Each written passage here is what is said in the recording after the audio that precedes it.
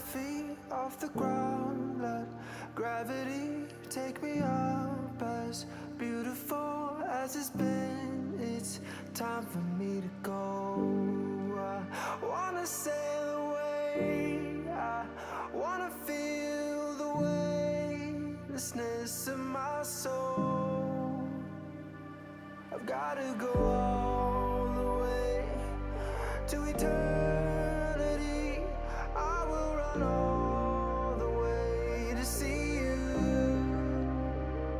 I've gotta go all the way through time and space to find my voice, to see you.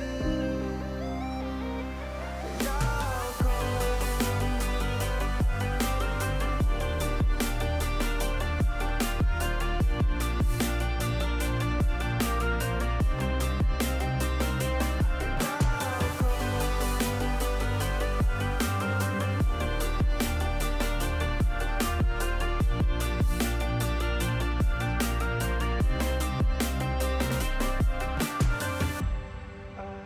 Lift my feet off the ground, let gravity take me up. As beautiful as it's been, it's time for me to go.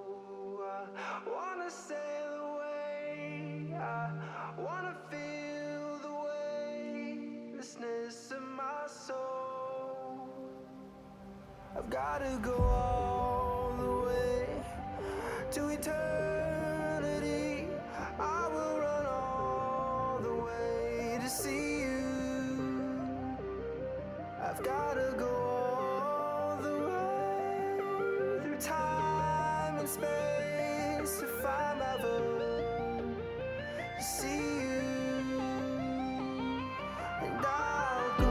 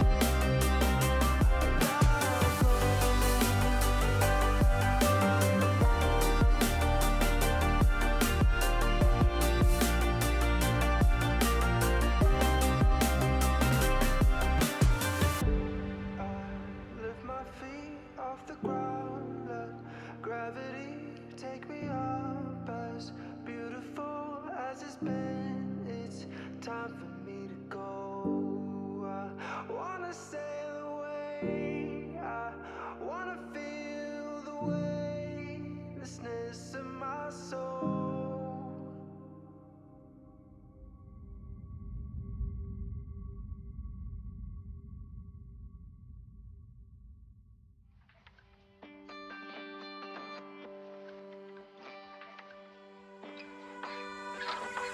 Your vacant thoughts peering into the soft blue light. This unfamiliar glare, it blinds me out, I'm blinded. In spite of my efforts to keep you satisfied, I seem to be losing you, it's not worth the fight. So I speak up, I scream into the void, I reach for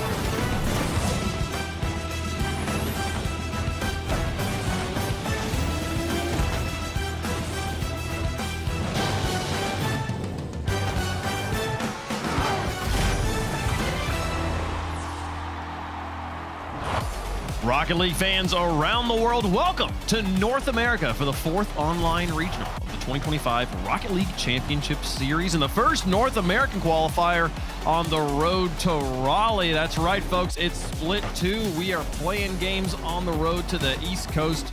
Which 4 North American teams will represent our region in that international competition? The group stage yesterday was exciting. We'll get you caught up on everything that happened here on the pre-show. Welcome to the desk. We got 28 minutes to 25, 24, 23 seconds. The clock keeps changing. That's how clocks work here until we see Shopify kick off against 9 Lives, and we are ready to go. We have a full range of attire on our desk here. We have Jorby and I that just left the Rocket League gym.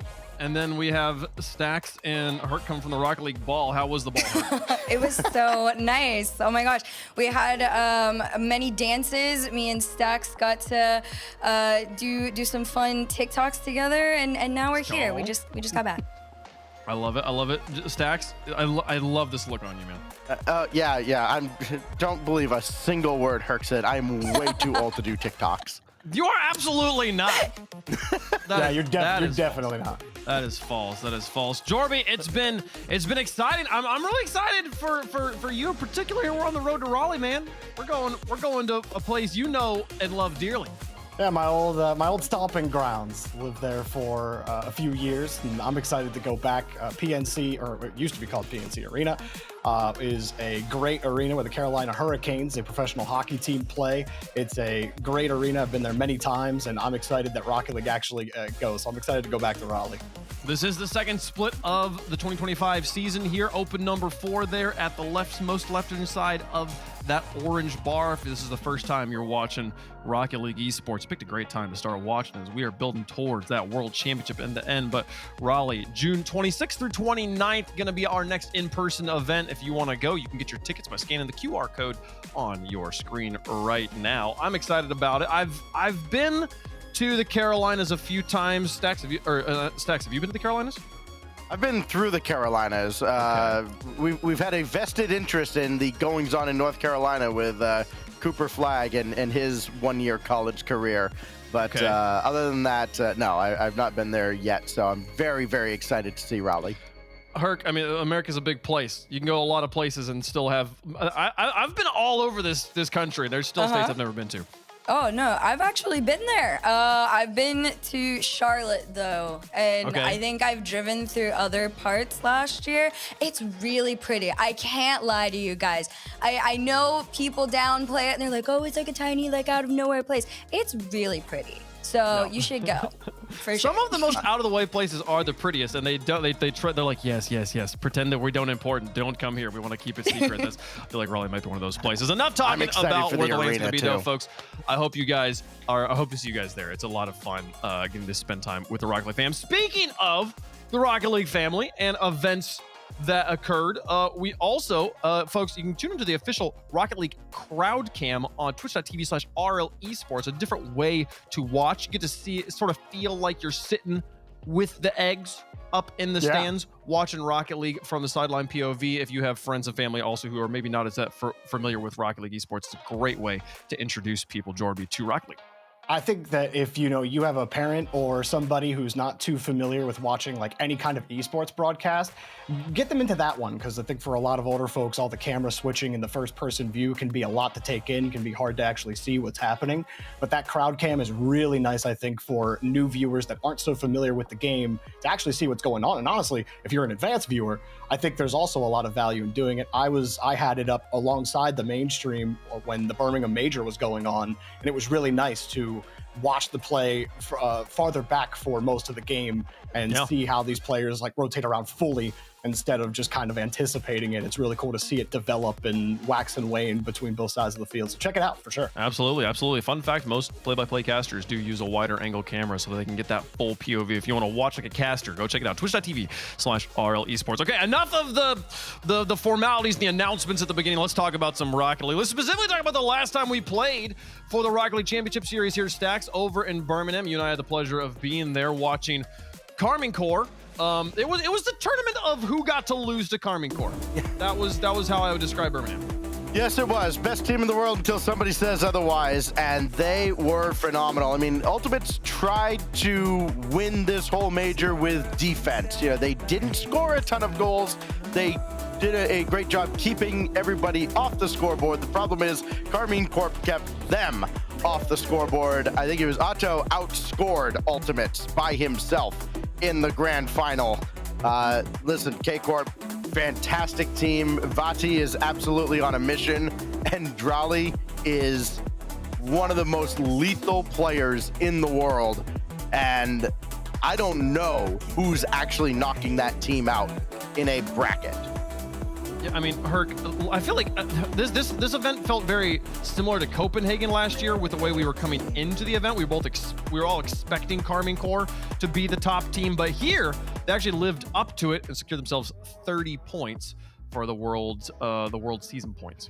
Yeah, that was definitely the redo land that I think Vatira wanted desperately to show everybody what should have been. Now it finally is. He got his land along with the rest of the team. I mean, Raleigh and Tao, if you want to talk about them, that was probably one of the absolute best performances we'd seen out of them as a whole, but individually they were nasty. I do want to commend, Wild Card still. I think you still got to give it up for OCE. Every time we see them on a LAN, they're just getting better and better, and the gap is closing further and, not further, closer and closer. That's the right word.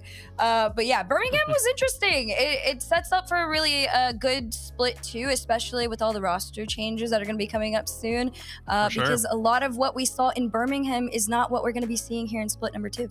Absolutely, and you saw there, for North America in particular, it was exciting because the Ultimates actually able to defeat NRG in Game 7 of the semifinals, gave themselves 20 points, making it into the grand finals there, and with that, they are now just 8 points away from NRG. NRG have been running away here in North America, distancing themselves from the entire pack. Now the Ultimates trying to make it a race there for top 2. Also, Genji Mobile 1 Racing making it to the LAN with their win, their crazy upset win in Open number 3. They qualified for Birmingham and then earn themselves some more points as well. So they are now fully in the running for the top 4 there on their way to Lyon. These are the points for the entire season. We'll talk about split points later because the points you need to earn to make it to Raleigh is a different leaderboard. But right now on the season overall, Complexity and Genji, they're holding down the 3 and 4 spots. Space Station trying to play their way into the World Championship. We'll see those go on as the day progresses, as our tournaments progress. We got 3 online qualifiers before we are playing for the title of World Champion again.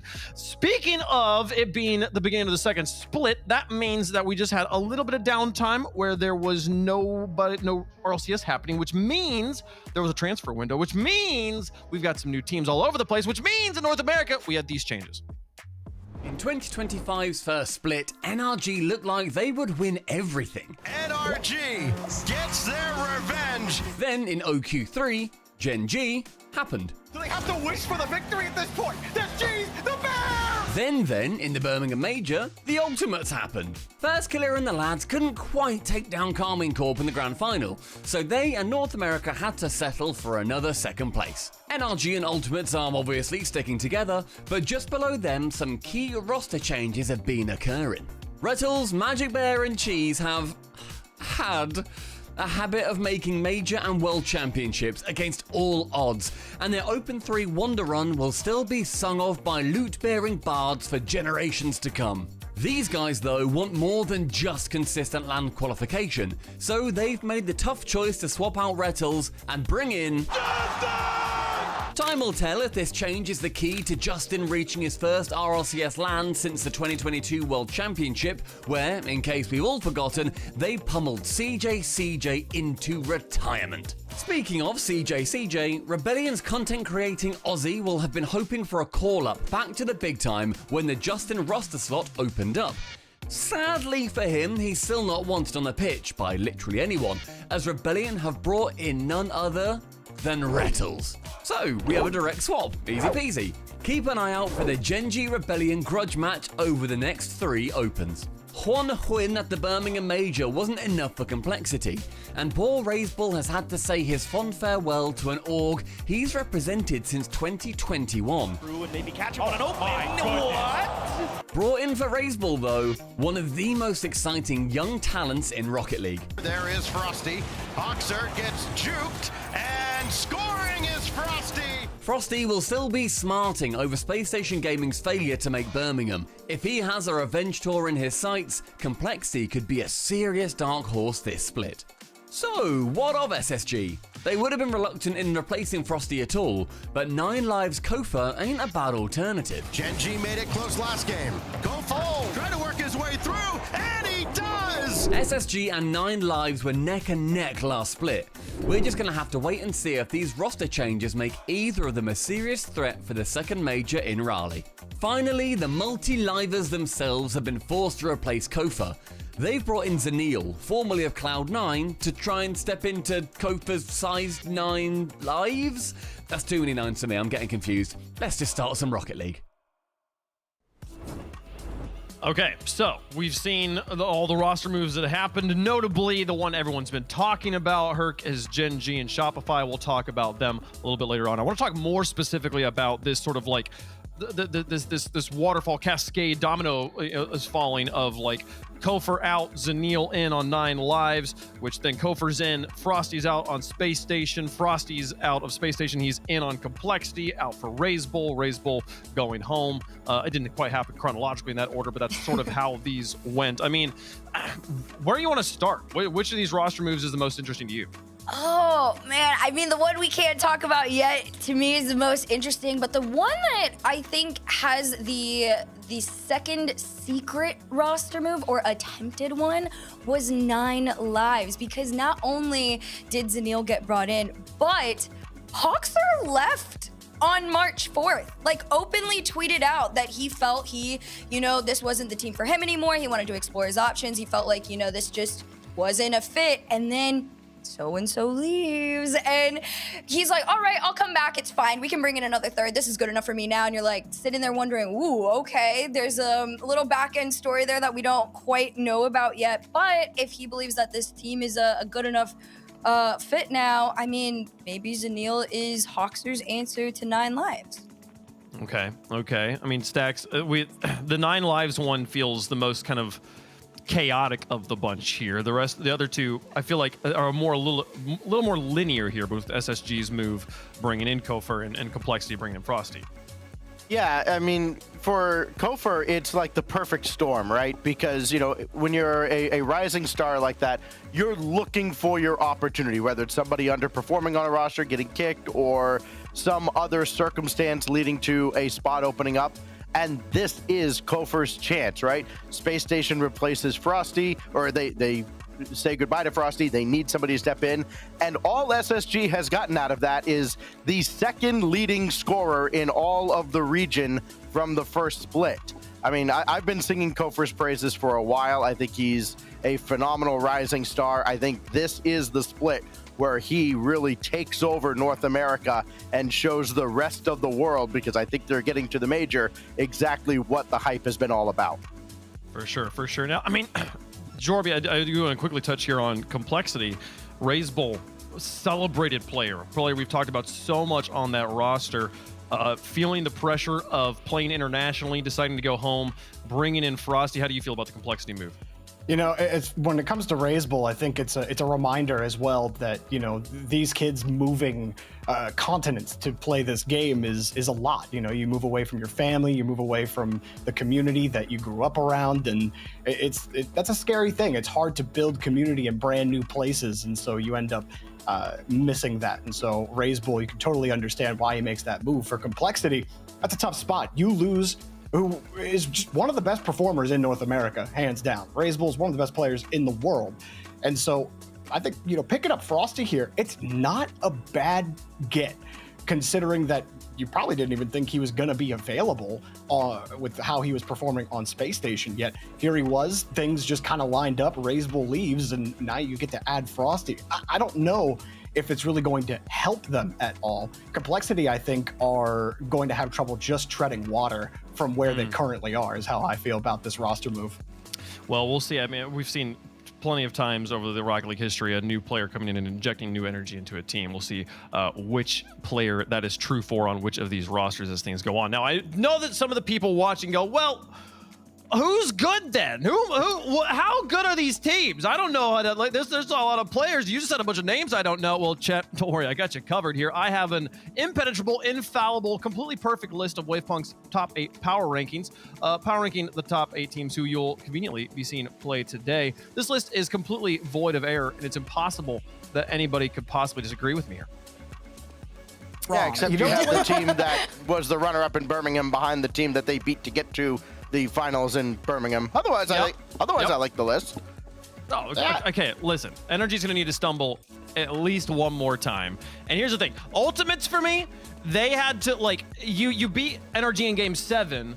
And then honestly, it's the fact that they didn't even take a game in the finals. I'm like, okay, so you had to go to Game 7, which means if it had gone to Game 8, what Energy would have gone the other way? Like, that's not a decisive enough victory for me. And then to just completely fall flat. If they had won in Birmingham, yeah, they're number 1 here. But wait a minute, it couldn't have gone the other way because then it would just be a tied series of Energy. Like, oh yeah, then they would go to Game 9. That's why we don't play an even number of games. Energy wins Game 9, and then they go to Game 10. Yeah, but I mean, you also have Space Station above Complexity, and you know, I don't know about that. I know that Razebull and Frosty just switched it up, but Kofer also coming in. I mean, I don't know, man. Like, we're talking about 2 roster moves there, and you're picking the team that didn't make the major to be above the other one, and they both made major roster changes. I like there's an activeness to SSG's move where Complexity sort of feels like we had to because of logistical reasons, you know? So I feel like they made an intentional choice to go for Kofer there. I'm excited to see what that SSG roster can bring here. Hercule, look what you got something to say. Oh, No, nothing to say? Okay, cool. Moving on. They also play each other today, so, you know, I'll go on a soliloquy about that placing. Oh, that's for another time. Okay. The production is telling us we need to move on. But it's honestly, they're telling us we need to move on because the list is perfect and nothing can change. Let's talk about the groups that happened yesterday. This is not actually the first day of the 4th split. Though teams have been playing online and on their team streams. Make sure you're checking out the Rocket League action in the Rocket League Twitch directory on Fridays if you want to see the teams play in these brackets here. This was Group A. We had 2 groups here. The teams, notably, they have a seeding when they play in the Swiss play-in section, the top 32 portion of this tournament, which is not broadcast either. They earn a seeding in that portion, and then based off that seeding, that determines tiebreakers here. So you can see the Gen.G is the number 1 team coming out of Group A, despite them having not played Space Station. Both of them won their upper brackets, and then we did not play Gen.G versus Space Station. Because Gen.G had the higher seeding coming out of the Swiss, they have the higher seeding going into today's bracket. If that's confusing, don't worry about it. As long as teams win, they'll win. So just don't lose. It's not that complicated. But I mean, Stacks, any big surprises here from this group for you? Well, certainly not on the left side. I mean, look, the good teams beat the less good teams. Seeing Space Station beat Ultimates in 4 and seeing how that series played out, didn't quite expect that, but that's really about it. I mean, you know, we kind of figured, Gen.G was probably going to be favored against Rebellion. Seeing that series go 5 in the lower semis with Evo, like Shopify Rebellion very easily could have folded because I think Evo took game 1 and took it pretty convincingly, and Rebellion had to kind of battle back. So I do think we've ultimately got the best teams from the group in here, and so no harm, no foul. Just a couple of them happen to be in the lower bracket, and Ultimates are kind of a surprise. Yep, absolutely. Also, well, man, Ultimate, that was just, NA number 2 kind of energy right there from Ultimates, losing to Space Station. Anyways, we'll continue on to Group B here. Kofer outscored Ultimates in their series. Yeah, for sure. 9 lives here, dropping to Complexity, but ultimately able to take down Na in the lower semifinals. NRG sweeping their way through Deleted Gaming, getting the benefit of a forfeit, I believe, as they were able to advance here, but probably going to get work done there anyways, especially after taking out Pirates on a boat. There was some fun Rocket League action. You might be like, this is kind of boring, you guys just talking about it. Let's show them the top 3 goals yesterday, the progressive top plays presented by Jorby. Number 3, let's go. Of course, number 3, we start with the Ultimates. Why not? They can make any defense look like Swiss cheese, and look at them get diced up on the charcuterie board here. First killer, hey, he knew you had no chance at it. They'll let the ball come to him on that last touch. Of course, Ultimates will always find a way to be on that highlight reel. Great leave, and first killer knew he had it the whole time. But you know what? Slicing defenses up isn't as fun as playing against no defense. Oh. Somebody jump for the ball! Bang! Why is a huge redirect like that going down the field for free in 2025? Somebody put a hand up, please. This one was Game 5, by the too way. easy. Passing it up. Number 1, though, we got Chronic. What can he do with the ball here? About absolutely everything, according to the defense. Oh, where'd it go? I don't know. Talk it down. Too late for you. That's a disgusting play from Chronic. You gotta love it. The kid has been getting better and better over the last couple of months and puts on a showcase with that shot. It's kind of a double fake as he's falling. He's like falling, and like the first player, he's like, oh, wait, no, wait. And then the next player like goes through the flip again. Oh, yeah, well, and then the third finally gets the flick off for the goal there. Great stuff from Chronic. Maybe we'll get to see more of that today here. Folks, we're 8 minutes away from kickoff, which means we have just enough time to play the 50-50, everybody's favorite pre-show game here. The way this works is the analysts are going to be given situations, questions, statements that they have to defend the player in conflict with each other. They must defend opposite sides of the question, the statement. I'm going to judge which one I think makes the best defense. Not about being right, just about making a good argument. Chat, you can play along. Let us know which one you think about this one. We're going to start here with Jorby versus Stacks. Jorby, you're going to get to go first. The question, finally, we're going to talk about this question everyone's been wondering about. Space Station or Gen G? Who got the better deal? Jorby, are you ready? I am ready, Wavepunk. He's ready. And I know All they right. both start. I know Let's they get both into it. start with an S. Oh. All right, sorry. Oh, they do. Sorry, They we do. didn't start Yeah, you yet. may begin in 3, 2, 1. Begin. Oh, between Rebellion and Gen G, who got the better deal? It's literally no question. It's Justin, the guy who was leading in goals per game last split. Justin, getting older, but getting finer, getting better. The dude has played one of the best splits that he ever had last split, and you just paired him with Magic Bear? Everybody saw what Magic was doing on the pitch, okay? It's absolutely no question. Justin, Magic Bear, and 5 Cheese, they got the better deal. Wait, 5 seconds. I'm just here to glaze. I'll glaze Justin all day. Okay. He says Justin is good. Justin is good. Justin is, I think you said better than he's ever been, which Yeah. is crazy, but Yeah, and scary. bold. Okay. Stacks. And not bold. Are you ready to tell me why Shopify?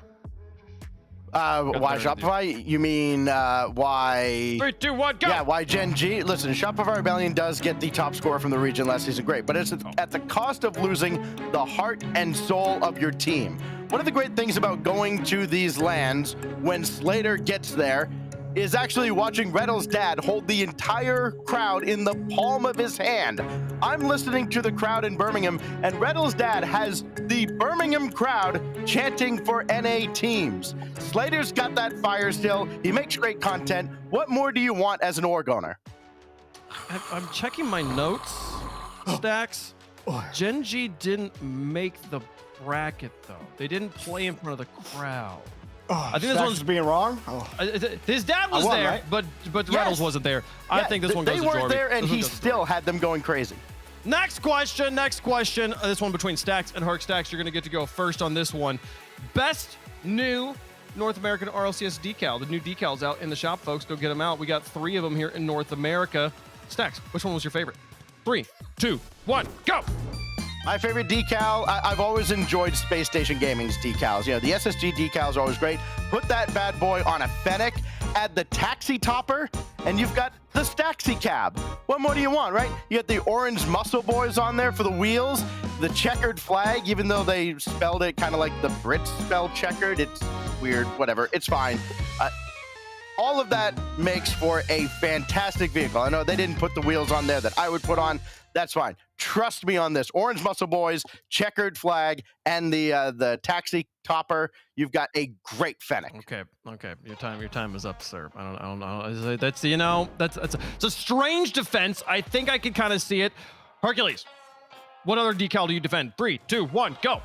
NRG. That's all I need to say. You want a winning team, you want a winning decal, you want to do pay to win, that is the decal for you. You want to know why SSG's decal looks like a taxi? Because that's what they have to take every time they have to go home and not make land from their boot camps. But NRG, they drive up and they roll up in style. Carbon fiber decal, nice and clean. Nobody looks like the NRG one right now. Why? Because nobody in NA plays like NRG. Stacks, I literally tweeted a tier list of the decals. I gave you the answer. You could have just picked the one I higher ranked. Luminosities, even though they got an NA player. They're not a North American decal. It's not gonna work. It's fine. Good job, Hurt. You win the point on that one. We gotta move on. We got 4 minutes till kickoff, folks. No more time for games. There is money. There are points on the line today. Shopify and 9 Lives about to play for it here in a few moments. $15,000 as well as 18 points. Increased point totals for the regionals this split. So if you struggled in split number 1, it is possible to do well in split number 2 and still make the world championship. We'll see which teams are able to take home these points. We will be down to top 4. Every team today will guarantee that makes it to championship Sunday will guarantee 8 points and $6,000. The split points, we told you there's 2 different kind of leaderboards you got to accumulate points on. The one we showed you earlier is for the world championship, but you accumulate points the entire season. This one, you only accumulate points during this split to qualify for the Raleigh major, where you can accumulate more points for the world championship. So the point totals have reset. Our teams that are guaranteed top 4 have made it to 5 points. The teams that have guaranteed top 8 have 3 points, so on and so forth. The teams on the right side of this graphic will have to wait till next week or next event to accumulate more points, folks. Here is the bracket for the day. We will play the matches on the left side, those 4 today. Tomorrow we will play the remaining 5 with the quarterfinals, the semifinals, and the grands. When you move forward, if you lose in those 2 lower bracket round 1 matches, your day is over. Upper brackets have 2 lives until tomorrow, where everybody has just 1. 4 matches on the day. Which matches are coming first? Which matches are coming second? If you're a Complexity Gaming fan, come back in about 2 hours. You can watch them take on Space Station. We'll be closing out the day with NRG versus Gen G Mobile One Racing. But to kick things off, folks, it's time for the boys in Chartreuse versus the cats who just don't quit. 9 Lives taking on Shopify Rebellion here. And Herc, we got to talk earlier from Jorby and Stacks about who they thought won the roster move between Shopify and Gen G. I know you got feelings about it. How are you feeling about Rebellion? Oh, this roster move made me mad. It was so unnecessary, or at least it felt unnecessary. But that is because where Rlcs was a team that usually likes to stick together. So to see change was different. But I have been asking for change on Shopify Rebellion for so long. However, I did think it would have been 2-Piece or Parth to have been moved around. But the fact that they got, honestly, in my opinion, very lucky with the Rlcs pickup. People need to understand that they really have been missing that like leadership quality. Not that Justin isn't a leader, but I don't think he had the capability to get these 2 to kind of get whipped into shape, sort of say, you know? I do feel like 2-Piece and Parth are gonna have a lot of respect for Rlcs and what he can bring to the table. He's already proved that he has the capability to do that with teams. You saw it in Cheese and MB. Now it is just, you know, kind of just a watch party moment. We're gonna watch them throughout the split. I don't think we are getting results immediately from Shopify Rebellion. I do think this is a slow burn kind of love with this team, but there's a lot of potential. Well, you know, I don't really know, because my eyes are on 2-Piece. Is when Justin was on this team, you know, Justin always playing back on this team, but he was always seemingly at the forefront. 2-Piece, this is a chance for him to be the center of this team, and we get to see him in that role. I don't think that this roster is as good without Justin on it. But I haven't seen a 2-Piece with support players like Rlcs and Parth. Does that help take him to the next level that a lot of us have kind of been waiting for him to take? Has Shopify lost air power, or do 2-Piece and Parth now have room to breathe in the sky? Let us know what you think. The progressive fan vote, #SR for Shopify, #9L for the 9 Lives. We'll make our picks up here on the desk as well. Or what you got?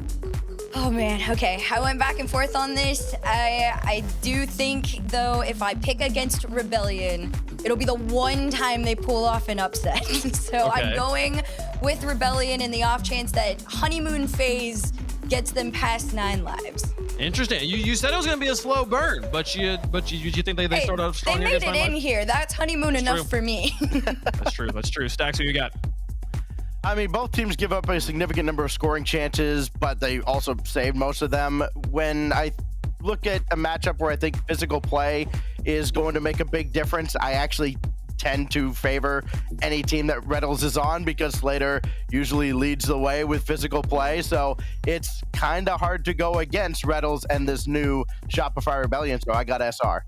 Okay, Look, that's two for I know that Shopify. I know that this is a Rlcs team because about half of their games or more are going to Game 5, but against teams that they shouldn't be going to 5 games against. Power Rangers 3-2. They lost 0-3 to Team Evo. They went 3-2 against Gas. They went 3-2 against another team that you've never heard of. It's 9 lives all day. We got experience. 9 lives. We got the power. 9 lives are Okay. taking this one. They got some serious name power, some serious roster over there, but do they have the stability to take on the slow consistency of a Shopify now bolstered up by Rlcs here? I think Shopify's going to take this one down, folks. So Shopify going to be the favorites on the desk.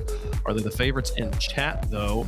Not even narrowly. They got a 2/3 majority in chat, a 3/4 majority here on the desk, folks. Get up and get loud. It's game day, folks. Let's kick off the North American Open number 4. We've got Shopify, the Rebellion on one side, the Cats on the other. It's time to play some Rocket League. 9 lives versus Shopify. Kick things off here on Saturday. And the road to Raleigh begins here. Welcome to the first top 8 of Split 2. We got Game 1 presented by Progressive. My name is Gibbs. You can't get rid of me, and I'm joined by Herc. And Herc, this is a battle of 2 teams trying to prove that they belong in that top 4 conversation. So I expect it to be a very close one. Oh yeah, this is, I think, going to be a lot closer than people are anticipating. I know most of us probably, you look at 9 lives, on paper, yes, they do kind of clear. Even with bringing Zanil in, I do actually still think they slightly clear. However, Rebellion's playstyle hasn't really quite been aggressive, and it's not going to be still. Hoxer is still going to score on this SR1 squad.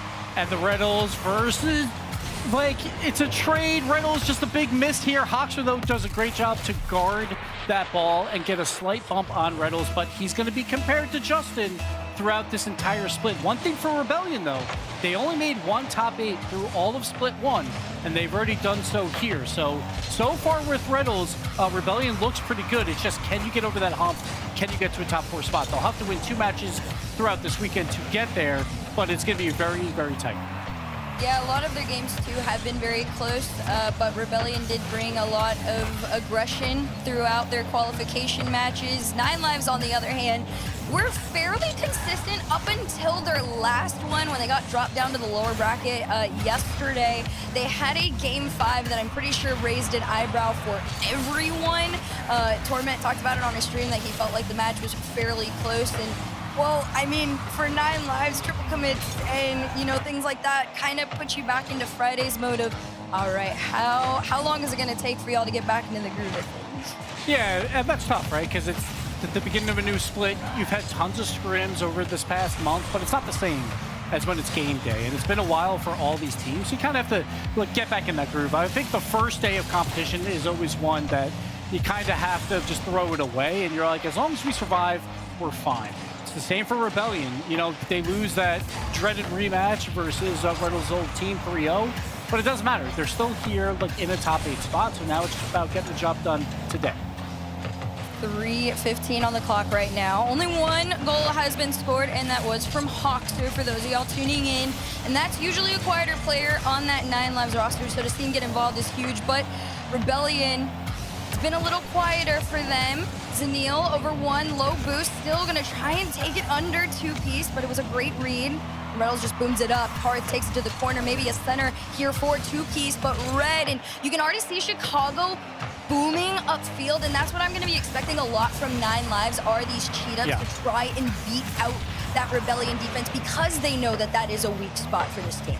It's going to be interesting to see the physical play. Whenever we talk about a Rlcs, we're expecting a lot of demos, but also for 9 lives, they had Kofer, #1 in demos per game. Right here's the chance. Zanil goes low and gets the goal on the 50-50. Great job for him to replace Kofer, who was the leading scorer on 9 lives. And Zanil's like, I can do it too. Great challenge there. Parth just could not get the rebound out to a corner. 2-0.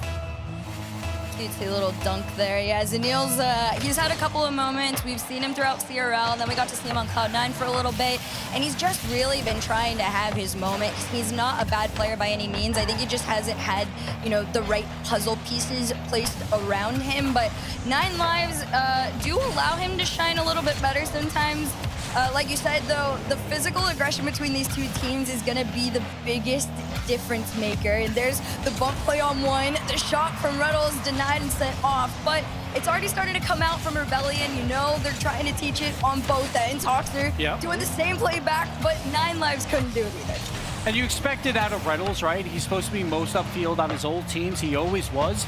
But so far through one day of competition, at least, it's been Parth, the one that is moving upfield more, trying for more of those bump plays. Reynolds will get his demos anyway, but expect to see Parth moving up the field first for Rebellion to open up the door for shots from his longtime partner, Two-Piece, and of course Reynolds.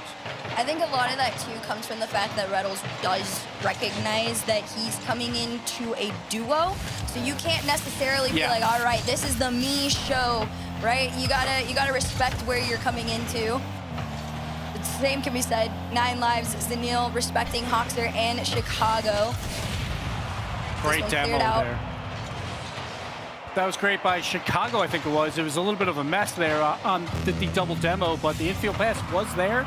The option was available until that demo clears it out to ruin that scoring chance for Rebellion. We're under a minute left, so at this point, 9 lives just has to play slow ball, just waste some time on the clock, and just don't let any scoring chances happen. Oh yeah, you're losing time right here too. Rebellion's had a couple of moments where they were able to get out. This was another one of them, but it's very standard centers, very standard attempts at these demo plays, and 9 lives expected it. They're reading them well. Here comes Parth again, sent off by Zanil. Reynolds gonna catch it. He tries to catch out Parth, but like I said, 9 lives knows what to expect. Chicago saw it, caught it, and shot it, and 9 lives go 3-0.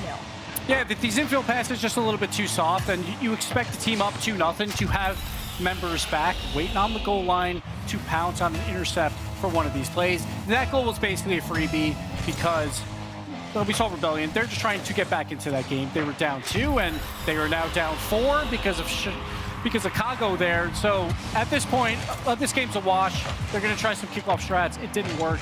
Chicago just goes over the top and puts one home. So it looks like 9 lives, a commanding game 1 victory. But again, it's a long, long series here. Oh yeah, this is very different than what they've been used to last week and even this week. And it's been a minute since the major too. So high pressure situations are kind of one of those like time will tell stories, but 12 seconds on the clock.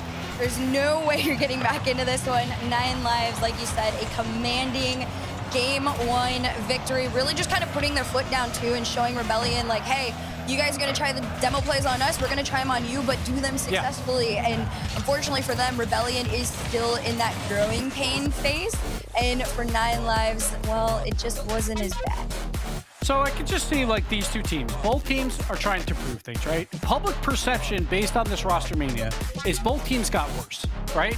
That is a pretty easy estimation, except for, you know, the Reynolds fanboys, right? There's going to be some of them that like say, no, America. he is better than Justin, right? But for the most part, like if you polled everyone, you expect both these teams got a little bit worse. And they were both just outside the top 4. Like Rebellion was a little bit further down in 10th place. But we saw 9 lives, only 2 spots out. They were in the major conversation, but they lose Kofor to Space Station Gaming, and he was their leading goal scorer, their leading demoer. So he was doing a lot in the field, and everyone expects Kofor to do great things on Space Station. So far, we saw that throughout the first day, where they went 2-0, beating a top team in North America. So now it's about these guys, or these duos, as you said. Like, they're here. They want to prove that they're worth more than everyone expects them to be. So Rebellion, I love the fact that it's like, all right, we see Reynolds coming over. We know his gameplay style. He wants to lead the charge and go for demos, but he's joining a duo that's been the same duo for, what, 3 years? So he's got to come in and play to their gameplay to make them better. And we've seen that throughout all of Friday, where Reynolds is more of a middleman now. He's not moving upfield as much. Parth is doing a lot of that.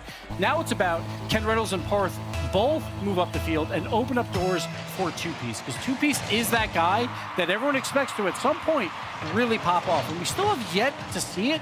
Maybe that is because of he's been partnered with Parth for so long, but at the same time, maybe now it's finally that time, right? With Reynolds and Parth to open up Two-Piece to make him one of the top goal scorers in all of North America. And then on the flip side, you've got 9 Lives bringing in Zanil, right? Who's kind of this, like, I don't want to say, he's not a mid player by any means, but he's above average unless you put him around people where he can thrive, right? Yeah. And I think Chicago and Hawkster really allow that from him. These are two long-standing players in the RLCS that can really allow Zanil to quickly rise to their level. You see the shot from the ceiling down to Chicago. There's great chemistry all the way around this 9 Lives team, which is the missing factor on Rebellion right now. They are building that team chemistry. Two-Piece and Parth already have it, yes, but it doesn't matter. There's 3 people on a team, and Reynolds definitely slots in well. I think with these two, it's a really good option. I think Two-Piece and Parth really need to learn a little bit more like calculated aggression, and then they would just kind of soar. But for now, in the present real-time gives, they are still down 1 in the series. Nobody's found anything off the rip in game number 2 here, but I will say 9 Lives has had some pretty consistent control on the offensive front. Yes, and also throughout game 1, the 50-50 game was all theirs, right? They would hit like every midfield pass or block right here. Great infield to Chicago. Zanil being on the offense a lot so far, taking those shoes off from Kofer and showing up. Great infield pass there. Chicago, again, bottom right corner. Perfect shot and just commanding lead by 9 Lives throughout these first 2 games. I feel like the 50-50 game is theirs, that the midfield possession is theirs, and they're getting those offensive opportunities and they're capitalizing on them. So it's been absolutely huge for them. And so far, right now, like we got to start thinking about timeouts for Rebellion. Look, if they can't find any offense. Yeah, I think if I was Rebellion, honestly, I wouldn't even call it out until maybe the 3rd game. I wouldn't even quite call it out after this one. Okay. Yeah, I don't think they looked that badly. Defensively, they've definitely cleaned up, even from last night to today. But 9 Lives, of course, it's another story. They looked a little bit more rough and now more in line with themselves. There's a Hawkster cheat up. Nobody's going to find him. Parth took it away. Reset low in front of the net means it's back in possession of 9 Lives. Cheeky setup. Reynolds tried to get a little catch out on 9 Lives, but half the game left to go. Finally, this Rebellion team, you're getting a sneak peek at what they are capable of on offense. Yeah, a sneak peek, but nothing threatening just yet. Yes, they are on offense, but there's been no shot attempt at all. Outside of that Parth really slow play versus 3 of them, that was never going to work. Like, I think they're going to need Parth to be that front man, to go for those bump plays, to go for that flip reset, turn it into a bump, which turns it into a pass for one of his teammates. But see, another 50-50. Hawkster does incredibly well there. Now Chicago again, so it's just every single time they're winning these balls in the midfield. Finally, a nice little fake there by Parth to lead it to Reynolds, but it just throws it right back to Hawkster, and here we go again. 9 Lives back on the offense. Chicago's shot on net. Two-Piece keeps this one out, and that's what you want to see if you're an SR fan, is Two-Piece and Parth getting those saves on the back end. But for now, quick transition out. Chicago, try to follow it. Hawkster up next. That 100 boost pickup is going to be huge, but the whiff, he's got to leave it off for Chicago at that point. It was a fake. They just wanted to switch off rotation. Chicago felt like they had a better angle moving forward, and Zanil up next. Challenge from Reynolds, although on low boost and demoed off, this means another shot off for 9 Lives, and they're pretty consistent with it. I do like what I'm seeing out of them. This is one of the rarer moments that 9 Lives got sent home. Reynolds took his time. This one fell into the corner, goes for another touch towards the backboard. Follow from Parth, goes straight down. 1 minute left to go here. 9 Lives still just clinching onto their 1-goal lead, although this could change things as Reynolds, 14 in the tank, tries to get around 1. Nobody's going to spot him or find him. They can't. It's just 9 Lives is too connected. Every challenge is just going their way. We're 4 minutes in or past that. 1 shot for Rebellion so far, so they're not getting it done. They're playing a lot of corner ball when they're on offense, but they can't put any on net. Finally, shot number 2 comes out, but it was not threatening at all. Now we see a demo out by Reynolds, who had 3 demos per game yesterday, but the shot from 2-piece goes wide, and those are the chances when you've had nothing through 4.5 minutes of play. You gotta capitalize on that to tie the game. Oh, yeah. And here, they're gonna try and do the miracle run. Reynolds handoff over to 2-piece, 2-piece from the ceiling down. Parth shot on target, but sent off by Hoxer. It's not gonna stop here though. Reynolds, one more center to Parth. On 2 seconds, the dream stays alive. Rebellion are gonna attempt to force the overtime. Rebellion threw 4+ minutes and 1 shot, then they just threw 3 off back to back to back. Yeah, but keeping possession. They had 1 misplay, but they didn't matter. They still got that infield pass out to Parth. They will tie this. They will be very happy to go to overtime based on that first 4 minutes of play. Now can they keep that momentum going and take game 2? Off the kickoff. Good bump by Hoxer. Crazy shot. The bump comes out. Zanil has the freest open, and 9 lives take it in 6. Oh, Parth just did a half flip back to try and reposition, but once he's in the air like that, Hoxer does not need boost to find him on the field because he's flat-footed. He has no momentum whatsoever, so great bump there by Hoxer right off the kickoff, and that's a brutal way to lose game 2. Like, Rebellion finally found something in the last half minute of play, and to lose it on a kickoff is brutal. Yeah, that's gotta have a little sting in your side there. We are gonna be getting our first timeout. What is it? It's like I said, game 3.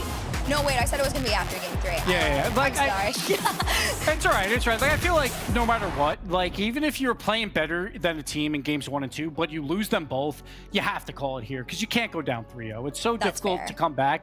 Maybe a Reynolds is like, we don't care if we're down 3-0. We could find a way to win this anyway. Like, I could see that out of him, but still, you don't want to take the timeout being down 3-0. So they'll do it here, try and get back into this match. I do feel like they have to find some more offense. It feels like it's very flat-footed. It really comes down to those midfield challenges. Right now, 9 Lives is winning 90% of those challenges. So we see Rebellion not able to do much there. So hats off to all 3 members on 9 Lives doing a very good job there, just being behind the ball in the perfect position to keep the offense away from their net. It's like offensive play for Rebellion outside of a few, it's corner ball, right? It's just the corners in the, it's like it doesn't really matter because there's no pass coming out. We have another challenge like out of the corner. There's no 50-50s going midfield, which is great for 9 Lives, and that's what they want to keep on doing. But Rebellion, I think we say it all the time, but it feels like they do have to up that physical play because if the challengers aren't working, delete the challenger. Like if you delete him, then you might open the door just a bit more. But we always say that about teams with Reynolds on it. We'll see if that actually will happen. I think that is something for like later down the road where he's eventually going to have the time to be able to teach them that. I watched it in their qualifier run that he tried to be like, all right, I'm going to set these plays up and spoon feed them to you. I will go out in front and demo. All you have to do is score. Unfortunately for them, when you are faced against 9 Lives who know that that is going to be the MO for this team the second that Reynolds got brought on, you are faced with a whole new challenge. They know that they don't even want to give you the opportunity to try and do that. You made a great mention to the fact that 9 Lives really just owns the midfield right now, and that is where a lot of Rebellion's problems are stemming from, is the fact that they can't really cross and stay in that orange half. But a timeout might have changed a couple things here as we head into game number 3 between Rebellion and 9 Lives. See this first kickoff, looks like a fake coming out from 9 Lives. I think that that's a good idea to try and not allow the momentum to go to the timeout team and just kind of do a safe fake kickoff and get possession so nothing goes crazy in that first half minute of play, which works out here. We'll see if 9 Lives can keep control of that midfield. Great bump there, but great read by Reynolds anyway. He gets bumped, but he still makes a redirect attempt at it. So well done for him to throw the ball onto the offensive side. And Rebellion will take a little bit of control here. It's a little back and forth. See if Reynolds can get a pass out to his teammate Parth. Again, though, the challenge is by Kago. Great job by him to throw it wide and just challenge after challenge. Hoxer, though, he avoids the bump there. There's another challenge, and right now we're in a stalemate hurt. Both teams just challenging midfield, ball not going anywhere. I think everybody definitely recognizes that to win this series, you need to own the mid line, and Rebellion's like, all right, new approach to this team. Win your challenges in the mid. It doesn't even matter if the ball goes nowhere. You just need to break past the line so we can stop being forced to play defense for so long. Parth played the air game. Rlcs tried to catch it and shoot it. Unfortunately for them, Zanil did make that read, and it goes one end to the other. Another attempt here around the corner. 50's back, but Parth already in line to go. And this is what I was talking about, Gibbs. Rebellion's got to be really quick with these because they're going to have very few opportunities to stay in that 9 lives half and shoot. And there's another catch out. And there it is again, that midfield. They're just intercepting passes left and right. Here, this time it's just off a challenge. Rlcs just makes a bad read. He's third man back. So easy goals. Zanil again involved on the offense for 9 lives. I talked about that's the major question mark on this team. They lose Kofer, who's been their offensive guy, but we've seen it so far. 9 lives looking good. 3:25 on the clock. Very early stages of this game number 3. However, 9 lives did have that same style in game number 1. Very slow, held on to their 1 goal for a while, and then it became a shootout. Boxer low boost, no musty on it. Follow from Zanil still stays dead ball in favor of 9 lives. It just feels like there is no stopping this team when it comes to that mid line. But Parth finally got past. He tried to make a center. Hoxer reads it, and they send it on back. And 2 drive towards that ball. Chicago and Hoxer are like, absolutely not. The shot dings off and bounces in. Rlcs. Finally, the wake-up call. We've seen him take a handful of shots already. There's another pass and play from them, although this time, finally, the success comes through. The post-to-post, coast-to-coast shot from Rlcs. Well done to place that absolutely perfect. You don't see that every day where it hits off both of the side posts and goes in. So they finally get an opportunity. 2-piece great outlet pass, and Rlcs, a great finish to put a Rebellion tied. They're trying to claw back into this match. Tied game, half to go. Rebellion has a moment where they slightly started to figure it out. These pass and plays in the air, a double commit could be lethal. However, Chicago still stayed in control. Parth's gonna go for another challenge. Hoxer sends it back. These follows are coming in a lot quicker for Rebellion. That's a good sign if you're a fan of them. The missed reset could have actually just been played as a fake if somebody wanted to commit on it, but 9 lives takes that as a opportunity to transition out, although it'll be short-lived here in their own half. Yeah, 9 lives have done a great job with the boost control through a majority of these first few games. When we get those dead ball challenges, it really comes down to which team has more boost so they can catch up to it. But lately, like these last 2 minutes, like Rebellion is finding these quick outlet passes to each other. They're finding some space and they're getting some threatening plays to happen. They're just a little bit off on their capitalization of those plays. So we'll see here. Chicago tries for the flick, throws it just a bit too high, and 9 lives trying to put this into a 3-0 match. Nothing too threatening on that pass off the corner, but we'll go again. Chicago out to Hoxer, who's got a shot opportunity. Throws it wide. Zanil also throws it wide, and 9 lives cannot take back the lead. Rebellion's got to be happy about that. Oh, you definitely got to breathe a small sigh of relief because both of those shots should have found their way on in there. Just over a minute to go. Parth is going to do what he can on 0. Goes for the fake down. Rlcs with a shot. This one just over. Second 2 times, unfortunately, was not the charm. But they are going to go again. 2-piece sent back by Hoxer. And I love the further back that Rebellion is starting to play now. They recognize that they have been caught off and up too often. They've conceded off that mistake too many times now in this series. And at least that's a mistake getting corrected in real time. Hoxer, another great demo to open up the door a bit, but Chicago just a little bit out of placement there for the challenge. He was expecting a 50-50, but it was just a clean rebound. So just a little bit off, but 9 lives are threatening here. Another win in that midfield. The speed of 9 lives is beating out Rebellion, but 2-piece wants to counter. Chicago to the corner to Zanil, looking for bumps for 2-piece. Will he finally get it? He does, a little bit too late though. Rlcs though, off the corner, out to Parth. He cannot get it to him, so Chicago will get the clear. 10 on the clock.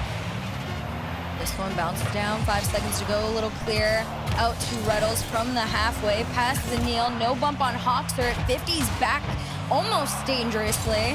2-piece has enough to carry it down, but Parth says, no, we're gonna try and find a double opportunity. Chicago just lurked in the right spot. This one's gonna hit the ground. Another overtime to see who takes game number 3. Last time 9 Lives won a kickoff and scored immediately, and if they do it again here, they'll have a command and 3-0 lead.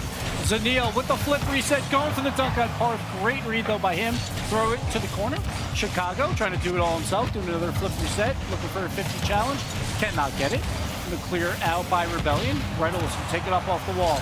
He's got a little bit of space. No boost on Zanil on defense, but the pass is wide. That was a lot of very solid control out of Rebellion on all ends of the field. Low boost though for them, but they aren't fighting or retreating.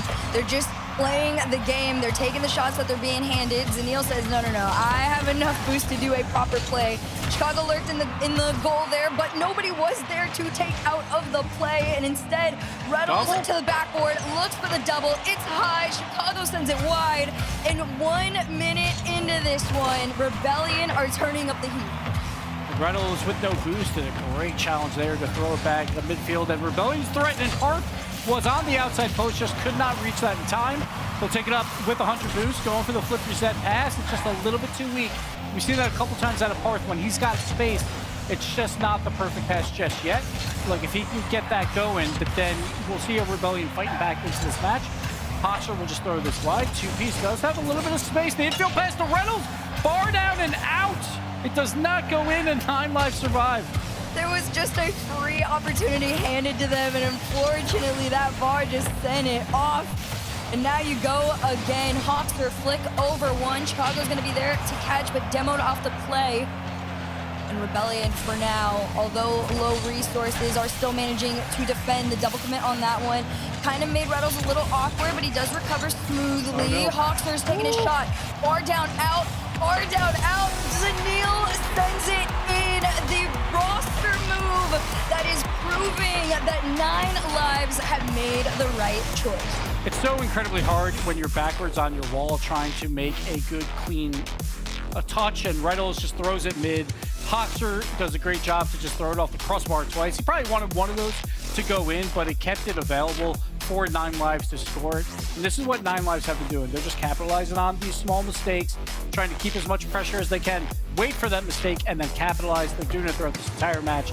Now, 3-0 lead for them, which is a very much a proven match between these two teams of, can either of these teams fight for a top 4 spot? Well, here's the chance to get that momentum going into the final day and see if you can grab it. And right now, it's like 9 Lives are taking full advantage of this moment.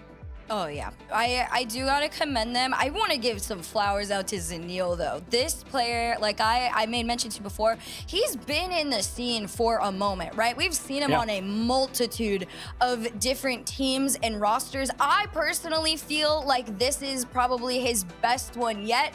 I think Chicago and Hoxer are two incredible players. Chicago is just, Chicago, he's legendary. But Hoxer really has been on an up and up for me. I know most people kind of don't talk about him a lot. I do personally feel like he is very underrated for how solid of a third man he can be.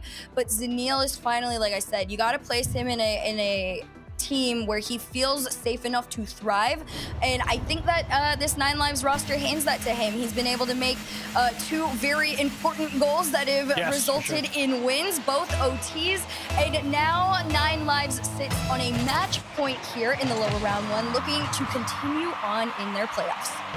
And when you have a new member on a team, when he's putting up about 2 goals per game, or it's probably involved in 2 goals per game, when it's your first match in the main event, top 8, that is fantastic momentum for this 9 Lives squad. Again, they were just 2 spots out of the major last time around. They are definitely a threat for top 4. Here's the infield pass. Hoxer throws it just a little bit too deep, so two-piece can get the save and a good clear out to his teammate Reynolds, who will also do a little double tap off the ceiling. But the only problem with these is it just gets thrown back right to Hoxer, turns it into almost a redirect by Zanil. Like, if he hits that, then it's like, all right, this series is over. But still playing fantastic. It's just about trying to keep possession of the ball. Like, I like what I saw out of Rebellion through Game 3. A lot of quick infield passes. Right here, we get the dunk attempt. It sits on the goal line, though, and gets clear, but they still have possession. See if Parth can get this out to Reynolds into the midfield. He cannot. Reynolds just waiting back. They need to keep possession here and find a way to score, but boost control is not on their side. Both corners get taken away from Rebellion, so Hoxer will get the clear and the counterattack. I gotta hand it to Hoxer. He has broken this team out of their half so many times. The few moments where you're like, oh dang, Rebellion's really starting to get into it and break out and stay out kind of move. Hox was like, absolutely not. You guys have been here for way too long. And there he goes again. Another touch to the backboard. Instead, no, it's a floater. You thought, is he going for the demo play? Is he going for the double tap? No, no, no, no. Hoxer's aura is enough that nobody can touch him or the ball. He got bumped by Parth as well there, and then he had to rechange where his car was. That might have actually helped him get enough momentum to get the bump onto two-piece, but great floating shot where you expect that to hit the back wall. It just never does. It drops just below the bar. And again, 9 lives with a Game 4 lead. They won the first 3. They're looking to end this quick. Two-piece. Weird no touch on it.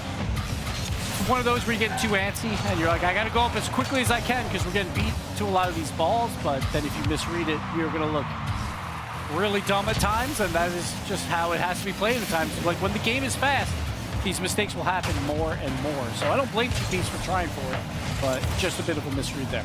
There's a couple of moments too where I've also seen Parth kind of morph into Rlcs. And he tries to go for that opening bump play for somebody to follow up with a shot. And that's something I'm expecting from this Rebellion team. I talked about it on my stream where I said this is a slow burn team. This is, we're either getting a crazy honeymoon phase or it is going to take them all the way until halfway through the second split. And from what I'm seeing, one, not a bad way to enter in. They've already made the playoffs on their first try. I mean, granted, they are trying to get 1 foot into a reverse sweep on 9 lives, still down by 1, mind you. But it's not a bad showing. Unfortunately for them, 9 lives has just gotten it together a little bit quicker. Hoxer, another shot towards net, set off, followed from Chicago as a center to no man. Instead, Rlcs to two-piece, two-piece on target, and Rebellion sent off again. What a great save. It turns it into a pass out to Hoxer on the back wall. Now the infield play. Great read there by two-piece to keep this game only down 1. Now Rlcs has an opportunity. Going to go for the bump plays as well. Gets the pass out to Parth, who does finish, and this is what we need from Rebellion. You have limited opportunities on offense. You got to make them count. Two-piece getting involved on the bumps. You don't expect to see that often. Well done from him, and Parth shoots it top right corner. That is what Rebellion needs.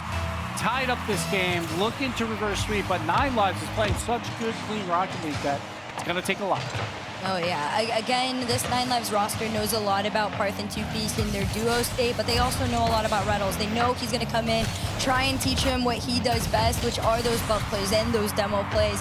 So they anticipate what's going to be thrown at them, and unfortunately for Rebellion, 9 lives has done that successfully throughout the entirety of this series. Although now the Rebellion is finally on the board and it's a tied game. Looks a little different here off the backboard. Hoxer, no boost. Parth, great read. 50s out forward. Parth to center off the side. Two-piece, no shot. But they are much quicker than they were in the past. The bump play, two-piece too slow. And again, we talked about Rlcs respecting this duo. He's playing a lot further back and just letting these two do their thing in this last minute. And right now, they're doing well. 9 shots to 3 for Rebellion. So it's definitely a turn from the first few games. And we get the flip reset out by two-piece. And that's why you throw it on net a lot. Drain some boost. We see the boost grab there, but Parth gets the bump. So two-piece has a wide open flip reset, and he does the job. 1 goal lead, 54 in the clock. Rebellion fighting back. It's a matter of being able to close out this game now that you finally have a lead and some momentum on it.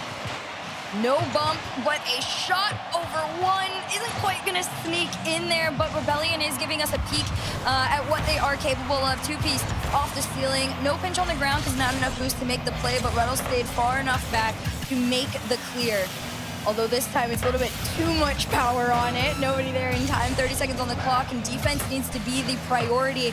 Otherwise, you're going down again. Hoxer double off the back. Parth sends it out, and here comes 9 lives. Parth, he redeems himself there with a great play on defense after the pre-jump miss to get back in time. Going down to the waning moments of this game, and Rebellion is just trying to hold on into their own corner. So Rlcs finally will get the air dribble clear. Turns it to a challenge, see a little bit cheeky pass. Does not happen for a little bit. The bump, Zanil catches, going up, gonna look for some bump plays. Two-piece with the hustle back. Hoxer Throws it too wide. Chicago cannot reach it on 0 boost. And Rebellion fights back and gets at least one here. This is that potential that Rlcs talked about when he made the move, and everybody was like, okay, what do you see in them that makes you feel confidently enough that you feel that this is a team that can be a top 8 contender, a top 4 contender, even make lands and things like that, right? Hearth and Two-Piece, very realistically, are some of the best players in NA. They just haven't truly had their potential, like, unlocked. Right? We've seen them with Justin for a long time. Everybody sat there and was like, okay, on paper, this team should have been disgusting. Like, why is it taking so long? And sometimes it just doesn't work out. But maybe Rlcs was the key to kind of unlocking like a new perspective or a new approach to the game for this team here, because we're kind of getting a glimpse of it in this one. And I think it threw 9 Lives off a little bit once Rebellion decided to stay a little further back. Rlcs in particular playing that safer game, allowing Hearth and Two-Piece the security to go crazy on offense. Definitely, actually, threw 9 Lives off a little bit, and Zanil no longer had the space to go nuts like he was in the past. Yeah, I feel like the infield passing that's going on for Rebellion, when they get that clicking, they're getting much better possession out of those moments.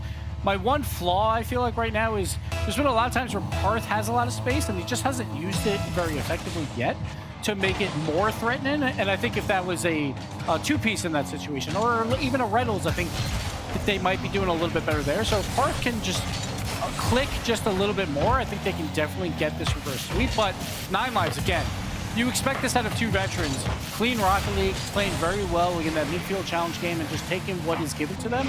And they're leading in the offensive possession category, right? Like outside of that last game.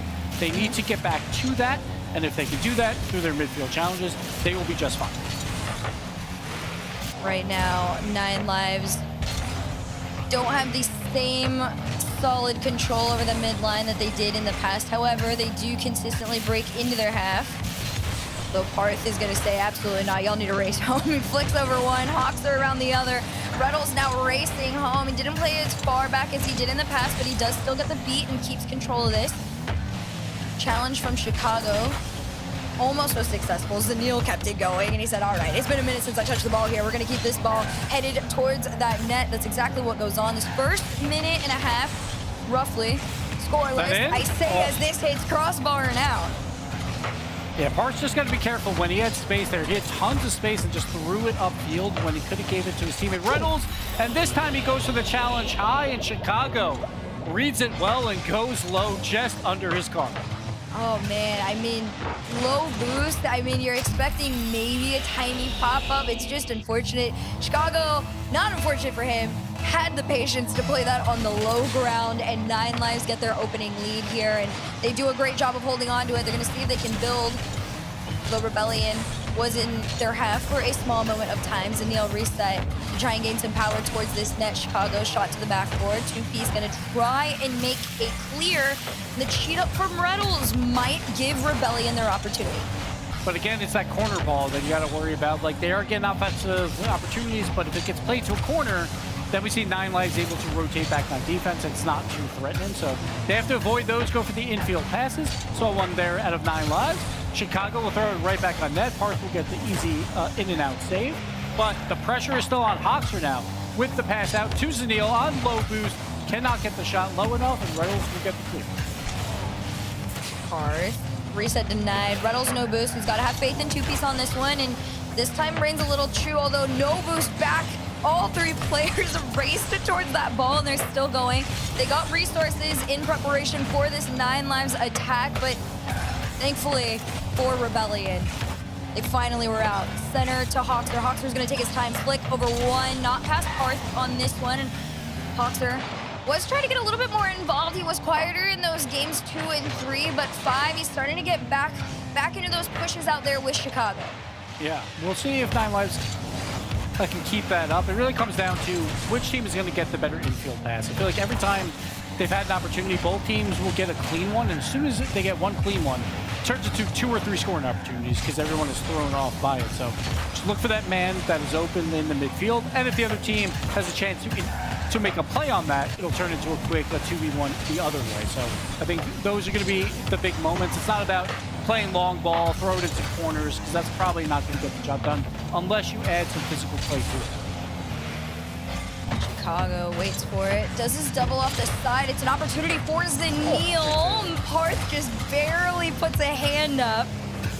Rels is going to follow it. Great reset over 1. 2-piece couldn't follow through, though, but Rebellion is starting to make decent attacks here. Another shot opportunity sent off to the wayside by Chicago. Chicago really has put his foot down in front of this 9 Lives offense time and time again, but just over a minute to go in a 1-goal lead. Rebellion gotta find something soon, otherwise you're playing a race against the clock again. Yeah, it's a tight game. Yet again, a low-scoring affair here. Hoxer will get a demo. I double demo him and the opponent, but it doesn't lead to much here. So just a little clear into the corner, playing it safe. But the pass midfield will get denied by Hoxer. Parth on no boost, has to go back to his corner. Hoxer looking for Zanil, goes for the fake around his teammate and all 3 members, but he just can't do anything with it. Didn't have the boost to get a flick off because of it, so we'll go back the other way.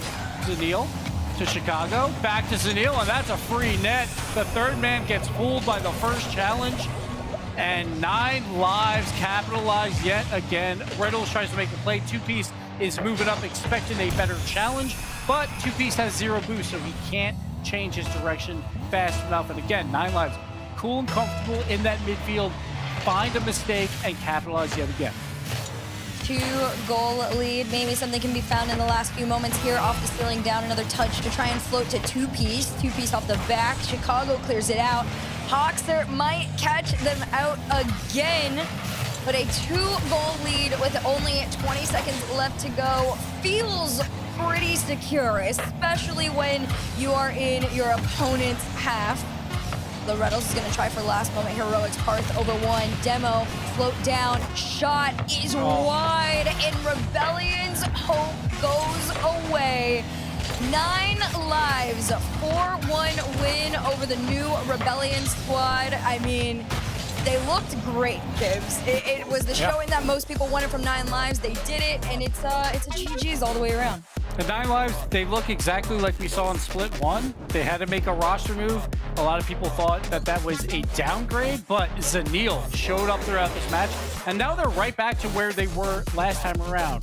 They're in a spot to challenge for a top 4. So they get the win here. They won't play again for today. They'll play tomorrow to see if they can get to one of those top 4 spots that everyone is trying to get to. But 9 Lives, very comfortable victory here. There was times where Rebellion would show up, but overall, the offensive possession by 9 Lives was fantastic through 4 out of the 5 games, and that's going to win you more games than not.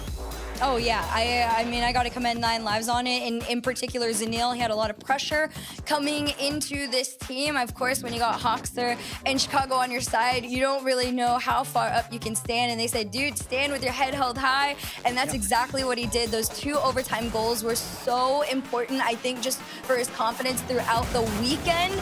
But 9 Lives, at the end of it all, said, you know what? We were the better team. Rebellion, a little bit of growing pains to work through. They Parth and 2-piece still got some defensive things to correct, but for now, we got more Rocket League coming up after this.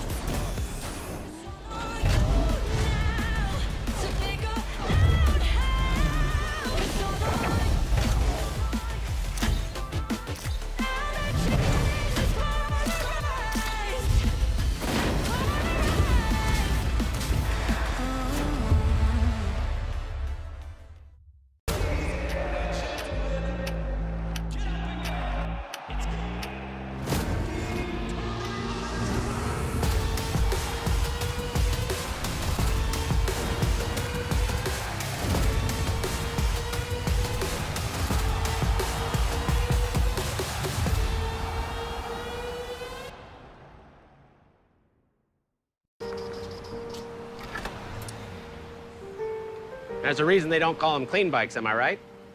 Yeah. Because it's dirt bike. Gas stations.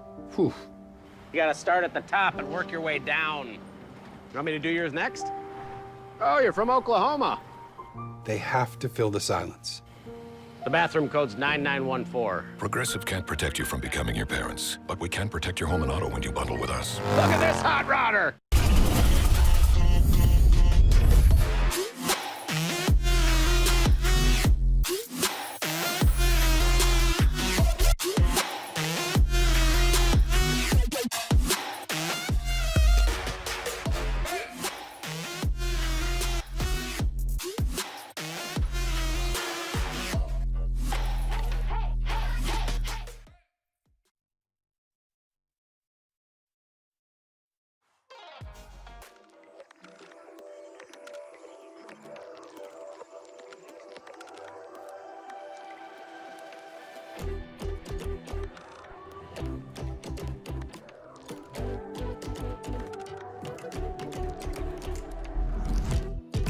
I don't know why I let you, but you had to light a spark in me.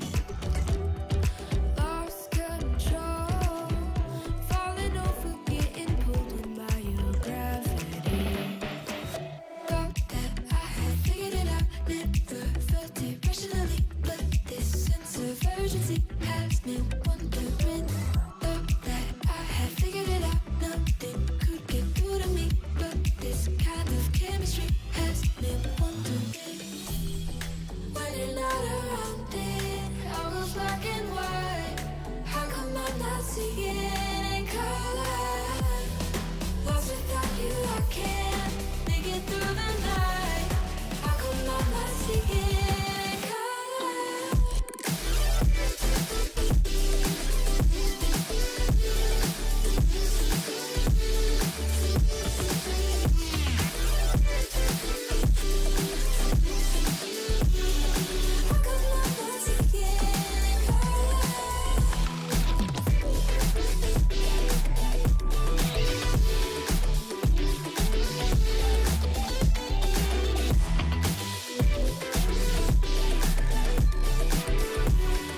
How come I'm not seeing in color? So far gone, I'm caught up, infatuated by our symmetry. It feels like before now, I was only half of me. Thought that I had figured it out, never felt it rationally, but this sense of urgency has me wondering. Thought that I had figured it out, nothing could get through to me, but this kind of chemistry has me wondering. When you're not around it, all goes black and white. How come I'm not seeing in color? Lost without you, I can't make it through the night. How come I'm not seeing in color?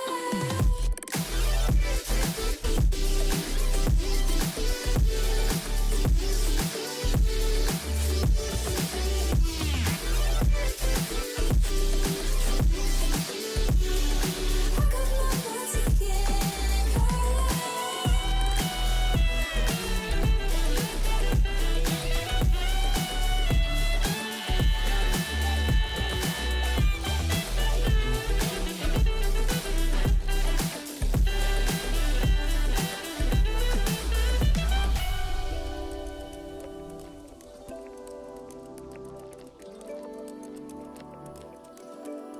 So far gone.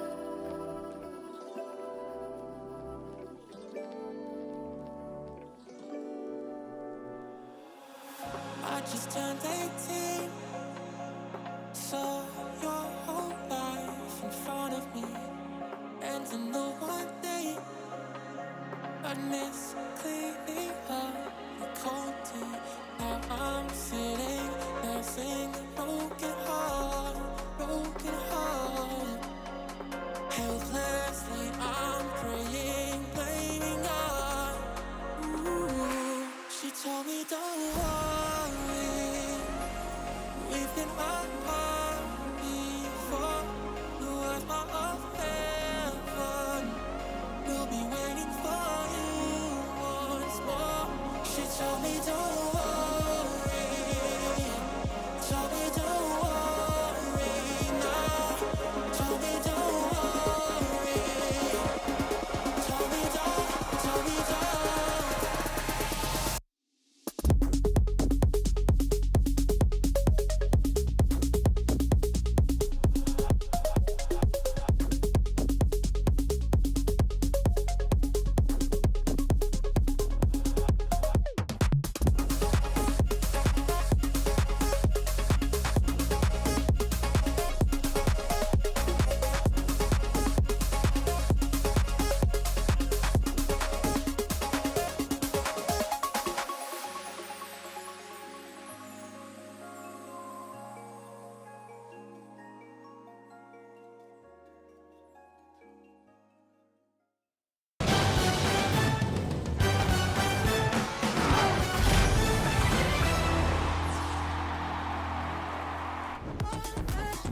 Nine Lives come out strong, surprising the desk, surprising chat, and taking the budget sweep over Shopify Rebellion. Shopify and the boys, new roster. Let's go back to the drawing board, figure out where things went wrong as they move on to open number 5. Will be their next opportunity to earn some points here. Welcome back to the desk. Gibbs, Herc, you guys were casting that match. We had 2 rosters playing with new lineups in the main event here for the first time. Thoughts on Rlcs and Zenil? Like, did one of them impress you? One of them leave something to be desired? Gibbs, come to you first. Surprisingly, the team that won 4-1, I feel like their move surprised me more or looked better. Zenil, the offense, obviously, he looked great throughout. He was involved in the passing plays. He was involved in most of the goal-scoring opportunities. While Rebellion, it just felt like none of the 3 were clicking, and all 3 were making mistakes at bad times. So it just felt like there still needs to be a little bit more time for Rebellion. The one positive for them, they only had 1 top 8 in split 1. They already done it here, and it keeps them in the conversation, like as they keep practicing as a team to get better for open number 5 and the final open as well, to have a chance at top 4. But for this one, and Herrick, I think that you'll agree, 9 Lives were just the better team. Oh, by a mile even. And I'm so happy for Zenil too, as somebody, you know, I got to root him on in the past back when we were on Cloud9. I really, you know, feel like this is a player that has a lot of potential as well.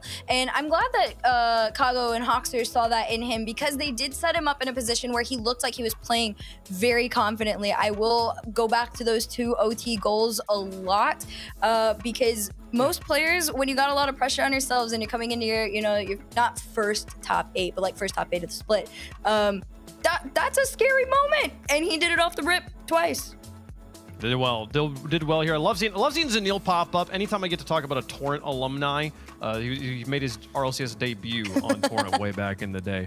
So cool to see him getting some success. We'll get to see him play on Championship Sunday as well, as we see 9 Lives advancing in the bracket. So they'll play the loser of the match B up there, Complexity versus Space Station. Whoever loses that a little bit later on today will play 9 Lives tomorrow. Shopify Rebellion, their tournament ends here. We'll see them in open number 5. 4 matches on the day. We've gotten through the first one, got 3 more to go here. Hanging on to NRG versus Genji for the end of the day. It's time to get into 2 teams who did not make roster moves here, bringing back the same from split number 1. Deleted Gaming taking on the grand finalists in Birmingham, the Ultimates, back here. One notable thing here, Gibbs, I mean, the Ultimates, they looked really strong. They're the team everyone's saying, like, maybe the number 1 team in the region. They've made a lot of grand finals, yet to win one this season.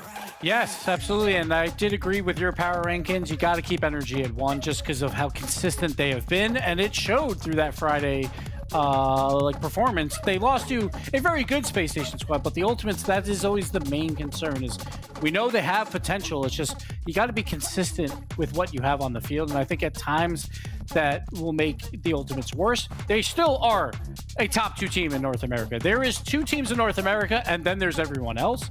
But they have to prove it here versus a very talented team in Deleted, who very likable team as well. They got Gyro, they got Andy, they got Wavy, who we have Cash Cups now, and he was in the 1v1 grand finals of that Cash Cup, playing incredibly well there for North America. So these guys are a threat. These guys, again, are one of these teams outside of that top 4 conversation that they're one big win away from being part of that. And right now would be the perfect opportunity for them. These two teams, I'm frustrated for them for different reasons. One, the Ultimates obviously made their finals, and then it didn't even look like they were themselves. Of course, you're going up against the best team internationally. That's a whole other conversation. But Deleted's story of getting into here today was very frustrating. They had an FF against them, so they had like the free win into the qualifier. But I think if I am wrong, and y'all can correct me if I'm wrong, this was the team that had the internet issues. Was this them? From Friday, the boys had the internet issues. That's why they got the forfeit win. Oh, that was the. Okay, I'm sorry. I said it all backwards. But Deleted Gaming is like one of those teams where like you look at them and you're like, oh man, like there's so much potential. They're gonna do so good, and then they always qualify, or they just barely miss out, and you're like, dang, okay. But they qualified this time.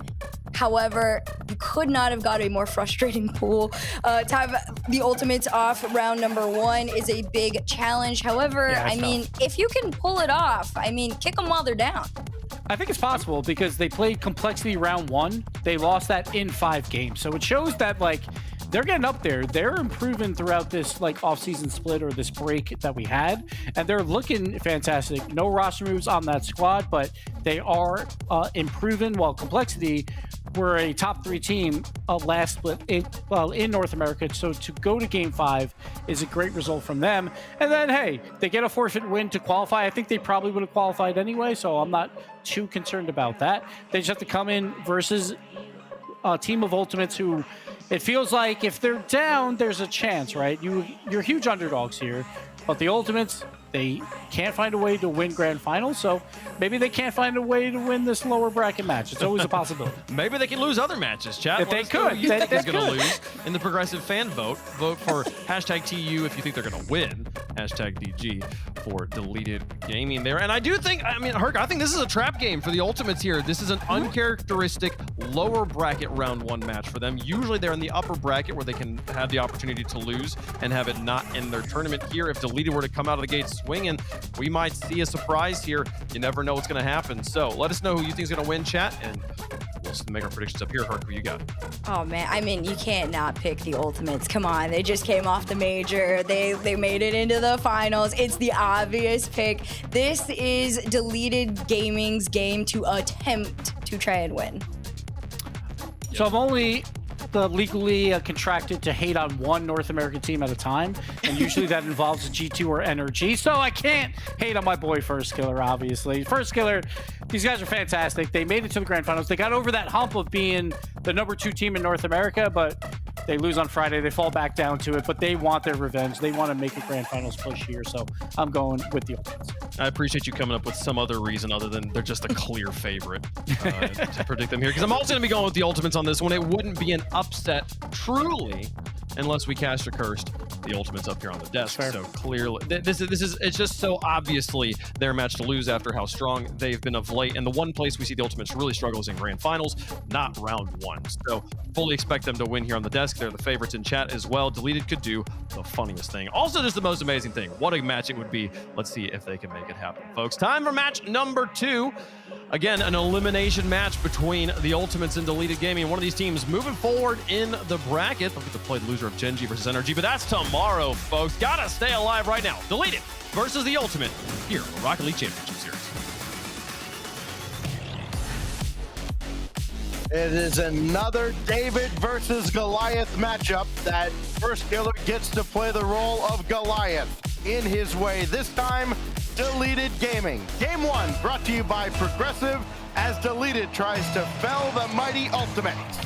Yeah, I'm not sure this version of David might do it. First Killer is on quite a terror when it comes to the David-Goliath matchups. My look on this team for the Ultimate stacks has always been on Chronic, where I always felt like he had the most questionable shooting of the team. Now, granted, when he's on, he's on. And that's when Ultimates look automatic, but if Chronic starts with some poor shots, it might be a bit of a long one. Deleted Gaming got a lot of talent on this roster, but it will be a tough one for sure. Bizarre path, as mentioned, for Deleted to get to this spot. They only had to win 5 games yesterday. Yes, 5 individual games. Let's say 2 of those games taking complexity the distance to game 5 in their very first match of the day before falling and then beating Pirates on a boat. Now it's Chronic. Oh, tough angle from above the crossbar. He'll drop it in, and it is the Ultimates that strike first. I'm sorry, Deleted. No chance for you in this game. What a touch from LJ to give Chronic a chance at a shot there. Coming from behind the ball and pumps it up to the ceiling. That was a great pass from LJ. Like you said, tight angle for Chronic, and if he's hitting those, well, there you go. I have my answer now. Deleted gonna have to show something a little different. LJ on this team, not just showing him his stuff, what he can do on the ball and scoring and striking, but just being a wonderful complement to the already terrifying first killer on that attack. So a little bit of a showcase there. The Ultimates also had 2 of our top 3 plays heading into today. This team is full of moxie. Oh, when they concede goals, things don't go so well for Deleted. Andy's still up at the backboard. He'll retreat as Gyro brings it across. And Wavy kind of stuck flat-footed in the slot there. He will at least get that to the wall and nothing else. Andy will try to take over now. He's got plenty to work with in the tank, but he's got first killer in the way. And back out to midfield it goes. Ultimate's content just kind of send him back out to midfield and try to launch another counterattack. Just let him keep inviting them in and eventually play over the top as Chronic has tried to go here right at Andy. And Gyro skies it up and away. They need a better touch there. Gyro had a chance to move that ball downfield with possession. Now they have to contend a couple of times, and Wavy's just buying time to get back. Shows you that that play died at the midfield off of Gyro's touch, even though they were still able to get a few touches there. You can't have those types of ill touches against the Ultimates. You won't find yourself with possession for very long. And you lost it there. Chronic will put another one in. And you get killed on the counterattack. First killer has Gyro frozen, forces Wavy to take the 50. Not an easy angle for him to do it, with first killer bearing down on the ball with momentum, making it easy for Chronic. It almost looked like he had the read where, okay, it's going to be ball's coming out low. I'm going to run right onto it. Nope, just guessed wrong. And Gyro left it in an impossible spot. Now here we go again. First killer looking to make it 3. And he's not able to stay with the play. Chronic looking for first killer. Comes from the ceiling! Are you serious? Oh, I think it's WrestleMania in Rocket League today. Off the top rope from the opposite side. Wavy had no clue, bro. Wavy got flashbanged with first killer right on top of him. How about that, Ultimates? Jeez. Hey, Oh my they God, lost okay, he's yesterday. there. They're in the lower bracket. We can beat them, right? No, you can't. It's an adorable effort. First killer has that one go by him. Waiting at midfield. Kick out towards LJ, and he adds another right between the eyes. And there's still 2 minutes to go in this beating. It's game 1, Ultimates. Oh, Wavy, how did you not see LJ? Surely you knew someone was going to be there. He didn't even jump for the ball. I should have been on Wavy cam there for a second. They scored a 4th goal. I'm like, of course they just scored. Then I took another look at Wavy, and I'm like, whoa, wait a minute. Why are we not going up for that? With full boost, things just falling apart for Deleted during game 1. But the nice thing is, Stacks, is that it is just game 1. So try to right the ship, if you will, these last 2 minutes and play towards game 2. Plenty of experience and maturity on this Deleted roster as well. You know, they're not going to let one game just completely sink them, and they will probably be smart enough to understand, barring something miraculous here, this one could just about be chalked up. There is still time if they can get one on the board now, as Gyro has that one taken away. LJ has first killer forward, line up a double, and he scores! Freestyle at first killer. It's free play. At the start of the playoffs, look at him leave the wall. LJ's just got to serve it up to him, man. At first killer, he's going to eat it all up, dude. I love watching first killer play, man. Especially when he's the clear and away, the best player in the lobby. You don't get to see first killer have that kind of fun in a lot of lobbies these days. Today, though, against Deleted in game 1, he's having some fun.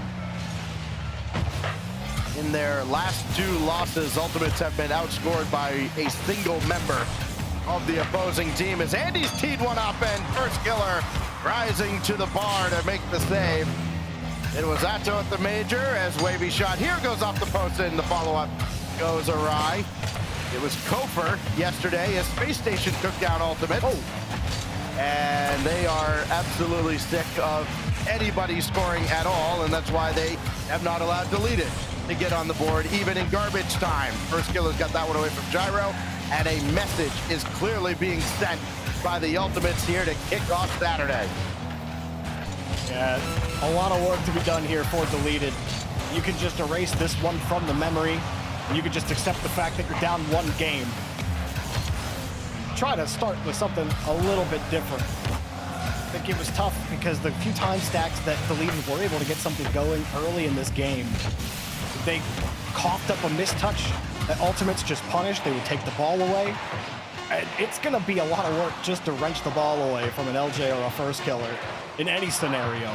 That's where someone like Wavy has to be that guy, a guy who loves to play with the mechanics, loves to be on ball and carry it through the air. He's got a good aerial game. So there is, there's talent on this roster that can possess this ball, that can create plays with their mechanics as a unit. It is always going to be a difficult bout when you're up against this Ultimate squad. But they got tools. Just got to find ways to get consistent touches. Otherwise, Ultimate's going to walk away easy with this one. That was a nice warm-up for the Ultimates in game one. The tune of 11 shots. They had plenty of shots on the other side of Deleted, but nothing going through. And the number I was curious about was at the bottom there for Deleted. This is a team that comes in averaging 7 demos a game as a team, and the demos did not make a difference. One team actually got demolished in that game, and that was, unfortunately for Deleted, them, as Ultimates bring them to the tune of 5 goals in a shutout here. Deleted has only been shut out a couple of times in their run, but again, they also played one fewer series. It's hard to demo when you're getting pre-jumped on. Yeah, and that's gotta be some of the worst feeling if you're Deleted.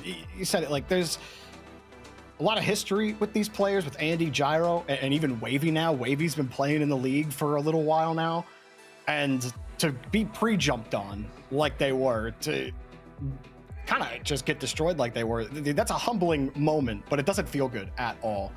Deleted, you just got to find a way to forget about it and get into the next game. But when first killer's feeling this good, like, it's really hard to see how they're going to wrench this one away from them. They have to stay consistent. I don't think it's about getting more demos. I don't really think that's the relevant part.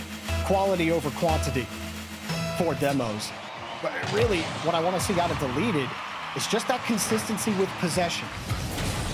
You got to be careful when you take risks against this Ultimate team. You're going to have to take risks, so managing that is of the utmost importance. You've got to be careful when you're bringing this ball down. Oh, more often than not, first killer leads his team in scoring when the series is wrapped up, but nobody's home here, and Gyro will score at long last. The first goal for Deleted in the series, as everything just fell apart for the Ultimate.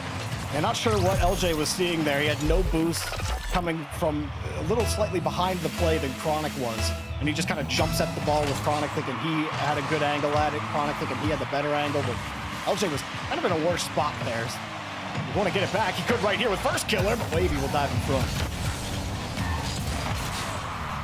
Gyro leaving that one for Andy. Nobody with any boost at all on the side of Deleted. Gyro had to make a quick turn with that midfield boost. Now everybody's got plenty. They're gonna need some to defend the incoming attack, though. Everybody retreated for the Ultimate. So now Andy. Referee said denied by LJ. And Chronic, realizing that boost didn't spawn for him, he's gonna be left in an awkward spot. LJ trying to nudge him out of the way. And Chronic finally does grab a full tank. And he can use that to run forward with LJ feeding him. First killer in behind. Got around Wavy, and the shot is through! That's got to be so frustrating for Wavy, as this one just kept going through. They get through off the corner. Gyro gets deleted by LJ. Gyro wasn't even looking at LJ. Gyro's watching the play in the corner the whole time. LJ comes flying in on the right-hand side of his screen. And next thing he knows, he's dead. The ball's in his net. Nice play from LJ, and a good continuation as well from Chronic in the corner to beat that second defender. Ultimates trying to find ways to make the space and create those plays by just keeping that ball away from Deleted. It's working a lot.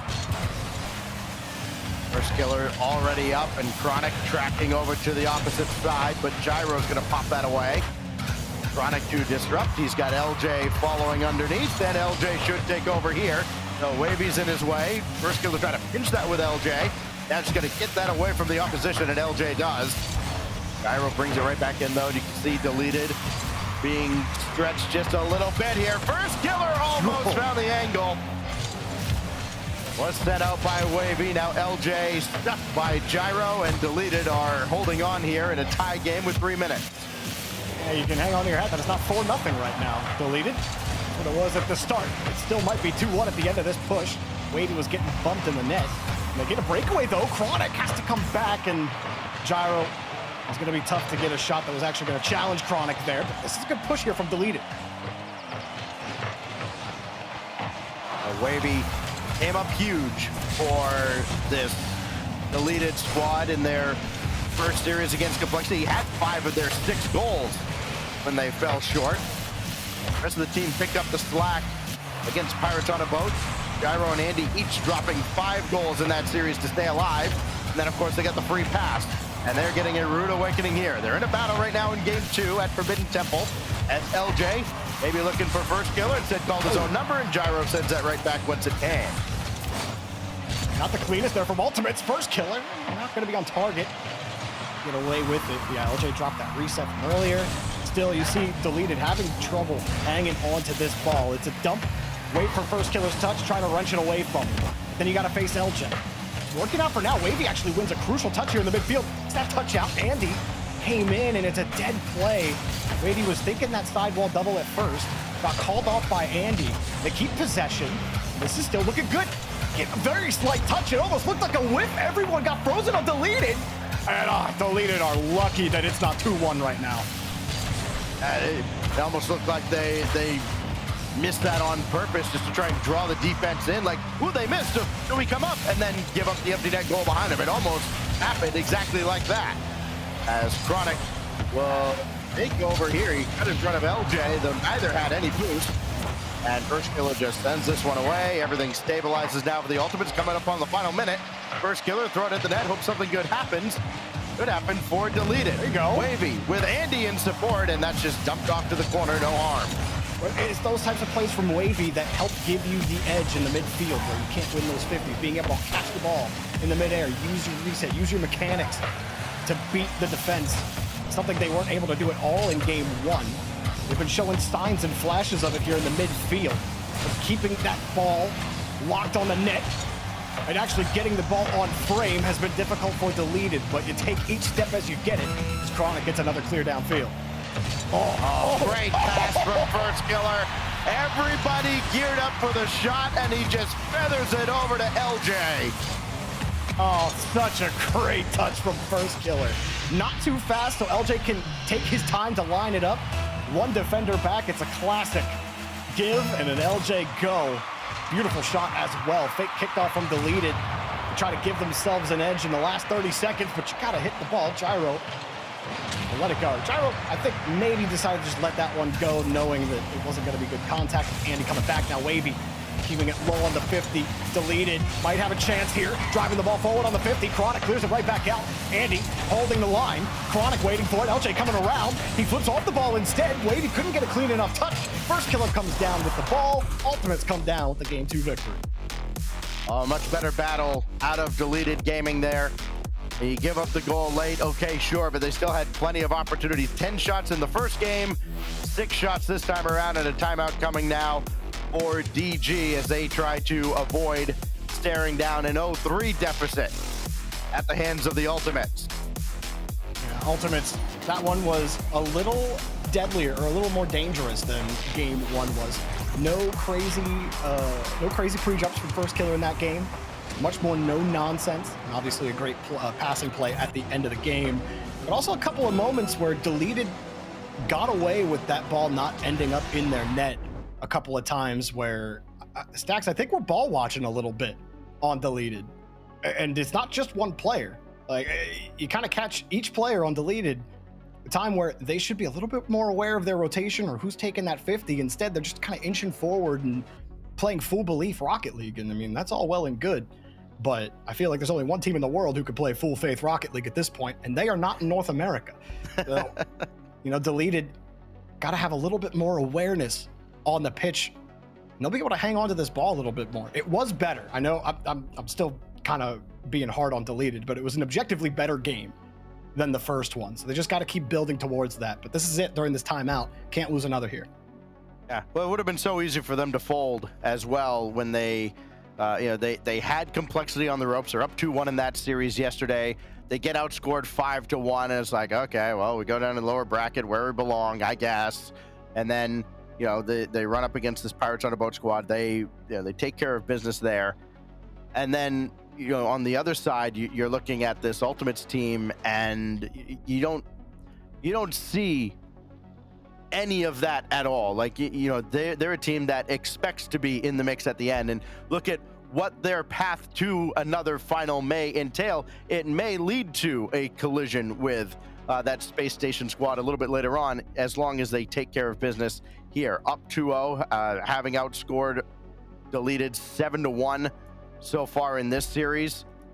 I think we look at a guy like Wavy on the Deleted side and go, all right, well, give Wavy the ball and see what happens. Try and drag this team across the finish line, at least drag them back into the series as we go to venerable DFH Stadium for Game 3 and a chance for Ultimates to go on quadruple match point out of Deleted's timeout. And they did try that too, right, Stacks? That last game, Wavy, I think, had a bit more control and chances than he did in that first game. They're going to have to keep finding ways to enable him and get him on the ball and creating opportunities. We just haven't seen that same kind of force out of Andy or Gyro. As this touch comes down, this might be a chance across. That's a tough ball for Gyro to handle, just put it to safety. That's the difficulty. You see Andy playing way far back because Wavy was cutting across, and you just don't have a way to attack. You hope Andy wins that 50. Where are you going with this ball in the corner? Well, mechanics make a huge difference, and one of these teams a little bit tougher to defend than the other.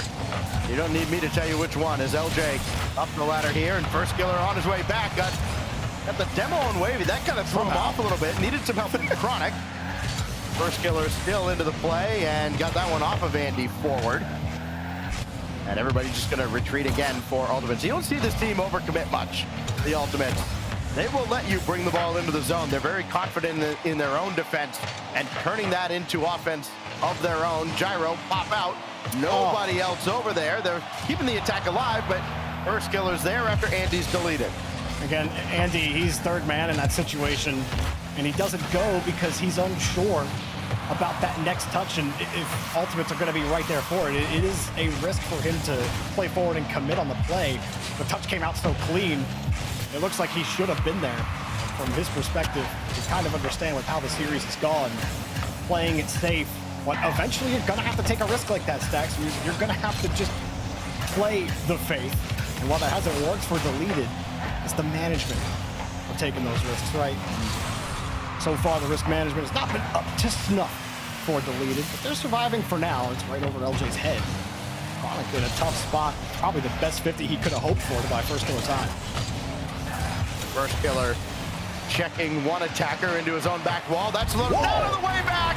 And as a result, nobody else could make up for it. And Chronic scores. We get caught together, watching on the midfield boost.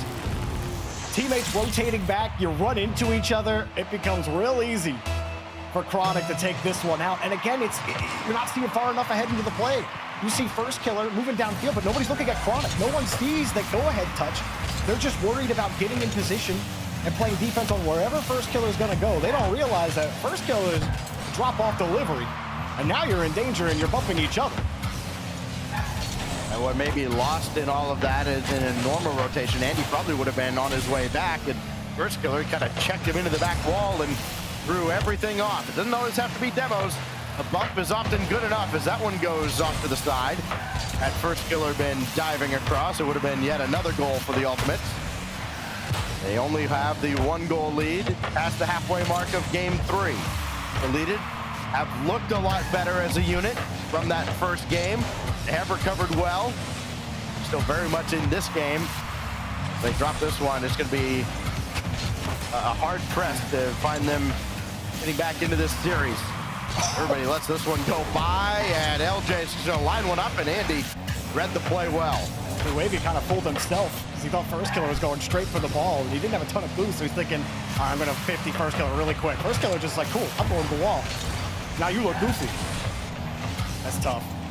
You think you finally get the read, you feel like you just need to jump on every aerial 50 possible to actually break through this Ultimates team, and when you do, First Killer, he's playing chill right now. Almost impossible to break through, but some flashes still stacks. It's just 1-0, feels a lot like 4-0 from the first game. And it still could get there too. We've seen this team, the Ultimates, score in bunches. LJ outlet to First Killer. Wavy's in the way this time. The leader have cut that off quite a bit. Gyro running ahead, trying to clear the way for Andy, and LJ right at his own goal line in the air makes the save into the final minute. Ultimates will look to double their lead courtesy of First Killer. That goes off the post. LJ under the bar, and it's 2-0. Great save from LJ to start for sure, but First Killer gets this carry. Make sure that the ball gets into a playable spot. You see him make his car too big to beat to the right side into safety. He doesn't care where the ball goes. He doesn't even care if it goes in or not. He just cares that it bounces back to the top of the box, giving LJ a chance to shoot it. Great 50 from First Killer, and a great series from Ultimates. And showing you that Stacks, this LJ Chronic First Killer team is so good. Truly a team that I think will continue to compete against this NRG squad. I don't think their win against them in Open 3 was any kind of one-time thing. Like, beating teams like Deleted the way that they're beating them right now, it's exactly what you see from teams like NRG, where they don't take anything from you. They just let you give it. They just let you give it. And First Killer, he's giving a whole lot right now. He's had one heck of a series. Remember last year around this time when we saw, you know, like K-Corp struggle in the spring, and we're like, oh, well, you know, you don't see, you know, elite teams don't have those breakdowns like the old G2, now NRG. And we're seeing that from the Ultimates now as well. They have joined that level of the Pantheon in North America, and dare I say the world, as time hits 0, and Ultimates are 1 win away from advancing to Sunday. That was a beautiful game from one perspective, and an ugly one from another. Depends what fan of whose team you are. For First Killer, though, I mean, there's a reason why Gibbs is First Killer's #1 fan. I'm 1B. I'll let Gibbs have the honor because of tenure, but regardless, man, Ultimates are just so clinical in these games, and that hasn't always been the case on First Killer-led team stacks. We talk about that, and First Killer not being able to look just far and away better than everybody else and consistent. They're now that type of team. Excited to see more of the Ultimates when they play the likes of NRG later on. You know, when I tell you that First Killer more often than not this season has been the leading scorer when a series wraps up, you know, it hasn't surprised you in the past. Of course, he's had to be out of necessity in a lot of cases, or even if he hasn't had to be, he certainly has believed that he did. And I think that now you look at having a guy like LJ alongside, and the way Chronic is playing this season especially, there's a lot more trust in his teammates than I think First Killer has ever had in his career. And you're seeing that now. You're seeing First Killer passing the ball more and still getting his, and that makes this Ultimates team triple deadly. Now, if you're Deleted, you just start chucking things at the wall and see what sticks. Maybe you start turning the cam off, and you really do try to just start deleting people. Maybe tried to delete First Killer earlier and ended up getting demoed somehow. So the demos, the bumps just have not been effective or even existent for Deleted. You talked about them averaging 7 demos a game. Yeah, that doesn't include all the bumps or failed demos that they may have gotten. There's been absolutely none of that here against the Ultimates. There's Gopher and Wavy averaging over 3 a game coming into today. And not nearly as many this time around out of Wavy and Deleted as a whole. And I mean, they've been fighting for their lives. They don't even have time to think about demos, really. There's been a few, not enough to make a difference. You'd almost need about 20 a game to make a difference against this team. You just need one good demo. Like, to me, you could still demo Ultimates 20 times and score no goals. Like, it doesn't really matter. I don't care about the quantity. It's impressive that you could average 7 demos a game, sure, and lesser teams might fall to absolute pressure like that. But the quality of your demos matters so much more when you're playing a team of this caliber. And I mean, they're showing you that it's even hard just to demo them at all, as we've been talking about. This is about the most possession we've seen on it deleted. But look at how they move the ball around. It's not into safe spaces. It's always a hard touch with a lot of space between your teammates. And it's just difficult because one player's trying to go get boost and play the ball at the same time. Nobody's in position and ready, so you're constantly playing from your back foot. And if you've ever boxed in your life, constantly being on your back foot is not fun, and you're gonna get knocked out. Chronic adding his 4th goal as the beat continues on here for the Ultimates. 4 out of Chronic, 4 from First Killer. He's also got 5 assists, which just does not sound like a First Killer stat line at all. You expect the goals. A little A is next to it. Okay. What are you talking about? He was like top 5. He was like top 5 all last year in assists and goals. I'm almost positive. I might need the D-Rex stat check on that. I'm pretty sure 2024, 2020. Yeah, First Killer's like, he's not just the potatoes. He's not just the steak snacks. He's the whole plate, bro. He's the whole dinner. You can't sit here being like, oh, it's not really. You're selling fake news, man. There goes Wavy with a chance for Chronic right off the respawn. LJ, can he get down for this? He sure can! And he'll bounce it home! Oh, why is First Killer getting so many assists? Hello, LJ. Off the ceiling, off the backboard, with the reset that LJ gets off the ceiling, and that is a beaut. It's amazing what players do when they have all the space to go, but still, the pace at which LJ made that one happen, whew, pretty.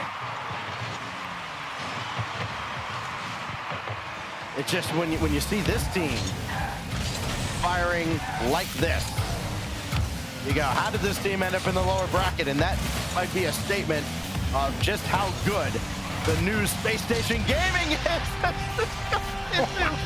The deleted net.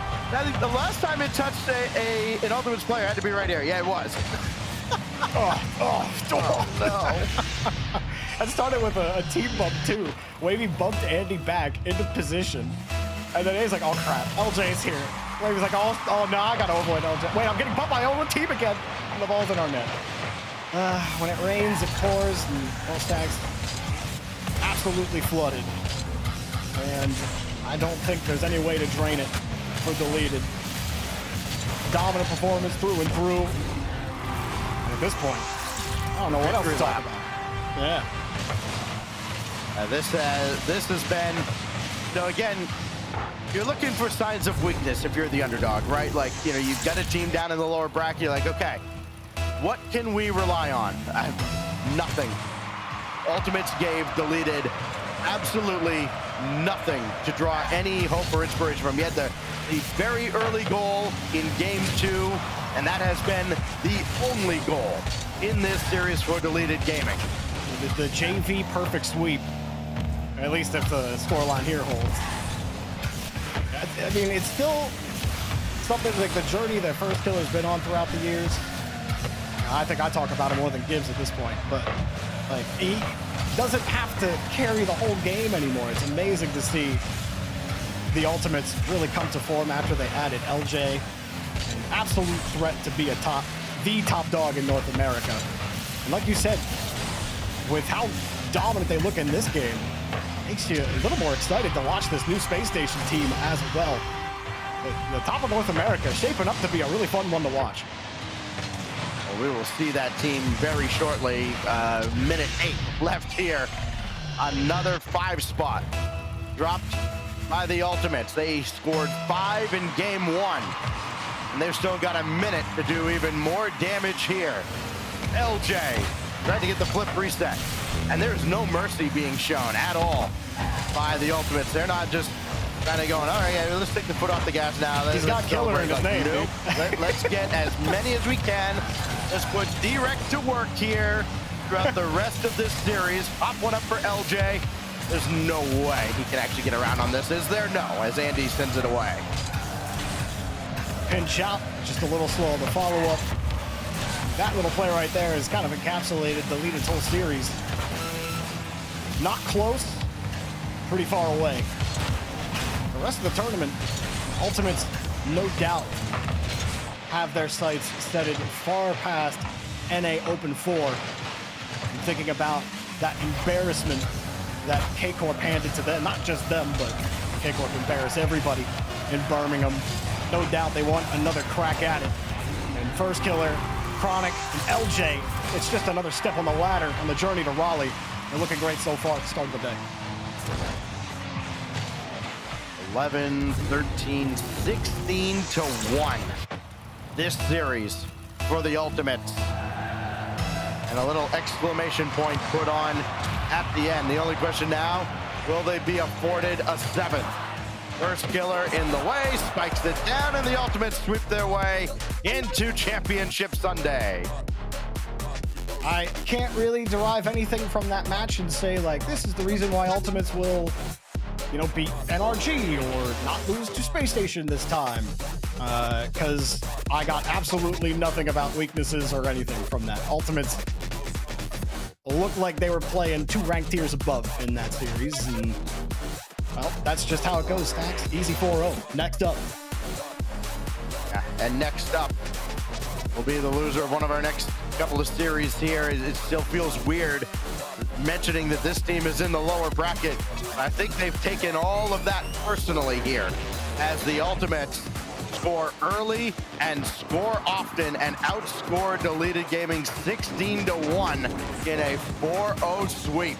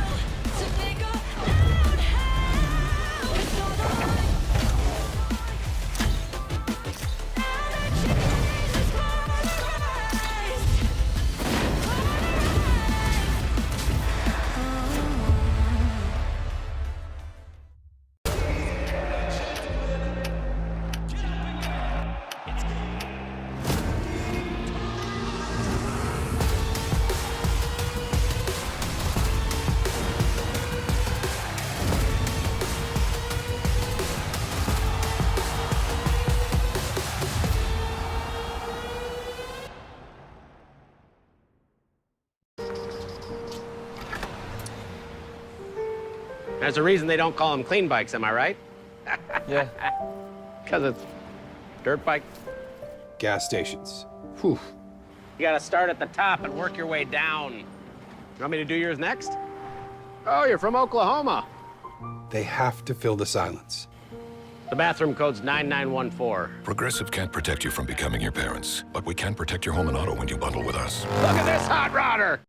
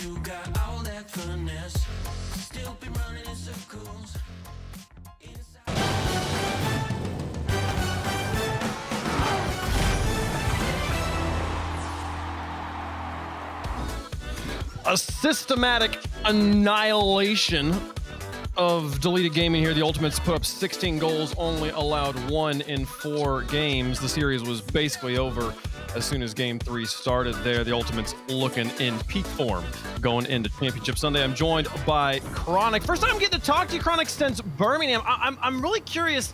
I gotta ask. I'm sorry if this feels bad. What is it like playing against Karmine Corps? You know, I mean, they were pretty gross. They definitely like take us out of our game plan in that major final. You know, we got swept. Definitely wanted to make that one close, but I think we also played below our means in that finals. Just kind of got a little nervous or whatever it was, but I don't think we played our best, and they were also very hard to play against. I see. And so, what was this month like then? Coming off of that moment, obviously that's a hard moment to deal with. You get so close, and then drop it at the last moment there. You have a month to prepare. Did the month feel longer because of that? Like, how did you use this time to prepare for split number 2?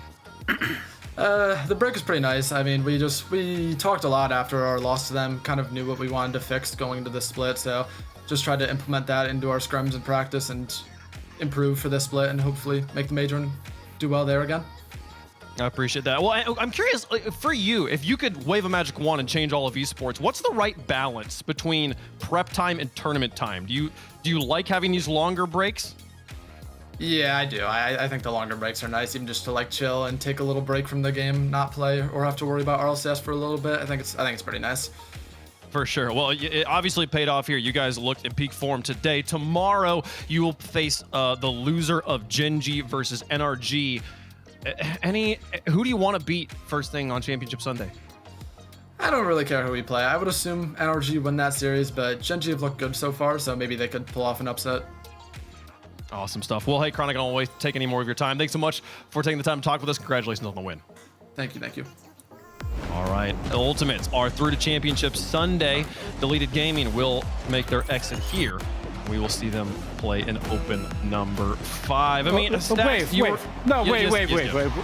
going to cut in real quick. These guys just dominated a 4-0 series. Chronic's like, all right, get to do this great interview. You're freestyling on them, and you're like, how'd you lose to K-Corp so bad?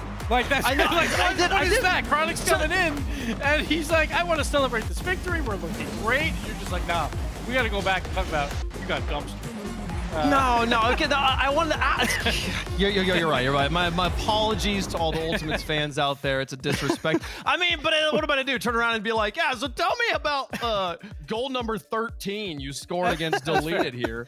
That was what is it that F. used to say? This is esports, so we interviewed the loser, and Wavepunk had to wait several weeks to interview the loser. I gave him a month to deal with his emotions right there. I was sitting here, I was like, I'm gonna interview Chronic. I'm like, what questions do I want to ask him? I'm like, I want to know, what's it like to play against Karmine Corps? They're like, and it was I think very interesting to hear that he was like, that was us not living up to them. That wasn't Karmine Corps just that much better than the rest of the world. We could have done better. It's a long day on Championship Sunday for them there.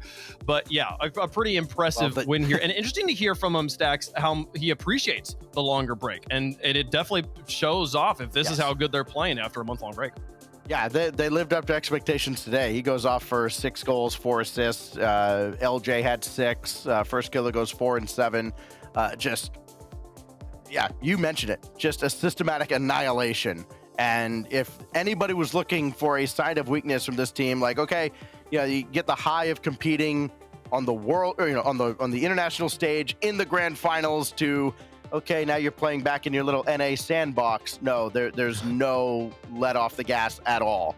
And again, I think it comes back to that SSG team that beat them might actually be that good. Yeah, for sure. Oh, and chat, hey, I just want to let you know, if you're ever watching a match and you're like, I've seen this before, I know where this is going to go, I kind of would like to see something a little bit different, twitch.tv/Rlcs. You can watch Rocket League from a different perspective than you're used to. You sit with the eggs in the crowd. It's sort of like you're there on game day. Maybe check it out if you're looking for something new and fresh there. Ultimates dominating round 1. Nothing new or fresh about that. We've seen that a million times, and they continue on here. They will play against the loser of Genji versus NRG a little bit later on today.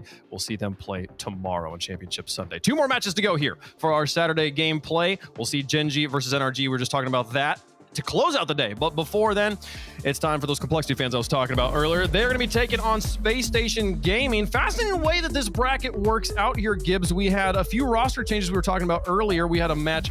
The first match of the day was between two teams that changed rosters. This one also, SSG bringing in Kofer for Frosty, and then Frosty jumping from that Space Station team over to Complexity here, replacing Razebull.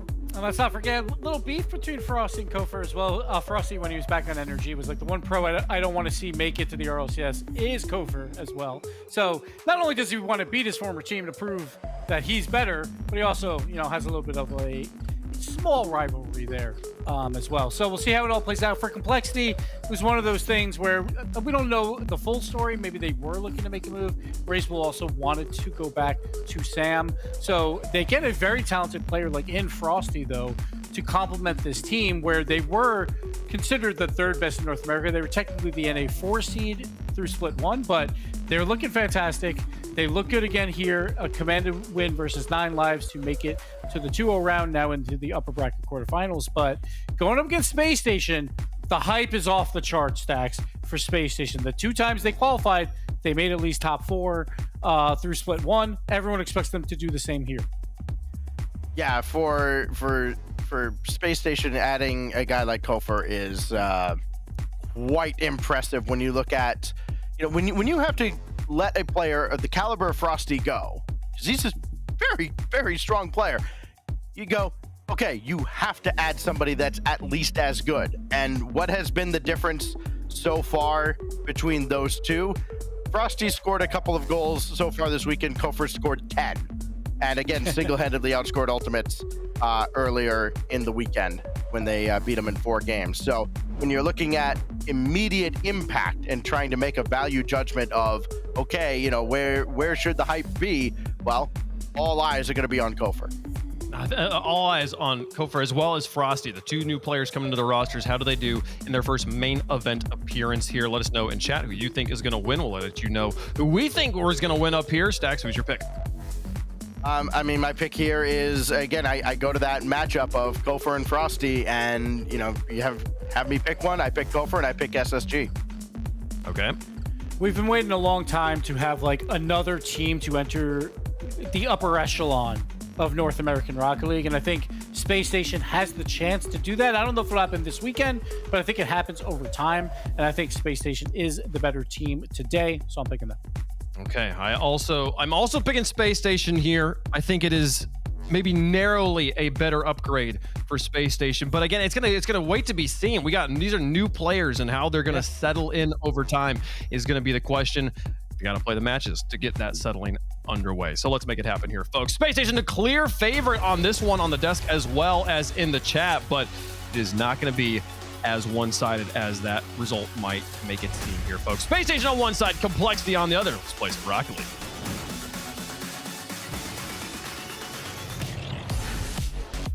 We get started with the 3rd match of the day. Space Station taking on Complexity. 2 roster moves. We'll see which one pans out better for the other. Game 1, brought to you by Progressive, about to get underway. Frosty and Kofer, the new additions on each squad here, Hercules. Oh yeah, this is another really exciting matchup with a couple more roster moves. We get to see how people compete under pressure on, the main stage, under the lights of the field here, and of course now in a best-of-7 setting, the longest they've had to endure this weekend so far. But like you said, and everybody has said, Jorby, Complexity lost one of the greatest players in North America that this roster's ever seen. But for them, they don't look too different off the rip. Frosty is probably one of the best players you could have picked up to replace Razebull. CRR and Diaz. Diaz more and more is kind of taking the forefront of this roster. So Complexity, not a roster to be slept on at all. CRR actually has a Frosty pre-jump, but Reveal gets a nice push down the field.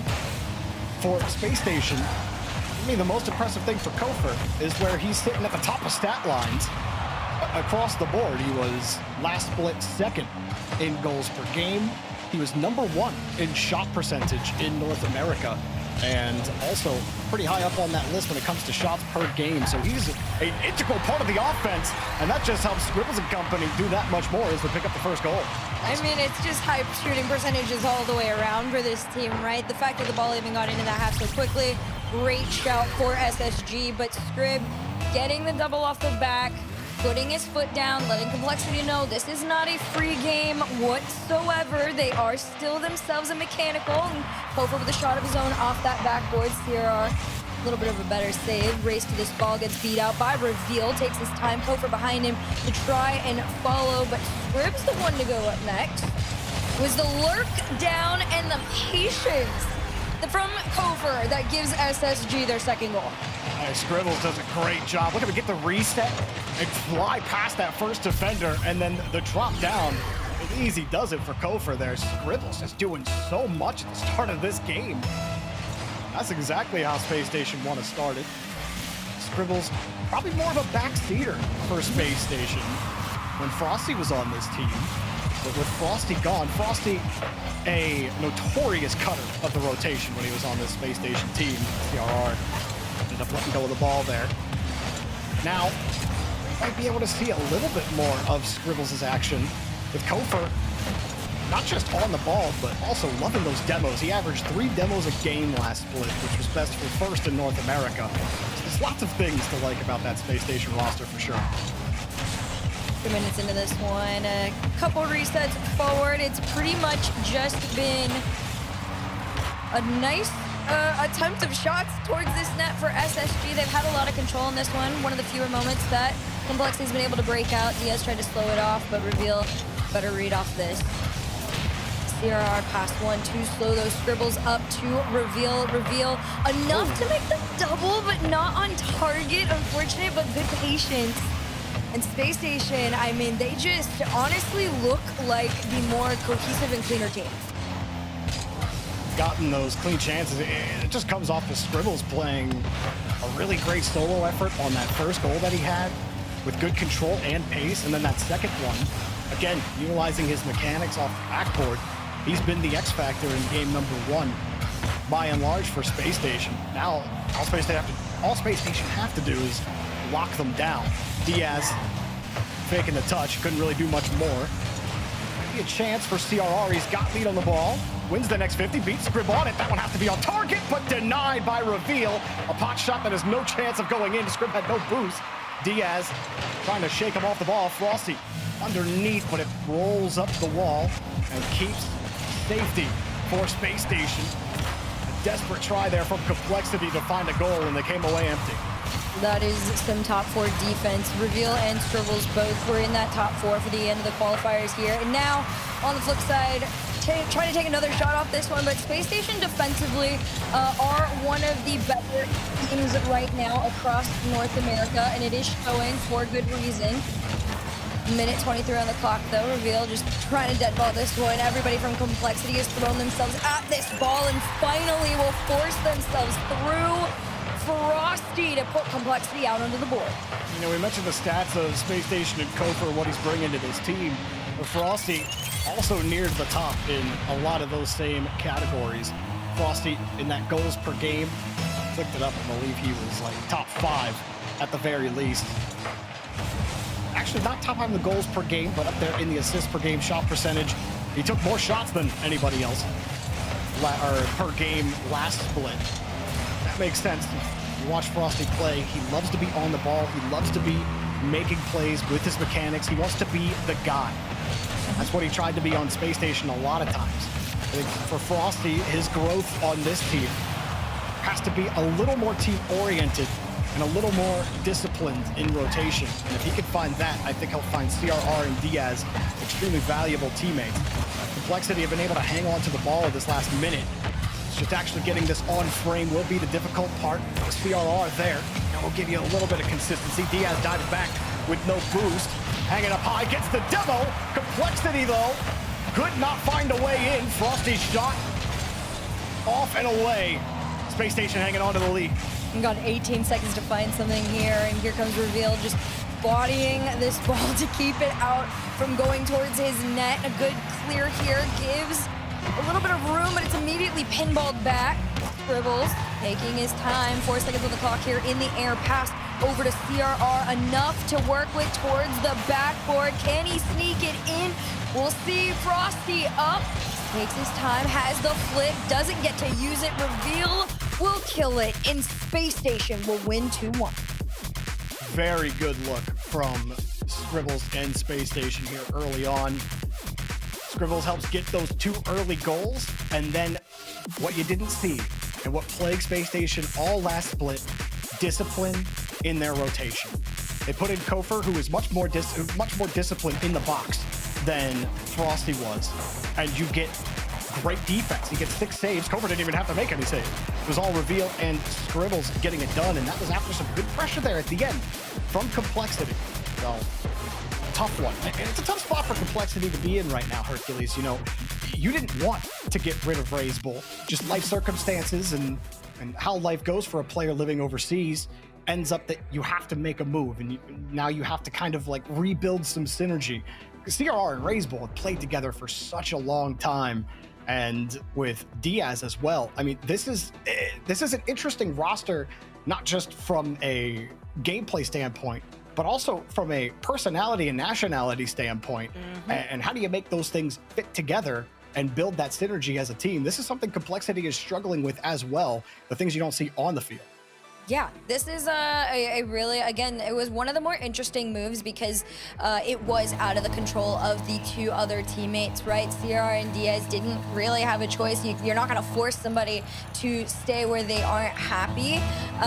But like you made mention too, Frosty getting brought in, I think has a lot of untapped potential, but a lot of it is kind of like, all right, you almost have like a new Bull, right? Very uncontrolled, very undisciplined, incredible, but can you get him to play your way? Because Complexity is one of the more like, we have a plan and stick to it kind of teams, where Frosty was very much used to, hey, we're almost in a free-for-all mindset, and it just sort of works sometimes. Now, I thought Complexity, second half of that game looked a lot better, and they might have an opening here. CRR, protect that ball. Space Station almost found a way through them there.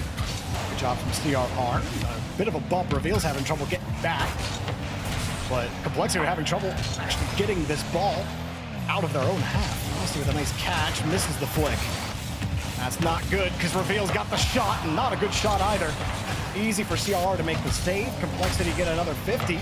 Give himself some space in the breakout. Frosty bounced back to himself, gave him a chance. Diaz and CRR lined up here. CRR starts. Diaz has to wait for the touch though. Frosty coming across actually gives Diaz a chance. This is looking solid from Complexity. And more we're seeing as the minutes go on. Maybe not missing too much. Frosty is bringing that stability as well on that offense, if you will. Still, they get pushed back here by Space Station. I saw Kofer being a little cheeky too. They're sending him up and just letting him kind of mess around with the last lines of defense. And if Complexity is going to remain on low boost for long extended periods of time, that might be a plan that turns out successful. But for now, Space Station continue to stay on defense. Shot opportunity goes in. You saw the pass the second it was caught in the air there by CRR. He had all the time to work with once he got around and reset. Crazy power to make that play. Reveal is heading up. He saw the touch from CRR. Gave him the respect for it, but he's first on the ball there. Everybody else was on the opposite side, rotating back. That was after a long sequence where Complexity were happy to go back to their half. Boy, Kofer, if only. They were happy to go back to their half, try to fight for possession again, and they kept getting it. Space Station are now the ones having that trouble actually commanding the ball here on offense. Frosty with a little bit of pace. Kofer chasing him down. CRR went for the quick hit. Wasn't the greatest touch. Scrib gets right on top of it. And Frosty following up his own touch. Diaz in the area as well, and decides to let Space Station give up the ball and give CRR a free angle. Going out in the corner, Scribbles took his challenge on it, just kind of pinballed it around, but not really realizing his teammates are on extremely low boost. I don't think that's something you'd communicate that quickly, so possession goes back in favor of Complexity, although almost immediately gets lost. But of course, having the resource advantage allows Complexity to break into that half there. They are going to try and take a shot. CRR floats this one out to Diaz. Diaz shot on target. Scribbles in the tank. Enough to send it out. Second shot still headed towards that net. They're not going to stop trying here. But that top 4 defense of SSG, it still continues to reign tried and true. High touch, but nobody can follow. Kofer just hoping that boost spawn for reveal as he drove over it. Space Station managing for now. Kofer gives him a huge angle out, but look at CRR steal. Forces reveal to take a challenge. Scrib also midair, and that was through a smoke screen. Ball falls right back down to him. Another pot shot. Kofer takes that away. 1 second, it looks like Space Station are gonna break out. And the next, CRR's creating a play out of nothing.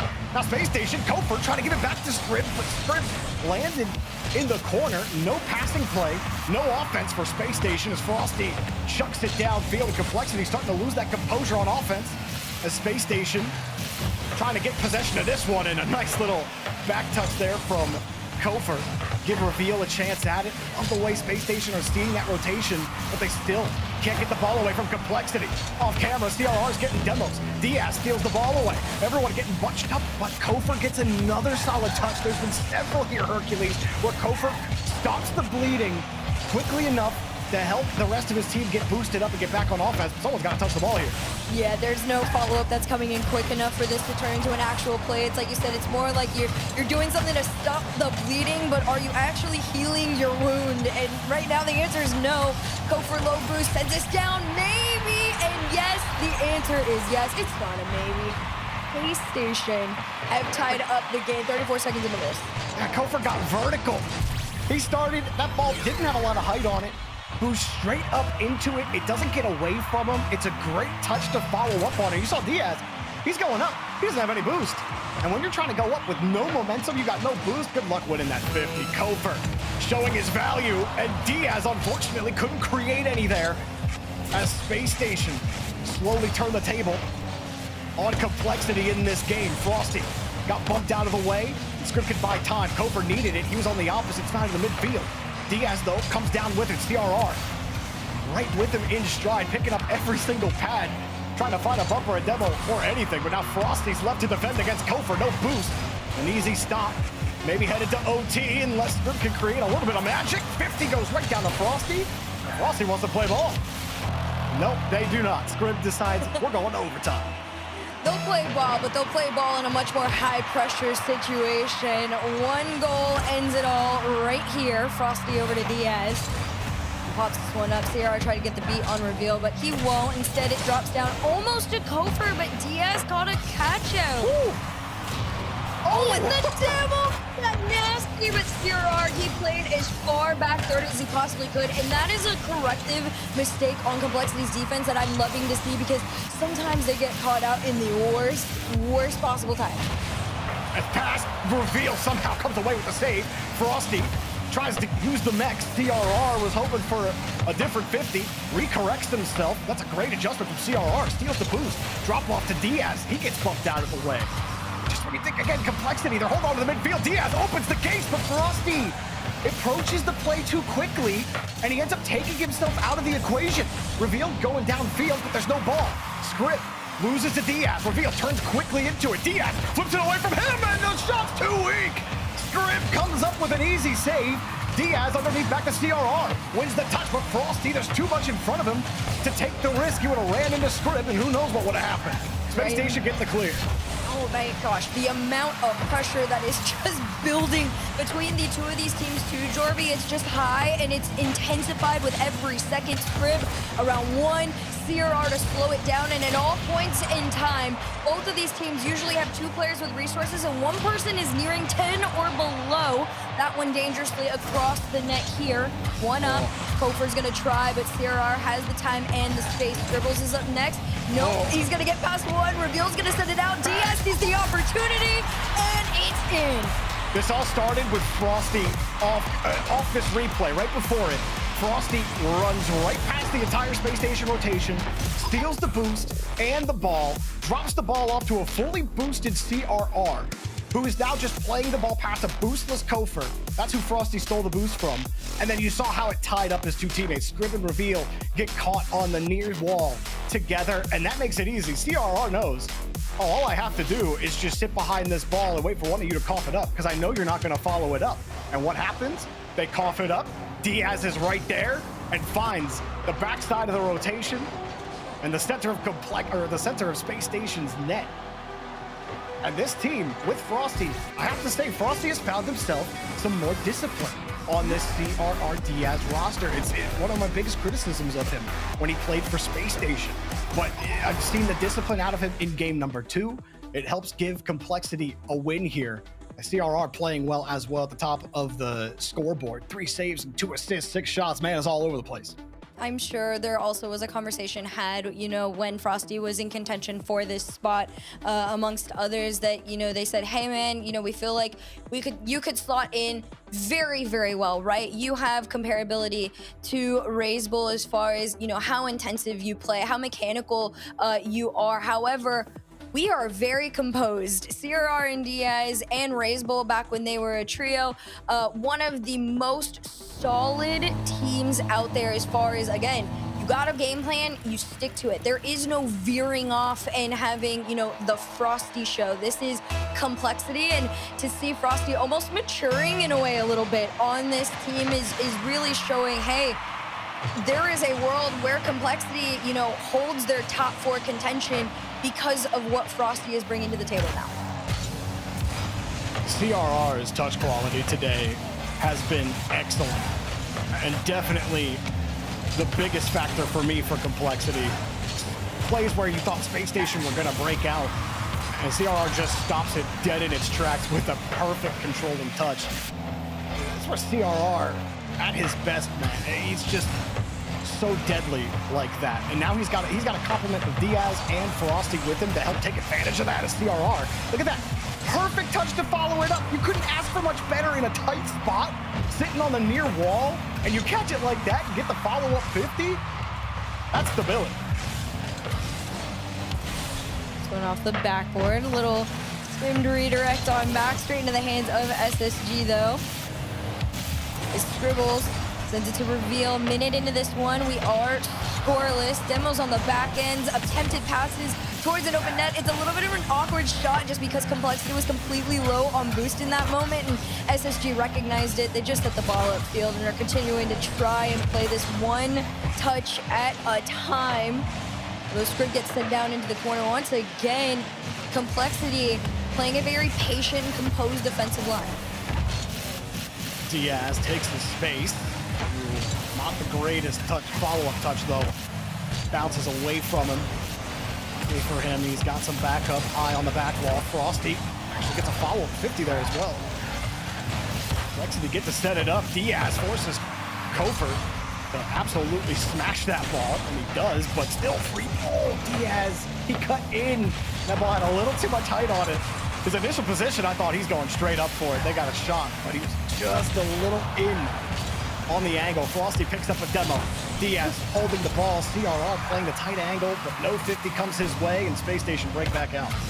Man, playing a patient game. Reveal has to call himself off of that one there. There could have been a follow-up, but unfortunately for SSG, they had both committed to that initial shot. Now Complexity has all 3 lined up, ready to go. Kofer gonna try and follow up his first touch here. Does get a small angle. He's gonna try to do it twice. He just hasn't quite made connect on it. But I see the vision. Unfortunately for you, Diaz's vision is 20/20, and he was lasering that in from midfield. This one breaks through. Reveal. He sees Diaz about to get bumped, and Diaz does get chipped a little bit. That baits Reveal into turning into that ball because he thinks, okay, Diaz, he's gonna spin out. But really, Diaz was just put into position, and he slips right through Reveal. That's an unfortunate one if you're Reveal, because you were initially in position, and you think Diaz is gonna get bumped, you get burnt. Unfortunate. Now you just gotta try and get back into it too if you're SSG. Of course, they had a lot of control and stability in that game number 1, but as time goes on, they're losing it to Complexity. Like we've said, everybody was kind of curious, like, does Frosty slot in the same way that Raze Bull did? And for now, I think he got caught up to speed fairly quickly here. CRR gonna try and solo this one around 1. Frosty to follow up to 2. It centers out into the hands of Scribbles, and here comes the SSG transition out, and it's denied by Diaz. Speaking of Scribbles, aside of those first 2 goals, where has the Space Station offense been? Complexity have completely locked them down. Haven't seen many Space Station opportunities since that first game. Now Reveal. Trying to keep this ball away. Kofor trying to give him some space with a demo as well. Diaz overshoots his position, takes the ball away, gives Frosty a chance at it, but he gave it up. Nobody's ready though. Reveal is still covering. Scrib was also not positioned for that touch. Missed, might have given Reveal the shot, denied by CRR with no boost left. Kofor still has a chance though, avoids the bump. Frosty sitting on the near post, gets the touch. Space Station, this is the most offense they've had in about, what, 9 minutes? And still finding the frame is difficult as they come around the corner. And CRR says, come and screw this ball away from me. Scribbles, he's got the screwdriver. Unfortunately, couldn't hold it in hand. Diaz is going to try and take a little bit of a shot here. Kofor in net, keeps it out. And I got to commend Complexity defensively. Like, even when SSG is able to break in right now, high and low ground are both covered. And someone's out. A Complexity player is already there, ready to go. Take that ball, transition out. And, of course, it's going to be Frosty to be the one to do that play. The drop down, the catch, and his time. There's no stopping him. He looked so comfortable on this team. That was like a first Killer Light play right there. He's got the momentum, he's got the defense on the run, and he brings that ball down, some nice soft touches to give himself one good powerful shot because he still needs it. He can't rush it. Instead he slows it down, takes his time, it was perfect to the top shelf. Complexity, as the game has gone on, as the match has gone on, have taken more and more of the pie. And Space Station are getting hungrier and hungrier. Complexity looking great with Frosty on this team. They really don't look like they've lost much of a step after the Bulls exit and take the lead in the series. Nope, it was definitely the right roster move. And of course, yes, it was unintentional, but you couldn't have found somebody better to come on in. Complexity find themselves another win here. Frosty really just meshing, I think, in the exact way that this roster could have hoped for. And I still think it comes down to the guy constantly getting MVP. The score is getting it right. The guy scoring no goals, but lighting up the stats everywhere else is getting the job done. And we don't have a stat for perfect first touch, but if we did, CRR would be top in the lobby right now. 2 assists, 4 saves, 1 shot short. We don't care about those shots. I love them assists. Those saves, cool. Those are handed out pretty generously. But what I love are the first touches, the quality touches, the CRR taking plays away from Space Station. Those are the little things. You get the flash from Frosty, and it's cool. It's cute, but you don't get cute without some hard work in Rocket League, and CRR does a lot of that dirty work for him. Oh yeah, he is one of the most solid players to, again, allow those two to go up and do what they need to do. And in particular, Frosty, of course, because we all do know he is very mechanical. And this is almost the same light that we saw Complexity in back when Ray's Bowl was on it. There was just Diaz doing his thing on the back third, just kind of, you know, being solid. And of course, CRR as well being extremely solid, allowing Ray's Bowl to have those pop-off moments that we've seen in so many events. And now they're like, all right, we got another player that has the same capability to do these solo plays. As long as we tee him up and set him up successfully, he should be able to get it in 9 times out of 10. But of course, all that has done in turn is stressed out SSG. Space Station Gaming have called out their first timeout, Jerby, and I feel like that might be an indicator of, hey, they have lost you know, a grip on the reins that was the first half of the series. Yeah, the offense hasn't been there. Like I said, outside of Scribble's first 2 goals of the entire match, there just hasn't been a lot of pressure from Space Station. I do think a lot of that credit does go to CRR. I think he's been the stopgap. He's been the beaver dam, stopping the river and helping Complexity grow into what they've been doing over this match. Frosty has been great, sure, but without CRR's quality, it's not there. So if I'm Space Station, I'm thinking, how do I make CRR uncomfortable here? He's the biggest problem that we have to deal with. And you say, well, bumps and demos, sure. Those come as you could get them. You don't want to take too many risks doing that. But respecting CRR and his touchability and expecting that quality, finding ways to shake him off that ball, put some more pressure on Frosty and Diaz to bring that stability. There's been some good plays from Space Station. They were able to put some pressure on at the end of the last game. Now they got to capitalize on it. Well, we're going to see if they can do that here, or does Complexity work their way towards a match point? As they head on in to this half here, pass to Diaz. Here are to try and clean up off the backboard. No double in sight for them, but a quick rotation and a pass over to Frosty. Gets past one, maybe pass reveal. Diaz almost had the time and space, but not the boost.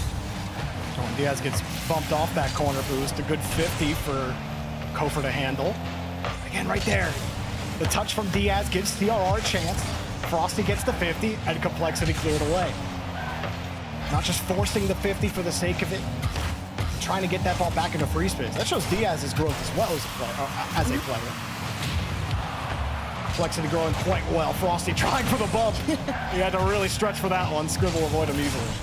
You gotta be careful on those ones too. Sometimes if you go for it, especially on no boost, you're just kind of throwing yourself out there and putting a lot more pressure on your teammates to perform on the back end. But thankfully for him, he's got two very strong teammates to hold down the fort. Kofor no boost means Frosty's touch is gonna keep this in favor of Complexity. CRR continues the pattern, but midline slightly secured down by Scribbles himself, but SSG, even when they have the ball, it's not true, control. It's just kind of here and there touches. Yes, the ball is in the blue half, but nobody's taking a real shot. Uh-oh. This is the better one. This one works out. Is Scribbles getting another goal for Space Station? CRR has to avoid a bump. That makes his approach to the ball not great. And Scribbles uses CRR's car to his advantage and helps put a little juice on that shot. Diaz didn't think he was slow coming back, but that ball made him feel slow for sure. And you'll take it if you're Space Station. Well, you might take one of these two, a double down, no angle on it, just a bit high out. And better clear. Frosty waited patiently for that boost to come out. I got a little nervous for him, but you know what? Stay confident. Do your thing. 3 minutes left on the clock here and a 1-goal lead for SSG. This one bounces around from their half. Frosty's going to try and center it for a teammate, but CRR's touch keeps it out. And SSG looking a lot better, more so like they did in game number 1 as far as defense is concerned, although Complexity is getting still roughly the same number of shots. They're not as intense. Yeah, Frosty, look where you're going, buddy. Maybe Diaz was like, take it. I want the boost so you can take the ball. Maybe that's what the comms were, but whoa, CRR! Was there even a single orange player in his path? This one get through. He lets it bounce, takes it to the backboard. And he just slips through the entire team. Reveal's got no boost. One player's getting bumped out of the way. As CRR with a little bit of help, finding the gap. Complexity tied up. 1-1, half the game left to go. We're gonna see if that changes here. Frosty already up. Reveal got a beat. And SSG back on even playing ground against this Complexity squad that's slowly refiguring them out. SSG trying to get a catch out. They won't hear CRR quick cut on that ball there. Still not enough for a pretty decent shot on net. Instead, it's a bit clear out from Scribbles. Off the ceiling. You see, Diaz, he just stopped. He's like, I'm not even going to chase that. We'll let Kofor play it. We'll try again. And then my teammate gets demoed. Here's what Kofor's thinking. Okay, everything's going well. Pass over the Scrib. Kind of forced Frosty off his path. I was on Frosty cam for that. I don't know what the backside of the net looked like. I expected somewhat of a different touch there. Can't shake Complexity's defense enough. And it took a slight slip up, which was caused by Space Station trying to bump CRR. And Diaz still coming back. Scrib got a really solid shot. Again, outside of those happenstance moments, Space Station's offense has not been enough. Kofor finally finds an opening, and he's denied! He couldn't get any height on the shot, and it made it easy for the save. CRR's just gonna drop the ball. It does allow Space Station to hold on to it. Reveal deletes Diaz. Scrib hoping to find Reveal, but he just gave Frosty a chance to buy his team some time. Buy it he will. CRR's the half flip back into position. Opening maybe. Kofor not a ton of boost. He picked up every pad as he tried to leave the ground supersonic. As Space Station broken. Offensive opportunities are coming away empty-handed, but they're still finding touches. No danger for CRR as he bangs it off the post and tries to find a way out. Kofor turns off the cam, misses Diaz, and Reveal can't get anything going. Right now, SSG really got to get it together on this one because Complexity's defense is looking a lot more like it did in the last 2 games here. 30 seconds left on the clock. Pass over to Frosty. Enough boost and power to make it on target there, but Scribbles' touch has more. He tried hard to make this one. Reveal's going to go for the double, but 2 up on it means that ball is staying out. 14 on the clock. CRR breaks his team out of their half. The setter to no one goes back in favor. The triple demo on the back end gives Scribbles enough time to try and bob and weave, but he won't. It's Frosty keeping Complexity in this. They're going to try to go for the 0 second, and it's still up in the air. Diaz next. He tries to center it. Nobody's there, and Reveal will kill it. Overtime for a golden goal. The one-time Space Station had the opportunity at the net. CRR, they got him off his mark, and Space Station missed the follow-up touch to actually capitalize on that pressure. Now it's OT, and Frosty has Reveal under pressure, comes down with the stage. Triple demo doesn't matter too much when the ball's starting from your half, because you just put the whole defense on their side of the field. You don't see a whole team elimination that often. But now at the start of OT, Frosty tries the delayed flip forward, a little uncomfortable as 2 from Space Station felt like they needed to go. They've recovered. Kofor landing back. Interesting progression towards the ball, but he makes his way back to it. Space Station keep getting stuff. He has to use all his boost here.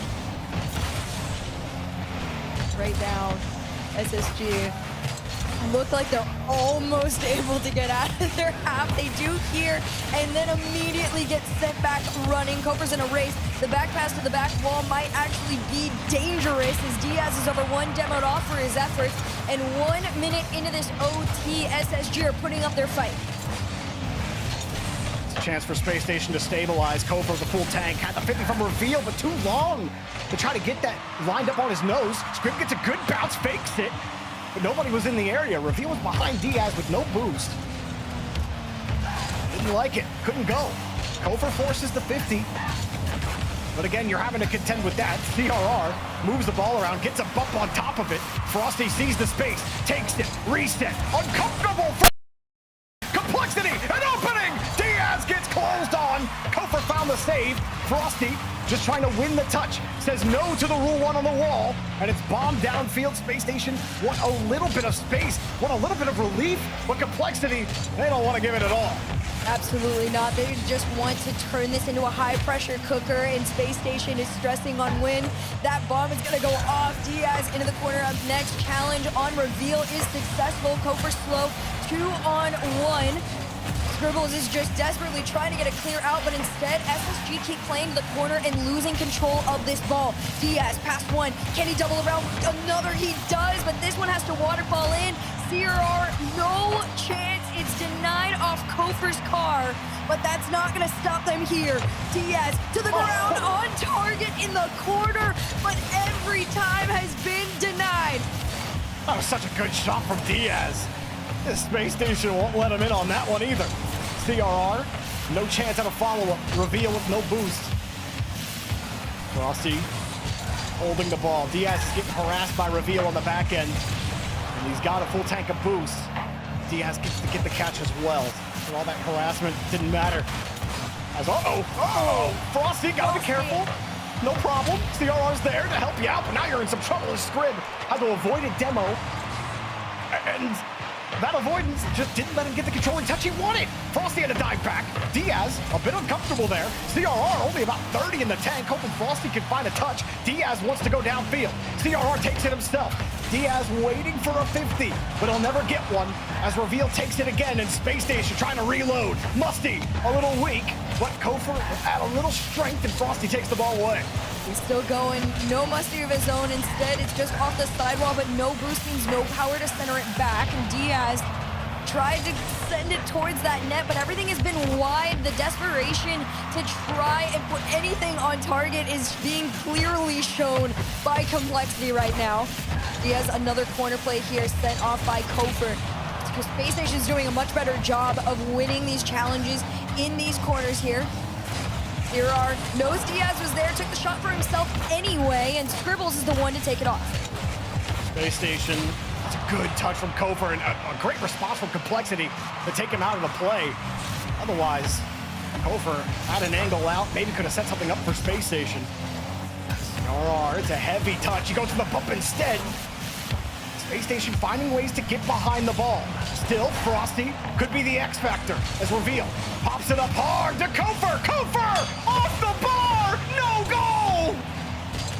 You just gotta sit there and go, why? How does this keep happening to them? But you can't. You don't have the top. 30 seconds away from a full OT of regulation is insane.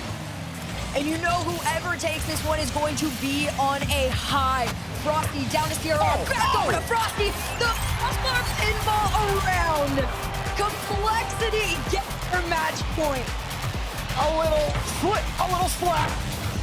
And no problem for Complexity on the give and go at the top of the box. Almost 5 minutes of OT. And Complexity, well, had some great chances. And Space Station, no doubt, are going to be kicking themselves. Kofer, how could you not kick yourself a little bit when you had the game-winning goal? You had the touch, you had to line it up. Someone of Kofer's ability can absolutely hit a shot like that, and it's off the bar. There was no follow-up, and Complexity get to play on and then win the game. Not over yet for Space Station, but that was post-timeout Hercules. Oh yeah, you know, I definitely saw some improvement in it. I think they played a little bit more confidently, but you know, as soon, I don't even think it, Jory, that like the quote unquote like fall down was, you know, Scribbles missing the shot. I think it was the almost own goal. That was a very stressful situation that I think almost puts you in like a, oh my gosh, like that just happened. I can't even fathom how high his heart rate must have spiked in that moment. And from there, you could tell it was almost, it felt way shakier than it did in the first few minutes of that OT.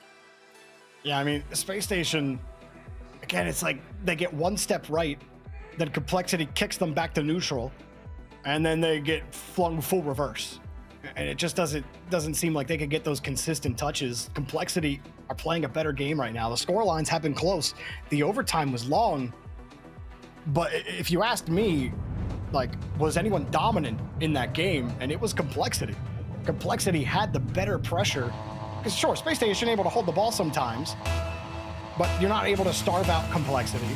How many times we see Space Station starved on defense, having to make diving stops, or having to position in an awkward spot and hope that ball gets placed near you so you can make a save, because you're simply working on limited boost. The Complexity have played a much better game, and their discipline has helped them get to this point. Only one chance that Space Station has had that I'd say Complexity truly got away with, the Kofer crossbar. Another demo for Complexity on the backside means no follow-up touch off of reveal. Right now, SSG, they're going to try a new approach to it, and I think that that's just sending someone up a little bit further forward than you would in most play scenarios. But unfortunately for them, Complexity is just a bit faster. Look at these challenges on them. Kofer's trying to air dribble it out, and as soon as he gets over one, there's already a second player waiting for him as he's coming on down. So for Complexity, composure is key, and it is working out beautifully for this team. It's keeping them in the forefront of this game, number 5. This first minute of gameplay really still feels like it is just as much in control of Complexity as it was in the past. You can see Space Station, the discomfort on defense. Kofer going back when a teammate was there on the backboard earlier. Ended up double committing using most of his boost when he was the only player with boost on that progression. Still Space Station have come away from it. Can you get a 50 though? Diaz avoids it easily. Frosty, settle down. Diaz had the ball. Almost had it. Frosty. There's that trigger happy finger I knew was in there. It was gonna come out eventually. Hey, that's like the learning curve of this though, right? So eventually you're gonna get there, but old habits die hard. He wants to go, go, go. You gotta respect it. Complexity. Tons of respect for each other on the pitch. Frosty gonna let Kofer carry that out. He knows Kofer can't go very far with the ball. That low, so he lets it go. Now Diaz off the ceiling, passing play, was ready for it. The Space Station, do they get the break? CRR has to wait, someone's going to headhunt. He wants a demo as well. Kofer, despite they said a harry of missiles, and not a single one landed the mark, and CRR wants to return fire. Complexity won't get a chance, though. Kofa with a good catch. A little bit of harassment. Diaz avoids the demos from their space station, trying to get dirty in the trenches, and they get burned completely. Diaz sending it up. No bumps, no problem here for Complexity. If you think that shot started from the midline, you are mistaken. It started with Scribbles being cheeky and trying to demo someone in the back end, and he left his teammate in a 2v1 scenario where Complexity went, all right, you guys sent missiles, we're sending them back like Jorby said. Unfortunately for them, 2v1 is gonna give Complexity their shots and their goals. A 1-goal lead into the second half, potentially 2 here as Diaz goes upfield. Gopher wants to slow it down, reset, connect, not past Frosty though, even on no boost. Complexity's midline lockdown seems to be much better in this game 5. I mean, Hercules, Space Station, they 3-0'd Ultimates. Yep. I mean, we just saw what Ultimates did that deleted.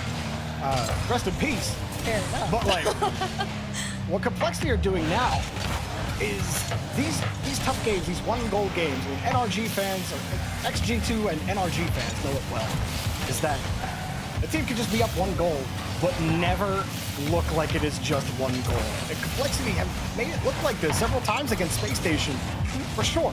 They're not winning by multiple goals a game, but they get this goal, and then it's just so hard for Space Station to do anything on offense. Look, they go around the pitch, and what do they do around the corner there? There's no one on a follow-up. Scribbles generates the best chance there, but just a pop shot. And now you hope you can get a 50 on Frosty, and they're not. They're not even getting a touch on the ball as CRR gets the clear. Yeah, right now, I mean, Complexity is still holding on to their same play, or similar play style to what they had with Raise Bull. And that is, once you get that lead, you become one of the nastiest teams defensively.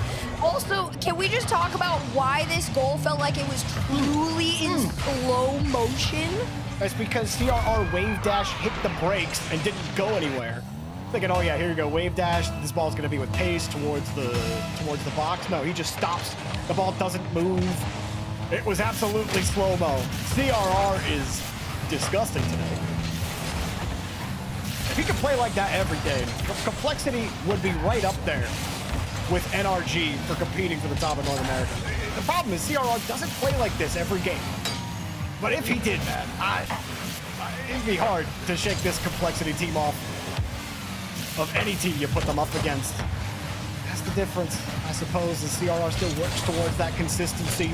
Space Station, by the way, is 3-1 Ultimates, not 3-0, if my series score is correct. But really, it doesn't change my point at all, Hercules. As this one goes in, and it is multiple goals, and it's a beatdown in Game 5 here for Complexity. 3-1 Ultimates, 3-0 now on SSG. All right, it's tomato-tomato kind of thing right now. 26 seconds left. Complexity are 1 away from taking down SSG in the upper round. It won't be the end for the SSG fans. Do have another chance here. But for Complexity, I mean, everybody wondered, you know, they were always in the conversation for top 4, Jordy, right? And when all the roster move domino effects started going on in between the major and now, the Complexity one was the one that kind of had a lot of people like, can you live up to the standards of Raise Bull? And the answer is yes. Frosty has slotted in beautifully. Complexity Gaming get their first win on Champ Sunday. It really is a great showcase on Saturday. When everyone's tuned in and watching, it's like, okay, Frosty, you're a good player. Let's see what you can do, because you're stepping into some big shoes with El Toro gone. And I mean, like you said, Complexity against a Space Station team that we are not sleeping on, and they handled them businesslike. It was an excellent first showing here in the playoffs for Complexity. I'm excited to watch them as they progress through the tournament. Players all very happy about that result, no doubt. It's got to feel great having a new player come in and immediately get some results that you can absolutely be proud of. Oh, yeah. And also, not on Champ Sunday. It's towards Champ Sunday. Complexity is one step closer to their way there, but it's a little bit of a journey ahead of them.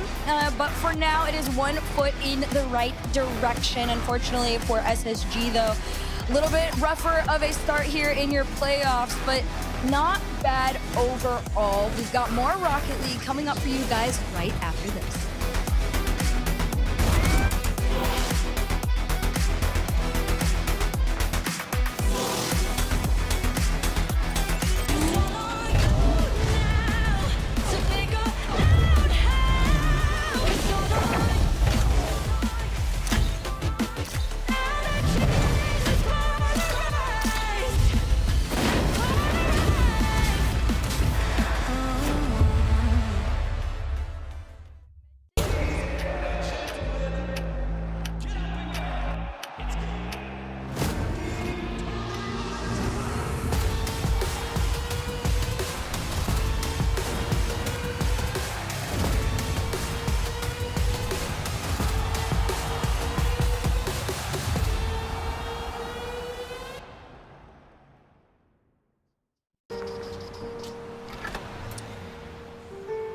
There's a reason they don't call them clean bikes, am I right?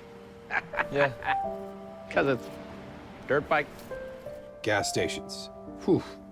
You gotta start at the top and work your way down. You want me to do yours next? Oh, you're from Oklahoma. They have to fill the silence.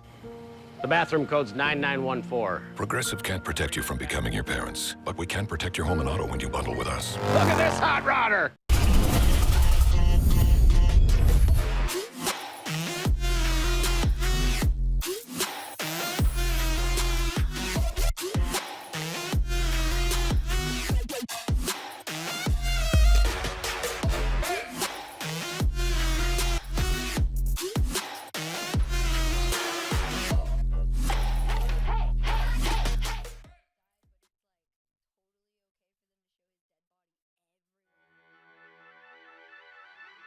I run away with you to see some light. When ashes dropping down, we step aside. I run away with you to see some light. When ashes dropping down, we step aside.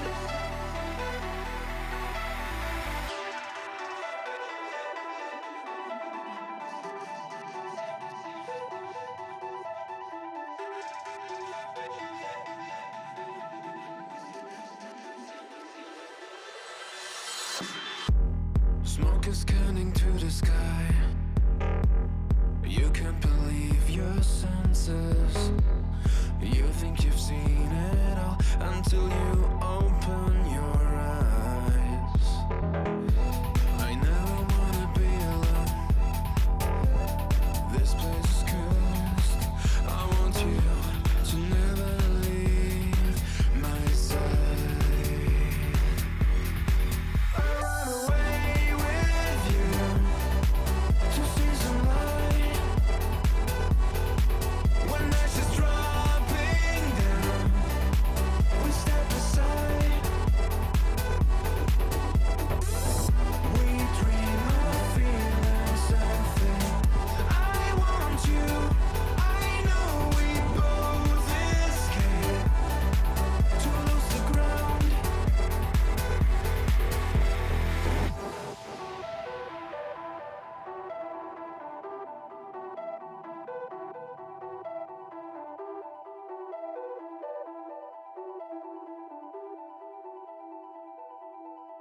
The world we used to know is burning down. We're always strong enough to build our own. We've been running for ages to search some light. I want you. I know we both escape to lose the ground. We've been running for ages to search some light. We can feel every day after running for nights. We feel so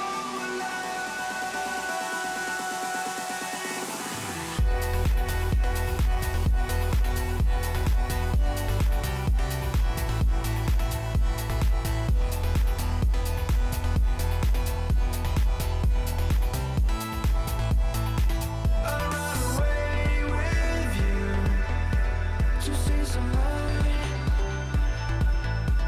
When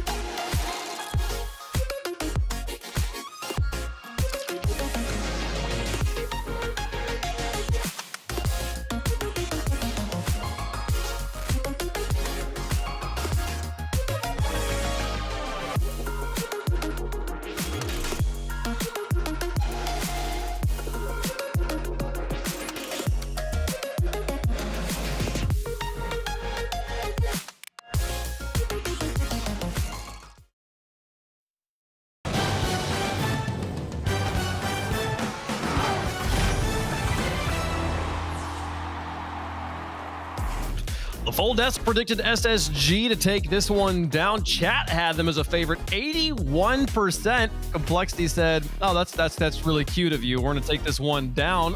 And joining us for, I believe, the first time ever, we got Frosty on the line. First time talking to you on the broadcast. Thanks so much for taking the time to talk to us here. What's a fun fact about Frosty the world doesn't know? A fun fact. Where's the gamer tag? Frosty. How'd you come up with that? I don't know. I just like the winter and snow, so I just made it like that. That's a good one. I like that. Okay, obviously, beating your old roster comes with a certain degree of satisfaction. Like, what went through your mind yesterday when you found out you were going to face off against SSG, literally first match of the day? I don't know. I was just excited to play them. That's all. Yeah.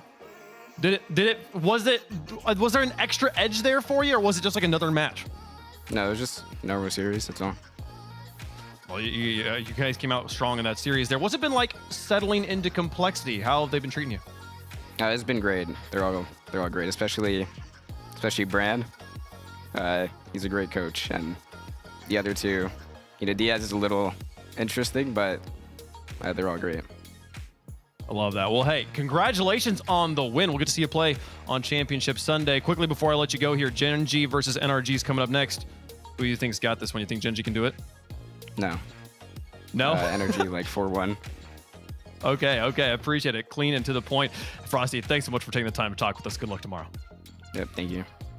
All right, a clean win there for Complexity as they walked away with this one. 2 overtime wins. They were able to knock that one down, including a timeout buff.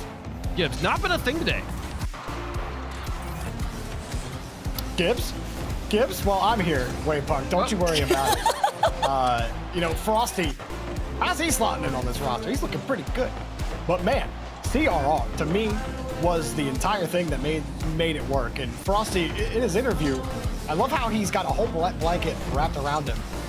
Because he's apparently that cold. So, he's keeping it chilly. He's keeping it chilly up there. I pulled a Leaf X and I threw to someone who wasn't on the desk. I misread the chat earlier there. Oh, man. What a match, though. Herc, how'd you feel about it? It felt really good. I mean, I was very curious what was going to happen to Complexity. Again, they were the one roster move that was like not planned. So it was very interesting to see how Frosty was going to do. And man, I said it when I watched the interview. I was like, this is the new nonchalant final boss. He's vibing.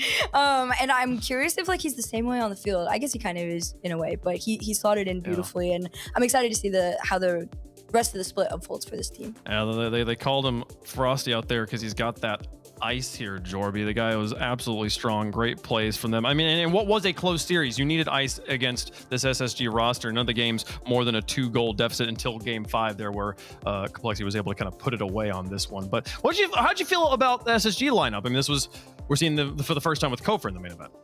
I kind of wanted to see a little more of what they did against Ultimates. They beat Ultimates 3-1, sent them to the lower bracket, but outside of the very start of the game where Scribbles made 2 impressive plays to put his team up 2-0, outside of that, there was nothing from Space Station on offense. Kofor, he was quiet. He tried to generate some things, but they were never really on the same page. They were getting starved by Complexity, and that seemed to really put a wrench through their entire plan. They couldn't gain any momentum when they got onto offense. The touch quality wasn't there, and that's why I kept singing CRR's praises, man, because there were several times where they could have generated pressure, but CRR gets the perfect touch and stops it, and that's the type of thing you don't see in the highlight reels. And everyone's gonna be like, Frosty's the best player on the pitch because Frosty does the crazy mechanical stuff, but Frosty doesn't get the space to do what he gets to do without CRR setting it all up.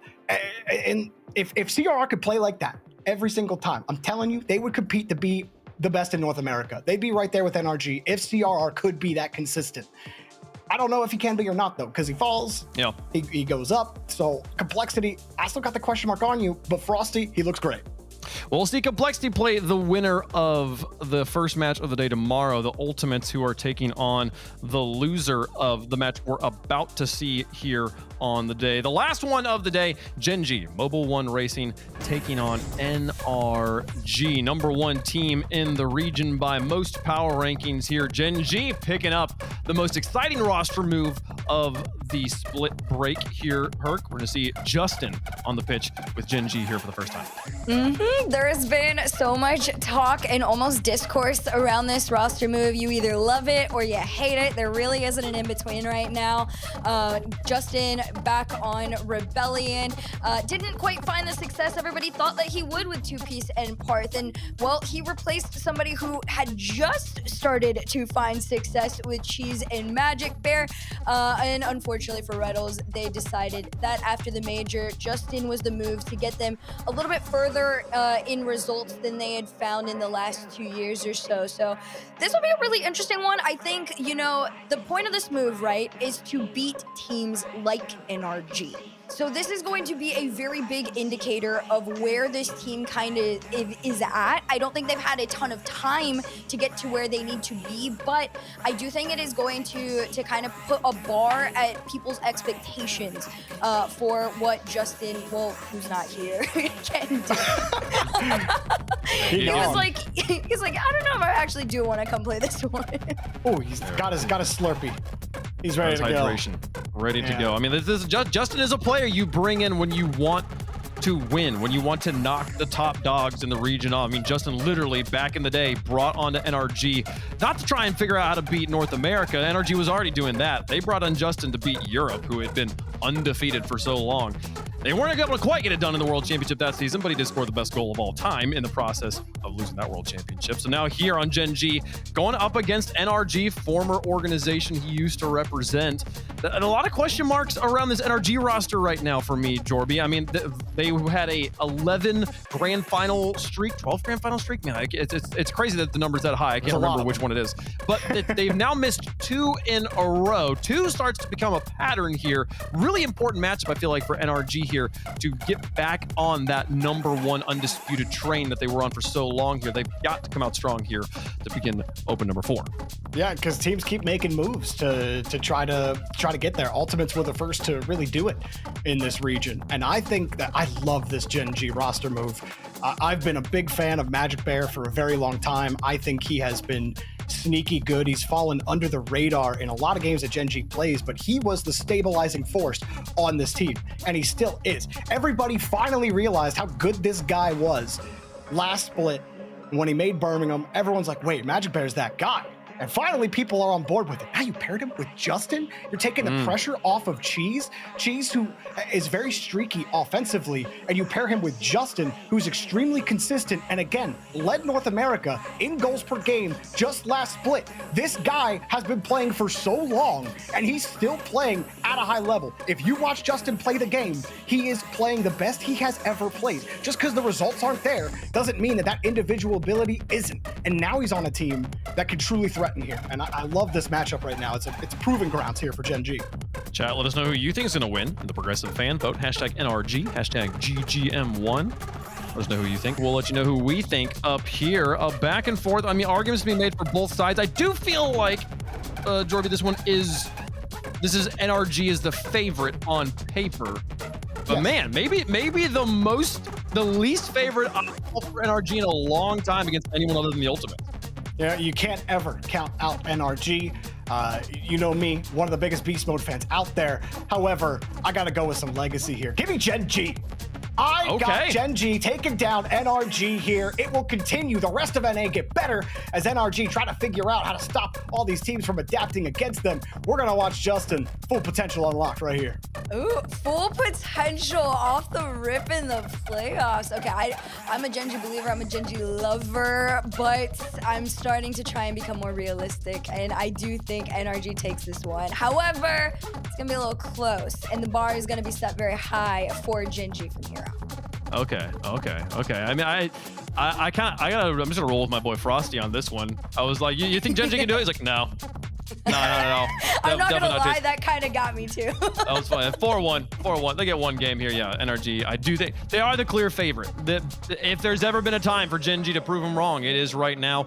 And this is kind of a match with everything to gain, nothing to lose in this situation, because you lose, you still alive on Championship Sunday coming from the upper bracket here. So we'll see both these teams play tomorrow. But a very close one here. Gen G bringing more and more fans. and it is split right down the middle on who they want to win. We're split on the desk. We're split in the chat. Are they split on the field? Let's get into the final match of the day. Winner gets to advance straight to the semifinals. Loser has a date with Complexity tomorrow morning, folks. Gen G, Mobile One Racing versus NRG to close out Saturday.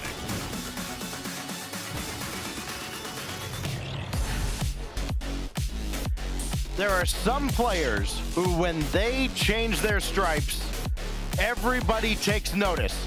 Justin is one of those players.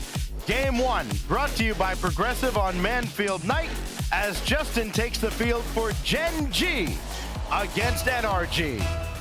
And Justin, a world champion with NRG, is going to have to battle against his longtime org that he played with for so many years and had so many great moments on. But now he's got to prove everyone wrong and prove that Gen G can be one of these top teams. And we start off immediately with some offensive power by NRG, a thing we have not seen stacks in a very long time. At the major, 15th ranked offense throughout Friday. They only played one match, but they were the 12th ranked offense. They do it with defense first, and NRG is comfortable doing it. I want to see some offense, though, throughout this match. That's a team that you look at all the firepower there and you think, okay, they're going to light up the scoreboard. No, they smother teams. They suffocate them. They try to kind of choke them out of games. Yeah. But you know that they can absolutely go off. Atomic's going to try here. Beast mode in behind him, and Justin there to save the day. He lands on the corner boost as well, and Daniel wisely plays around him. That drops down in front, and beast mode is denied. Here goes Justin right through Atomic, and a chance now for Gen G to maybe send a message early. And the biggest difference for NRG, I think, this whole entire year is Atomic's been their best player, which is not normal, and I don't think that's generally how they want to play. It's normally beast mode, Daniel combo on the offensive side, and Atomic is there to just play his role. But he's really played fantastically throughout, but I think it's because that Daniel and beast mode combo has not been working as tightly as it normally does, which has brought their offensive numbers down, so they have to rely on their defense. They can do that all day versus NA teams. It's about they want to win the World Championships, right? They want to take down Europe, and I think that strategy won't work when we get to international play, but I think they will build up throughout the split, maybe trying to convert their defense into offense. But for now, I expect NRG to still play that defensive-minded game. When we talk about offense in North America, there's beast mode with Daniel running underneath, looking to get this one to kick out in front. And Magic Bear didn't have much in the tank. He does stop that rebound opportunity. Another pass out to beast mode. He sailed it high, and Magic Bear will sweep that away. Not a lot in the tank collectively for Gen G. They are hanging on by a thread. That's down in the middle. Here goes Daniel, and he scores. This is a great fake. I believe it was Atomic. He could have tried for like a weak shot to the top corner, but Daniel calls him off, so he just drives on through. It didn't matter because there was also a demo. A full three-man team play, 4 energies, what you want to see to get that offense going. And a lot of sustained pressure that just wears down Gen G and finally baits them into that mistake. And as NRG has done so often now, a 1-goal lead. Can they make it hang on here? G's denied by Atomic. The point I was going to make about offense in North America, there's only one NA team in Birmingham that finished that event averaging 2 goals a game or better. It was Gen G, and now you take the leading goal scorer from that first half of the season, and Justin, who had to sit out that major, and you add him to this roster, and yeah, the potential is certainly there, and the possibilities seem endless, but you run up against NRG in your first playoff. Well, we did see on day 1 that potential was realized. They were the #1 offense. They're the #1 defense as well. So far with Gen G, with Justin, it's been perfect. It's been exactly what they want, but they truly have not played the top level of North America yet until this match. So we'll see if they can keep that offensive firepower going. Magic Bear is actually doing a great job through day #1. He was a great playmaker as energy chance just goes wide. Magic Bear will get the clear. 1.5 passes that led to goals per game for Magic Bear. That was nearly double of the #2 player in all of North America. So Magic Bear doing it with the passing, not the shooting, but he'll take that any day of the week. Magic Bear has been the guy on this roster that has probably faced the most questions. Everybody's been like, okay, so is this the time? Now are they going to kick him? Like, No, they've stuck with him for as long as they have, and this duo with Cheese finally being rewarded now with Justin. Is Justin looking for Cheese? That's still available in the corner, but Beast Mode's got it all day. And everybody retreats now for Gen G. You're not going to see many double commits. We saw one that led to that goal a moment ago for NRG, but you're not going to see a lot of miscommunications. That one just goes off the post. Justin's going to try to center again. And Atomic will have that one away, but that one's a free ball for Cheese, and he puts it out of Beast Mode's reach. Big play here to tie this game up. This is what Energy runs, right? They go up 1-0, they turtle, just a poor touch by Atomic, and a great shot with Beast Mode on low boost by Cheese to tie this game up.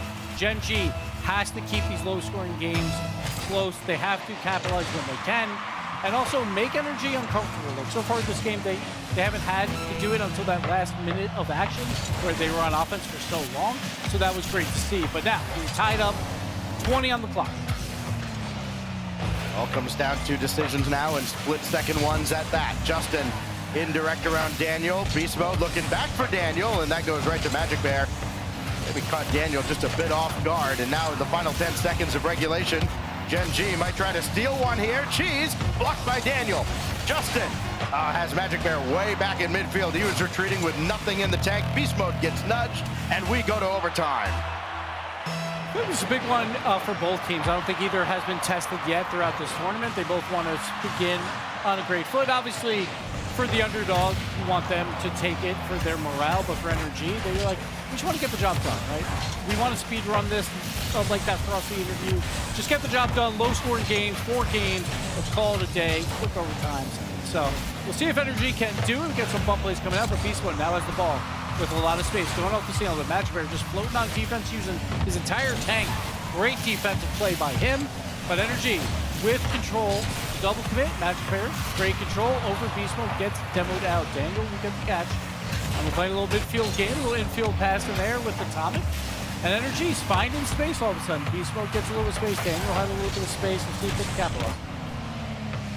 Said a word there a moment ago, underdog gives, and you wonder if, let's say Gen G does ultimately win this series, are they looked at as an underdog anymore? I think this would be the statement win that announces their arrival in North America now, and a lot of people might attribute that to Justin, but also just the longevity of this Magic and Cheese duo. Justin, of course, making a huge difference. He's at the back right now as Magic Bear, met by Daniel. Justin will take over. On target, but nothing behind that, and Cheese is going to be left all alone, and he does stand tall. Justin on defense, we'll see how he plays. He's going to be that deep third man. Usually how he plays, he'll come up to clean up goals. That's how he scores a lot of his goals, is he waits for the play to unfold, and then comes in at the right time. That's what a lot of the great goal scorers do. Play that good midfield play where they're the last line of defense, and just wait for it. Shot here by NRG goes wide. Daniel will take it up the wall. He's got 50 in the tank. See what he can do. Try and get out to Atomic or go solo. He goes for the solo play, but Justin turns it away. Magic Bear will get the good challenge, but it goes straight to Daniel, who's just going to throw deep. Cheese and Beast Mode go up, but Cheese wins that fight. And right now, NRG's threatening. No shot attempt yet. And they do not get one. Gen G does clear. Now into the 3rd minute of overtime in just our first game. 2 are there for NRG. Justin will cut off Beast Mode. Cheese coming on. Atomic will get it, but Daniel will as he pitches it off the post. NRG keep this one going, but for how much longer? Justin left that behind for Magic Bear, and Beast Mode was unaffected at all. Brought it right back down into Gen G territory. Now Cheese has Magic Bear to his left, Justin in behind. It is Justin that has to take over, but can't do anything with that ball. The options are there, Gibbs, the idea certainly, but nobody's been afforded much time at all to actually execute. This is what you expect, though, out of a game with NRG. Long overtimes, 1-1, very low scoring. We're just going to wait till some small mistake happens for either of these squads to get the goal. That's how the NRG's been playing all through split 1. It really comes down to, will a Daniel goal happen where he has space and do it by himself? He's going to try for it here. The double flip reset, air dribble combo into the dunk. It does land in front, but no one is available. Those are the places you want to see out of NRG. But give Daniel space to just challenge the entire team by himself and wait for the rebound. Good clear attempt here. Atomic will just get back, win that race to deny a goal. And like Energy, they would rather just take one member of field so they can play their defensive style. Here's a play that spills out to the middle, but Cheese will turn it away. Gen.G is fighting neck and neck right now with Energy. Not seeing a lot of loose rebounds end up in scoring positions. That's going to want to fall down, and Magic Bear will do just that. He scores and ends game 1. And this is Atomic. He is the third man. Cheese just destroys him on that challenge. Daniel only had 12 in the tank, and Beast Mode was still rotating back. Ball spills out to the middle, and Gen.G with that huge challenge by Cheese will take game 1. Well then, Gen.G. shots, Energy. Yeah. And still kept to just the 1 goal, and that really has been their Achilles heel, Gibbs. I mean, yeah, they will generate opportunities, but they don't actually put the ball in the net, and it just seems so bizarre as we look back at game 1 and we see some of those opportunities, including the one that did go through from Daniel. I just feel like this team should light up the scoreboard, and Gen.G held them at bay with 14 saves. Yeah, that's the one thing we haven't seen really is the Daniel Beast Mode combo, I feel like, this entire year, where they used to be this like dynamic duo that would pre-jump pass and plays and stuff, and maybe they thought that was too risky, so they toned it down a bit. I think they toned it down maybe a bit too much, but at the same time, this is Energy, who's been Kings of North America forever, and you expect them like, hey, we don't have to change too much when it comes to regional play. It's more about when we get to that international level, do we change it there? So I don't expect Energy to change it too much here. I think that's a kind of game they like. They want to score in a couple more of those plays, but at the end of the day, they had a lot of pressure. They probably should have won that game. It came down to 1 dunk attempt by Cheese. So we'll see if Energy continues that play style, very cautious play style, worrying about defense first, or will they start ramping it up? Because if Gen.G gets going again, the #1 offense on Friday, we'll see if they can ramp it up and put some pressure on Energy early to make Energy play offense. Cheese just spins that one out, and maybe a little lucky that Atomic didn't just run onto that. He did put the brakes on for a moment, dropped down in front. Justin and Magic Bear almost joined at the hip. We said we wouldn't see a whole lot of double commits from this team. One did cost them, that one did not. And Magic Bear now just screening Daniel off the play, and Gen.G will try to just play solid here against the NRG Assault. So far, defense doing very well for Gen.G as we get another big save by Magic Bear. Almost a double commit, but Cheese trusted his teammate the whole way. Let him make the save and then wait for the rebound. So great idea by Cheese. A lot of people would jump for that as well because it's so close to your goal line that you just don't trust it. But Cheese, flat-footed, waited for his play to get the rebound out. So very smart plays on defense by Gen.G. They're keeping their boosts as well. Their corner boosts, they pick them up more times than not. That's what Energy, I think, has to do is when they are on offense, boost starve them. Like, if you're not going to go for the pre-jump passing play, your next best thing to do is boost starve so they make a mistake on 0 boost. But so far, Gen.G playing fantastic on that front to keep their boost throughout control. I think everybody expecting Daniel to get the power clear out of the corner, and say just kind of let it come down, and that's the game within the game. And all these players, so familiar with each other, and you have to kind of keep everybody guessing. Cheese, backboard for Justin, just floats it home. Another brilliant play, and a Gen.G has them in front. Magic Bear, he's up so early for that. Daniel can't do anything, because Magic Bear will bump him out. Cheese follows up. He doesn't have boost, though, so he kind of fakes the double tap attempt. He knows he's never going to hit that, and it lines everything up. Energy jumps early. Justin is the last one we talked about, the cleanup crew of Justin. That's what he wants, right? He wants that shot where he's just got to place it with no one in front of him, and he does so incredibly well there. And Gen.G up again in game 2, and this one almost spills in as well. Beast Mode just barely gets the hit. It looked like it could have been disastrous for NRG, falling down 2 goals here in the early stage of game 2. Now Beast Mode setting up Atomic off the rebound, and still nothing through for NRG. They had the first goal of the series. It was Daniel, his first goal of the weekend, and nothing else. Oh, Magic Bear! What is this? All you can do is sit back and watch. What a goal. Turns around the ball. Flip reset, just scoops it just enough into the top left corner. You can't even blame Energy for not jumping for that. You just got to sit back and applaud that. I hope we saw a few nice shots in there. Man, Magic Bear unleashed on that shot. Proving what we all knew a couple of years ago. Yes, Magic Bear is the truth. Good grief. Justin gonna park it right there to send that challenge that ends up towards the net away. Now beast mode right at Magic. Cheese will take over. And NRG now kind of left scratching their heads like, all right, well, how do we deal with this? There's a demo. There is one off the post, off the crossbar. More ping than US West, and it remains 2-0. But Magic Bear has another attempt going for the bump play. Beast Mode on zero boost does make the save. Gen G is going to apply the pressure though. They're going to keep going. Cheese is trying.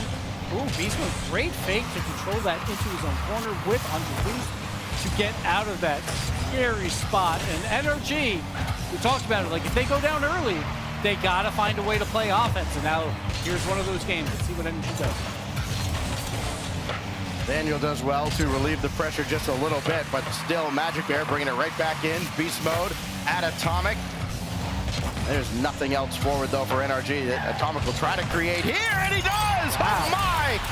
Just a seeing eye bouncer that goes top left.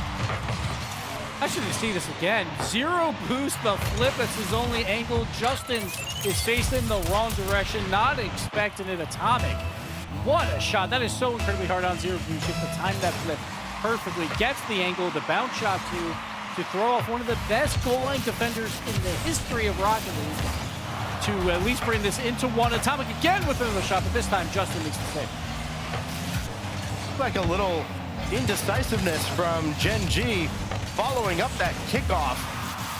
That could have been utter disaster. It still could be because they still have not recovered from the pressure that NRG has created from that opening kick. Atomic quickly from the slot. Daniel trying to park it in front of Cheese. And now Beast Mode, tough angle. No, Atomic keeps it alive. And Daniel wisely stays back. He doesn't have anything to work with, so he will create now from the own back line. 45 seconds, NRG still trailing by 1. Beast Mode gets control there, but does a poor flick, and Atomic's got to retreat back to his own corner. Half a minute to play here, and NRG is still looking for that time goal. Down to 30. Beast Mode can't follow this play, but Good Daniel demo. can, and he scores! NRG's turned the game on its head. Nice full team play here. Like Atomic on, I think zero boost as well. Gets up to speed to get the demo there, and then Daniel slots it right to where the goalie was. He was just deleted. Again, Atomic zero boost. He had to flip in order to gain speed enough to get that demo, and does a great job there. And NRG, when they need the offense, it did show up, and they tie this back up. Another blueprint for NRG once again. Follow Atomic. Down to 13 seconds now. Still, could be a win for Gen G in regulation if they got that one maybe networked, but now it's Atomic. Up for Daniel. Beast Mode's lurking. Still waiting. Try to get one in front. Cheese is there, and he's in Atomic's way as well. And now Justin back the other way. Can he do it in 0 seconds? He's got a penchant for it, but not this time. And Cheese will bring it to ground. We go to OT again. Ooh, threatening counterattack there. That's the guy you want on the ball at 0, but it doesn't go in. Gen G wins the kickoff. Daniel, though, quickly turns it around. Cheese will throw it to the side, but Beast Mode is lurking. Atomic is just waiting to see if this ball spills out at any moment, but Justin controls it along the wall. Out to Magic Bear, who's going to push it forward. Great demo, though. Will relieve pressure. Atomic by himself. Going to go for the bump play. No, just the air dribble over top. Gen G a little bit on their back foot. See if Beast Mode can get this mid. So many options you have to cover. Everybody from Gen G right now bunched up. They do disperse as they cross the line, and Justin will score! Another clutch goal to add to his career in a 2-game lead. Now for Gen G Mobile 1. For the best defense in the world, this is just too easy. Gen G, like, Cheese doesn't even do anything. He just kind of dribbles along the wall. When you don't make a move, sometimes it's the best move, and it seems like that paid off there. Cheese just a very basic off the back wall pass, and Gen G takes game 2 as well for the commanded 2-0 lead. 2 overtimes, both going the way of Gen G. FGC 600 plus dropped by Justin, including the overtime winner. Cheese has the assist on both OT winners for Gen G, and that has caused Zaphew to take the timeout for NRG, and this mighty juggernaut of North America has a big problem on its hands. Absolutely. And now, in terms of main events or top eights, they've lost a bunch of games in a row. The last time we saw them in Open number 3, they lost to the Ultimates 4-0 as well.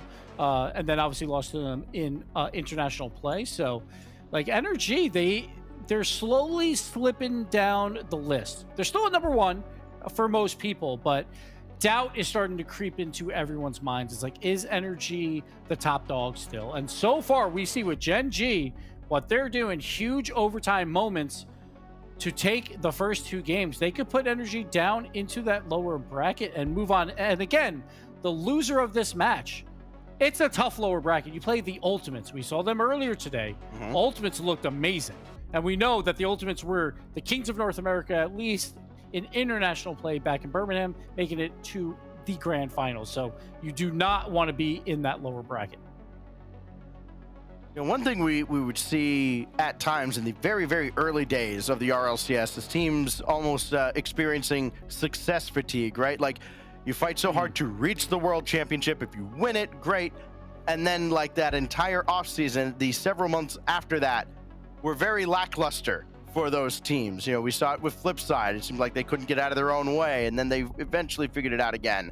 Northern Gaming, kind of the same deal. And you wonder if finally, after all this time, it has finally caught up to NRG, where it's been a long time since they've had to fight for a spot at a LAN. Yeah, it's kind of been, you know, just their God-given right to be at these LANs. Listen, you're not out of the tournament if you lose here. You still have another life, but NRG may be fluttering back down to earth. Gen G up 2-0 as we kick it off on DFH. And Magic Bear with some space kind of throws it away. Not the best pass. Daniel does read it quickly, but let's not forget that game 2 Magic Bear goal was insane. Yes. The flip percent around the ball to get to the other angle, and again, that goal mattered a ton because it went to overtime. So if they keep making plays like that versus what is considered the best defense in the world, then Gen G, you have earned your right to a top 4 spot. When you still got to do it for 2 more games, and the timeout bump is obviously real. So we'll see if NRG will battle back in this game first. The narrative in North America does make me chuckle sometimes. There are plenty of teams that have never even sniffed a final, let alone even a semifinal. NRG misses 2 finals in a row, and everybody's like, wait a minute, is this the end? Like, is it time for retirement? Or, yeah. They are still one of the elite teams in the region and the world. Right now, they are being held at bay by Gen G. Atomic over to Daniel. He'll bring it back to beast mode.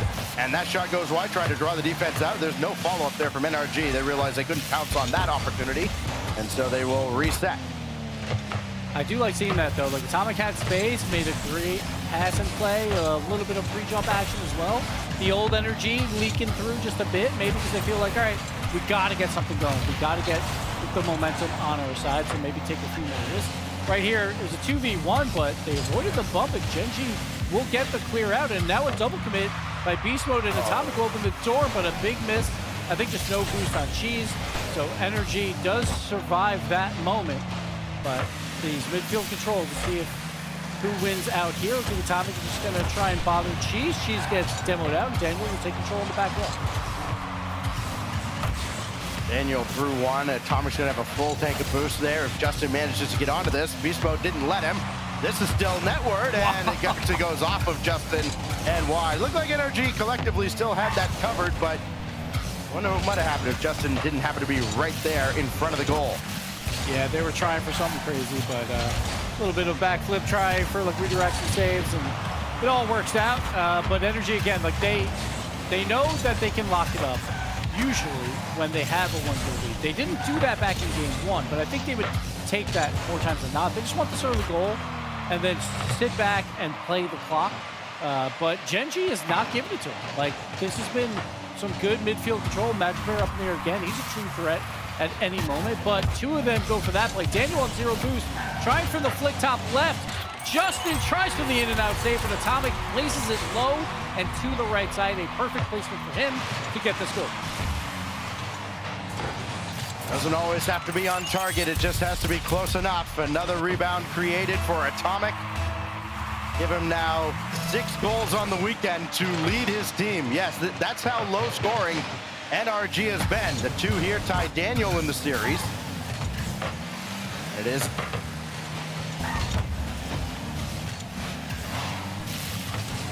Let's see what Energy can do here at this point. We're going to see if they continue the offensive pressure, because again, like, that's been the major question mark. But if not, they will play this midfield game, control it in the corners, just don't do any desperation passes to the midfield, so they don't get easy clear for Gen G right here. This ball spills out a bit, but Justin, low boost. That is the Energy game plan, right? Control it on the offensive side, collect some boost, and even if the defense does make a play, they won't have enough boost to do much with it. Magic Bear, though, he's on a full tank, going for the short angle shot and capitalizes on it. Most people are thinking, oh, he's probably going for a double tap. He's going to wait. No, he rushes this to the net. Beautiful near post shot, and Daniel cannot make the stop. Single outlet pass to a shot doesn't usually lead to a goal against this NRG squad. It did this time. Magic Bear has been phenomenal. Has an overtime winner, one of his 3 goals now in the series. We're all tied up, maybe gearing up for another OT, but right now Atomic trying to shake a defender, and he can.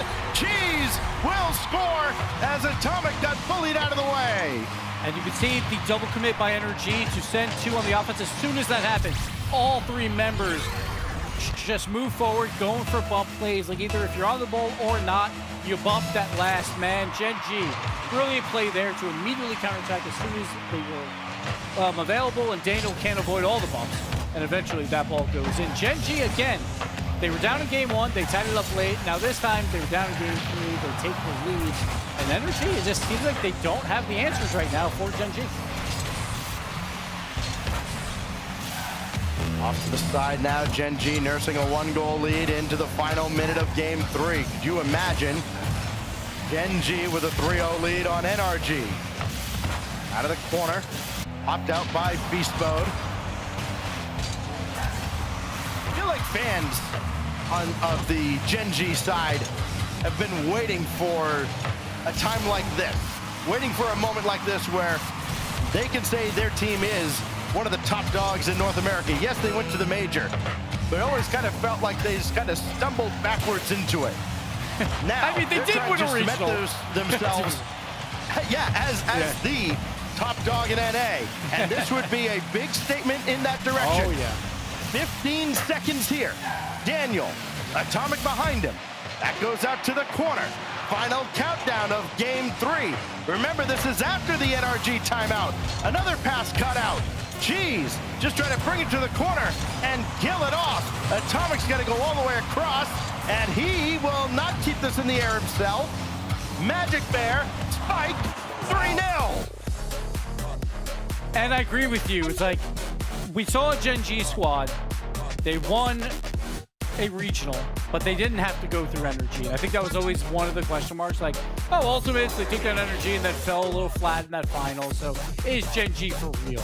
When they make this roster move, I think people were starting to believe, like, all right, these guys might contend, not only in North America, but internationally. I just didn't think we would see it this quickly, where they're up 3-0 over NRG, which is absolutely huge. They still have to get the job done. It's not over yet. But Gen G is proving something to everyone right now, that they are a team to be reckoned with. There was basically a conversation, it felt like, where we had probably 5 teams fighting for 4 spots. I think I would include Space Station in that argument. And Space Station showed it versus the Ultimates yesterday. Didn't show it today so far. But Gen G was one of those, I'm like, all right, you still got to prove it, because you're about to play Energy. If you lose that, play the Ultimates. They could easily go 0-2 here and fall back down to that 5th best team. But Gen G is taking matters into their own hands. They don't want to play in that lower bracket. They don't even care about the Ultimates. They want to take down Energy right now. I mean, as much as we talk about the move of Justin coming over, you know, you look at the stats and they don't tell the whole story, and they seldom do. It's what he's doing away from the ball. It's the confidence that he brings to this team. This Gen G team is 1 win away from sweeping NRG into the lower bracket. and putting them to within one loss of, forget not making a final here in NA, not even making a semi. Yeah, and but this is huge, you know, like you make a roster move, you're always like, the first open is more about, if we can manage the top 4, we will be thrilled. So if Gen G wins this, they are going to be so incredibly happy being in the driver's seat to make the major, and that's with limited practice, right, with a brand new roster. So if they can keep that going and improve throughout the split, they are doing wonders. But again, this is energy. The job is not done. They are up 3-0, but they have to keep doing it. Magic Bear trying to do something nuts there, turns it into a pass, goes off the top, cheese to the other corner, getting it done, and Energy just can't get this ball out. 2 great place shots, one from Justin that allows Beast Mode to make a save, but not a good one, and Cheese puts it back the other way, and Gen G wants to do it in 4. It's so rare to see a team generate so many second and third chance opportunities against NRG.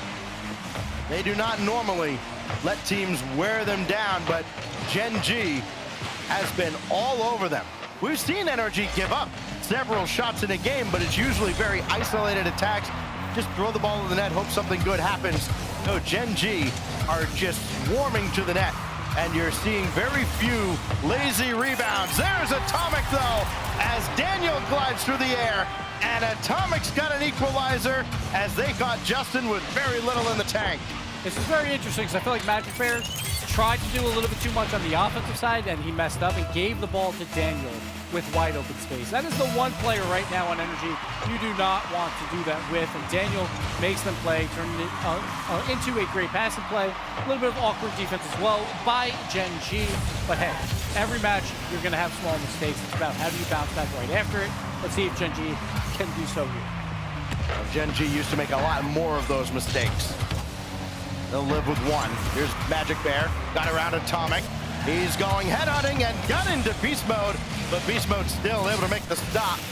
Magic trying to come across, and Justin's going to be left all alone. He can't make the stop, but Magic can just guide this out to the corner. The shot had beat the defense initially, just not quite on target. Now Magic Bear waiting to see what Daniel's got in store. We might see this NRG team play with a little bit more of a sense of urgency now, and that could be a very dangerous squad to go up against. Even though down 3-0 as Justin makes the initial save but can't do anything with it. And that's how we've seen Gen G score some of their goals on the second chance.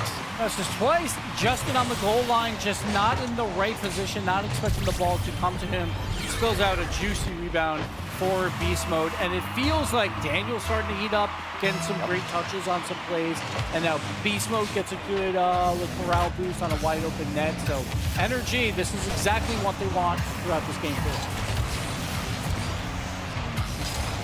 Justin up way ahead of Daniel. He thought about going and realized that Justin was up, didn't know he didn't have much in the tank. Coming up on the halfway mark. Oh, it just feels like pro wrestling. The first half doesn't matter. Now we're to the part where we get to the near falls. That one's going to be blocked away by Beast Mode. And Cheese looking out towards Justin and Magic Bear. It's Magic that'll turn around. This is right at Beast Mode. He's got it easily. And the lead remains for NRG for now. Yeah, Magic Bear was threatened for a bump, so he had to kind of just throw that ball at the net very quickly. So sometimes you'll see that by players where they'll just throw the ball forward. It's usually because they feel threatened from someone else behind them and they don't want to give up the play, so they'd rather just throw it to the other team. And at least make a save, and that's what happened there. But get a little pass here to Justin, doesn't work out. Daniel does cut him off. And again, Daniel, I think, is starting to heat up. When he's got the ball by himself, he's making a lot of quality touches to keep the ball close and make people miss. See if that will continue here, but this time he throws it right to Cheese, who's going to get a bump as well. Justin follows it up, and so he can get a pass out to the mid. It's a little awkward in the corner. Cannot do it, but Magic with space throws it infield. Justin on low boost, tries for the give and go. Somehow it squeezes through, but Magic Bear cannot finish it. The vision from the last like 20-30 seconds there for Gen G. A ball that everybody would normally go for. Instead, you go for the dive bomb onto Beast Mode, and then the passing zigging and zagging through, but they just couldn't get the shot on target. Certainly not with any pace, but this one's on target and through. Daniel adds another. Right here, just some bump plays coming out from the front man. I believe it was Beast Mode. Just make sure that defender cannot do much there. I think Beast Mode was the one that actually got demoed on that play, but that's all he had to do. just get in the face of that last member, and Daniel throws in the net. And Energy finally with a 2-goal lead, the first time this match. Surely they can make this hold up. We have seen one 2-goal lead go by the wayside. It was Gen G's after they went up 2-0 in game 2, had to win that game in overtime. That kicks back out to Beast Mode. He'll just take a shot, why not? And Justin just got it away from Beast Mode, trying to clean it up himself. Down to 45 seconds now as Magic Bear over top of Daniel, not slowed down this time, but Beast Mode there for the stop. And with 40 seconds left, Gen G has to go back to the drawing board, and they got to play a little defense. And the main issue is, like we talked about small mistakes, it's about awakening the beast of energy. You just don't want to do it. We talked about, well, you're allowed one small mistake, but it feels like it's a confidence builder right now for energy. Like after that play by Daniel, it looks like every touch he's making is just golden. Here he goes again with another chance. With the flip reset, turns into a dunk, but gets turned away. Atomic will just keep the ball here. 15 on the clock. Looks like Energy is going to waste out the clock here. Magic Bear, one last attempt, runs out of boost, so easy clear for Daniel. As the time winds down, Beast Mode throws another one at net. But Energy, they use that one mistake, use it as a catapult throughout this game to gain back some momentum. And they are still alive in the series, down 3 games to 1. They used the timeout after game 2. It didn't yield much for them. But they get one back here, and they avoid being swept here to close out Saturday. And you mentioned Daniel kind of coming alive. This awakening of Daniel has been a sight to behold for NRG. Again, scoreless yesterday. You know, granted, Seth, you probably could have played yesterday and got them to this point. Friday for teams like NRG don't typically get the toughest challenges. But with all that said, still alarming to see him without any goals on the board at all. And now he's got 3 to, again, because NRG doesn't score very much, lead his team alongside Atomic. Yeah, this feels like what happened at the major, where Daniel really awoke on the final day that like allowed them to squeak back into the top 4. Like after, like honestly, a very poor performance throughout that tournament. Again, the 15th ranked offense throughout that, but when it mattered, Daniel showed up, right? And it mattered here. They were on their last life, and Daniel had some big moments. Beast Mode did a great job on the goal line as well, making a lot of plays. So Energy, again, if there's any team that can come back and just easily win 4 in a row, it would be Energy. They've been dominant throughout NA for so long. So for Gen G, you got to get it done here. You don't want it to continue to go on to a Neo Tokyo, to a possible last game as well. So Gen G just needs to find a way, like in this 5 minutes, kill the momentum here, walk away with the win.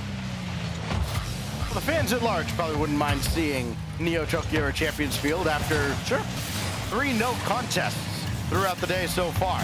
Like to see NRG continue to put up a fight here. Again, that just sounds so bizarre to say.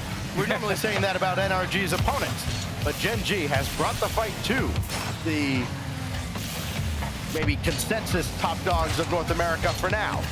Magic Bear has Cheese in behind him. Justin running forward, got a bump, and still making the save was Daniel. Cheese there to follow up, and Gen G strikes first again. This is Magic Bear with space. Atomic just awkward on that wall.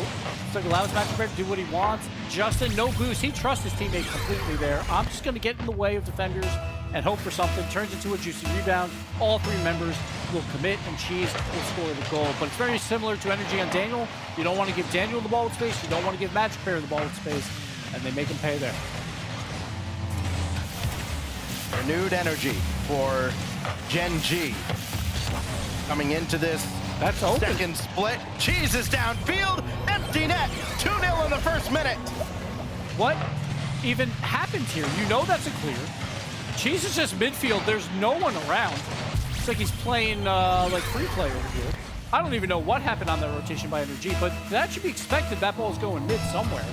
Maybe they control it on the back wall, but I guess both went for boost on the side mid.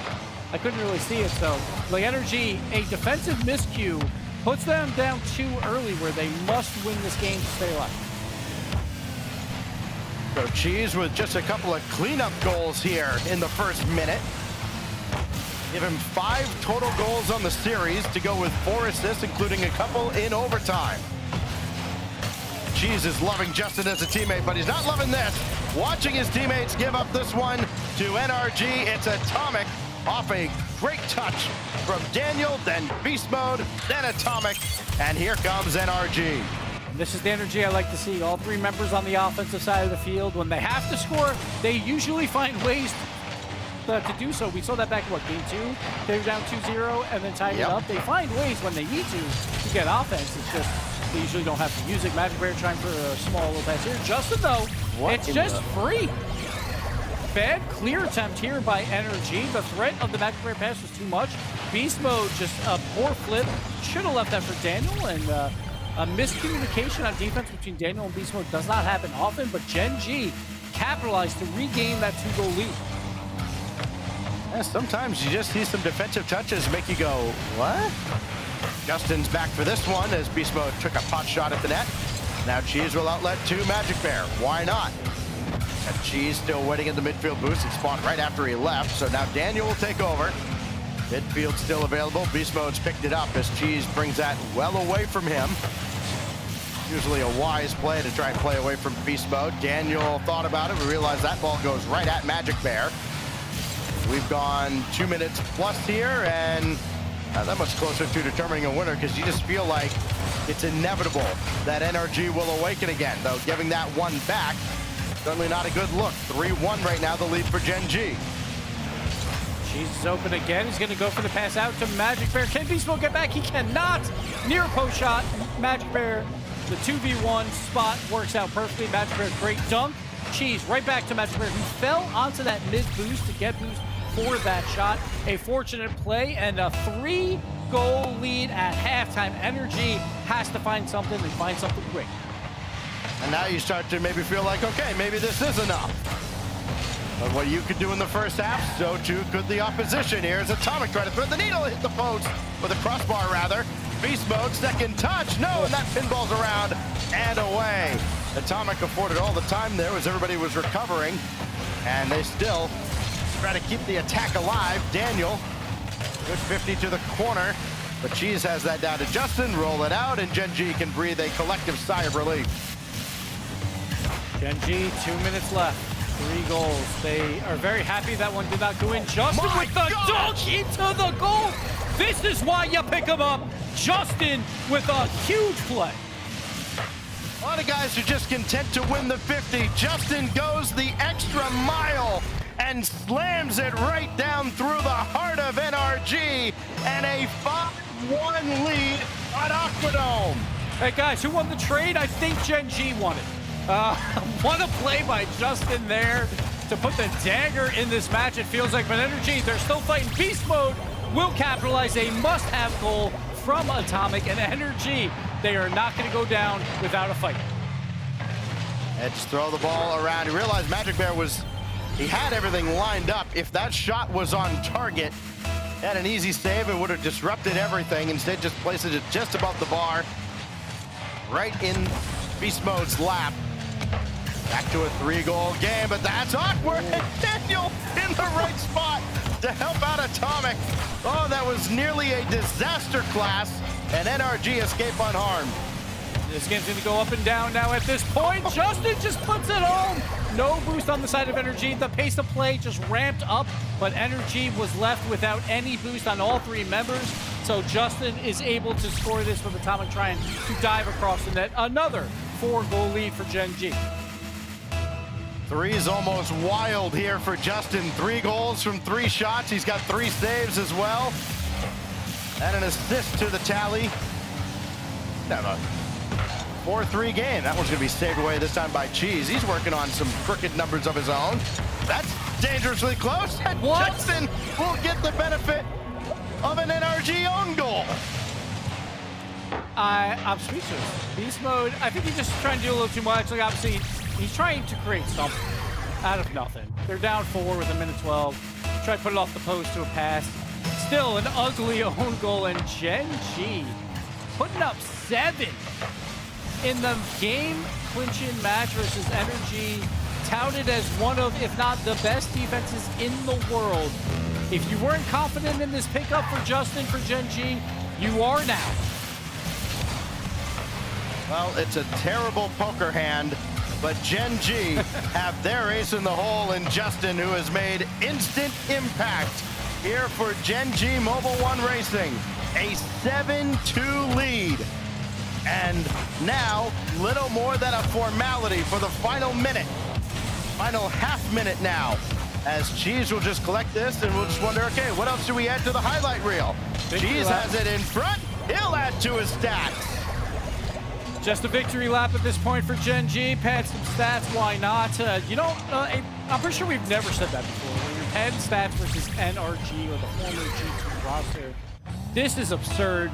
Gen G is here to play, and this just spices up all of North America because, again, the top two dogs that everyone expects to be a tier above everyone else, as Justin puts in another. Could we see double digits? It's going to be Energy versus the Ultimates in the lower brackets begin tomorrow. Absolute insanity. We have not seen NRG dismantled like this in this region in a very long time, if ever. Justin has that popped away. I mean, yes, Ultimate swept them once upon a time, not too long ago. It still wasn't this. I was sad. I'm sorry. This is a beatdown of biblical proportions in Game 5 as Gen G asserts its dominance here on Saturday. That was unbelievable. Like Energy, there's definitely things to work on, but this is all about Gen G right now. Gen G makes the roster move. Again, a team that's been through everything. They finally win a regional, but they still make the move anyway. And Justin was the answer they needed. And it wasn't only him, obviously. All three members get involved. Magic Bear hit the shot of the tournament as well back in Game 2 it was. So huge performance from Gen G. And again, this throws all of North America wide open. The two teams in the upper bracket, or in the top four at least, are Complexity and Gen G, while both Energy and Ultimates down in that lower bracket will play each other. One will get a 5th place finish to begin this split. So it's going to be a wild ride, Stacks, this whole split. NRG and Ultimates felt like, shoo-ins for Worlds, right? Like they're out of reach for everybody else, but then everybody else, Gen G, Complexity, their spots in the top 4, ripe for the picking. Anybody who made a change could catch up to them perhaps, and they have both made statements today that rumors of their demise are greatly exaggerated. They get 6 goals and 8 assists, including 2 overtime assists out of Cheese. Justin, the man of the hour, gives them 7 goals to lead all scorers. And Magic Bear, as phenomenal as that goal was, the flip reset going around the outside of the ball, all he did was just score 4 times and help on 3. That's all he did with an overtime winner. But it all adds up to just a remarkable performance as Gen G has announced its arrival here in North America. They beat NRG like a drum, 9-2 in Game 5, and they're on to Championship Sunday. Oh, it's going to be insane. Like, you won't want to miss any action for tomorrow. We got Energy versus Ultimates to begin the day. Whoever wins that is going to want to take down all these teams above them, but Gen G looking so good. Let's get to the desk to get their impressions. For the first time this season, a lot of things just happened. Most notably, NRG lose in round 1. Hadn't happened no matter where they were in the bracket. Herc, you literally predicted NRG to win. You literally predicted them to win. Anybody who has listened to me watch this Gen G squad knows that every time I vote for them, they lose. So it was reverse psychology, right? Sathu and Daniel and them, they were like, oh, yeah, she finally knows ball. Whatever, we can chill out. And then, boom, Justin. Listen, I mean, here's the thing. Like, Frosty thought that NRG was going to win. Jorby's sitting over there all smug, like he predicted that. Like, you did technically predict Gen G to win. But you not technical. What do you mean technical? You didn't predict that. Gen G, I did predict it. I predicted it. I said Justin was full potential unlocked. Did you see Magic Bear? Did you see Justin out there? Did you see Cheese? If I'd asked Cheese is mega comfortable. He's the whole charcuterie board. You don't need no salami. You don't need no lettuce. I don't even know why you're putting lettuce on there. What, Hercules? What? I was right. You were wrong. No. Jorby lost his Gen G fan card when he didn't even know what the Slotzarella joke was. Fake news. First of all, that doesn't matter. Facts. Okay? Very, very true. No, Absolutely not. Actually, You I guys think are if you check just the bot, jealous. Herc, if you check the bot, I'm pretty sure he didn't even actually predict NRG. I'm pretty sure he predicted Gen G, and it was a I'm pretty clerical sure error. he did pick pretty Gen sure G. It that's was, what happened. meh. Yep. Folks, incredible. You guys are saying I was right. Okay, yeah, it was an incredible. Just like what does this mean? Like, what does this mean for North America Justin's here, back, right? baby. Like, That's what it means.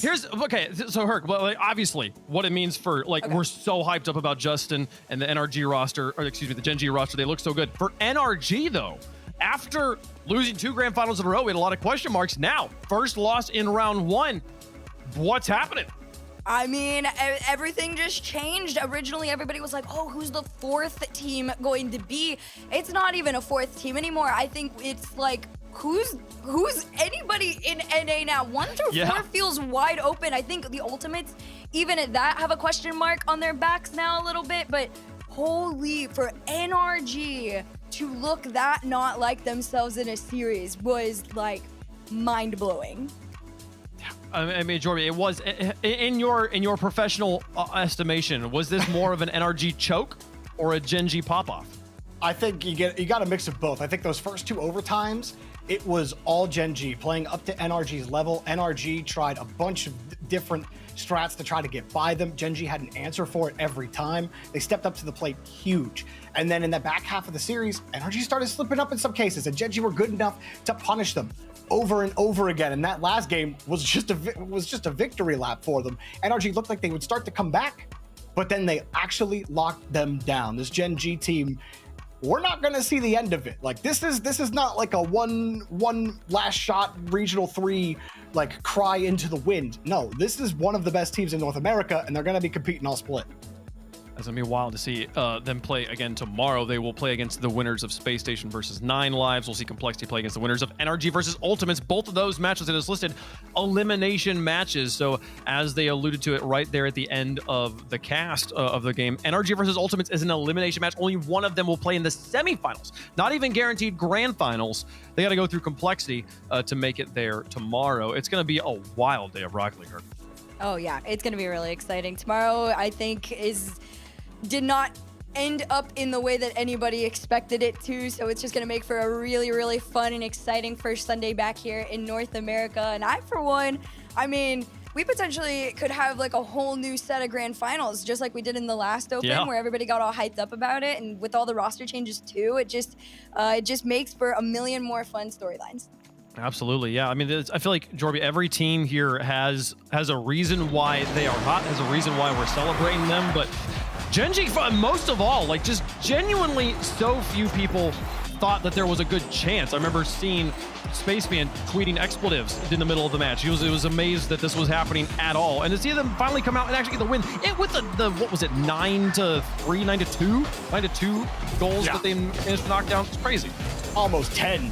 I mean, they kind of put together all the pieces that we've seen from Cheese and Magic Bear with their time with Rlcs, and then Justin kind of just put the cherry on top of everything that they've been building towards. It's an amazing compliment. That's what had me so excited when Justin joined this roster. I had a feeling that this is what they would look like, and this is what they look like. Look at them go, folks. It was an incredible experience, an absolute demolition there at the end. And joining us to talk about it is Magic Bear. Sir, I gotta ask, in a match like that, like in any match, when you're playing as a pro, you get ahead, you start to think, oh, we've got this, and then they come back, and you're like, you train yourself to not, like, to play to the buzzer. It's not over till it's over. When you're up like 8-2, do you start to allow yourself to just have fun? I mean, we were still like hard copying because, we want to be as dominant as possible, and we want to prove to people, that we belong at the top. So, yeah. Wow. Fair enough. I mean, obviously, I need to ask the question that everybody was wondering. How confident were y'all when you asked Justin to come in that he was going to roll up? I mean, Justin is Justin. Phenomenal player, great teammate. We just knew things would work. Yeah, things are working real good, Magic Bear, and you're gaining more and more fans by the touch, dude. As a day oneer myself, I have to ask you though, like, what's it been like working through? You've been through multiple rosters now, and working your way up, and it feels like that this is the best squad and the best that you've looked so far. Talk to me a little bit about like that journey for you, and what it's been like on that grind and getting to this point where now you might be competing for the top spot in North America. Yeah, I mean, my kind of like play style, the way I've always wanted to play is just, free. And I think with Justin, it really it feels more flowy in the sense of like our team plays and like, just individual reads that we do. It's always clicking with each other. It's really nice. Well, it was absolutely clicking today. You're going to hope to keep that same energy tomorrow. You're waiting on the results of Space Station versus 9 Lives. You will play the winner of that matchup. Which team do you think will give you the harder time making it to Grands? I mean, I want to play Space Station. I love playing that team. I think it's a really good matchup for us, and I'm just excited for tomorrow. Well, hey, I'll let you get there, man. Congratulations on the win. What a moment. We'll see you on Championship Sunday. Alrighty, folks, it was an incredible day of Rocket League. These are the matches you have in front of you, two to play on the quarterfinals. The semifinals we'll see after the conclusion of the quarterfinals and the grand finals, because that's how our bracket works. So Ultimates versus NRG and 9 Lives versus Space Station will kick off the day tomorrow, Herc. We've talked a lot about the Ultimates versus NRG and how crazy it is that's a quarterfinal matchup, though. 9 Lives here coming out surprising people. Space Station coming out with a strong showing, or coming out not with the strongest showing up against Complexity, but still coming through that upper bracket, looking to bounce back here after that loss. Thoughts about that matchup? I don't know. I'm overwhelmed, I think. Honestly, wait. Rewind? Which match? 9 Lives versus Space Station down in the quarterfinals. Yeah, I stick by what I said. I'm overwhelmed by both of these teams. 9 Lives, I mean, I think there's quite a bit of work for them to do as far as like tomorrow, or from today into tomorrow, and even from yesterday into today. They go into like closer like game 5s, game 4s in ones that I personally don't think that they should be. But in all honesty, this, I could see it go in the full distance, Jorby. Oh, I mean, I just look. I want to see Gen G smash Space Station too. I'm honestly, I might have to hop in the back of Spaceman and Corelli's 747, because honestly, this is going to be an amazing ride to fly in on. They look insane. Complexity look really good. I'm really excited to see Frosty on that team more. Ultimates kind of having to fight back against a lot of these like roster changes and some of these teams that are coming up. All of a sudden, NA's got some challenges for the top. Yeah, I mean, well, it's what a bracket for Gen G there, having Space Station and 9 Lives on one side versus Complexity, NRG, and Ultimates on the other side. You kind of feel after what we just saw today, the path is clear for Gen G to make it to a second grand finals online here, but don't want to get ahead of ourselves. They still got to play those games and make it there, folks. These are the matches we will see tomorrow. We'll kick things off with Space Station versus 9 Lives, then see the Ultimates take on NRG for the semifinals. The winners of those two matches will go on to play Gen G and Complexity, and the winners of those two matches there will play for the title of regional champion on Championship Sunday. Gonna be a crazy one. I'm excited. And I kind of want to ask you guys for like way too early predictions. Who do you think's champion tomorrow, Jorby? Gen G. Lock it in. Lock it in. Herc. No, he can celebrate. He can you celebrate. can celebrate all you want. No, honestly, if Gen G play the way that they play today, 100% Gen G. I feel like Ultimates, man. It's the one thing they haven't done so far is get the win. They've made it to the grand finals so many times, but they have yet to get the win.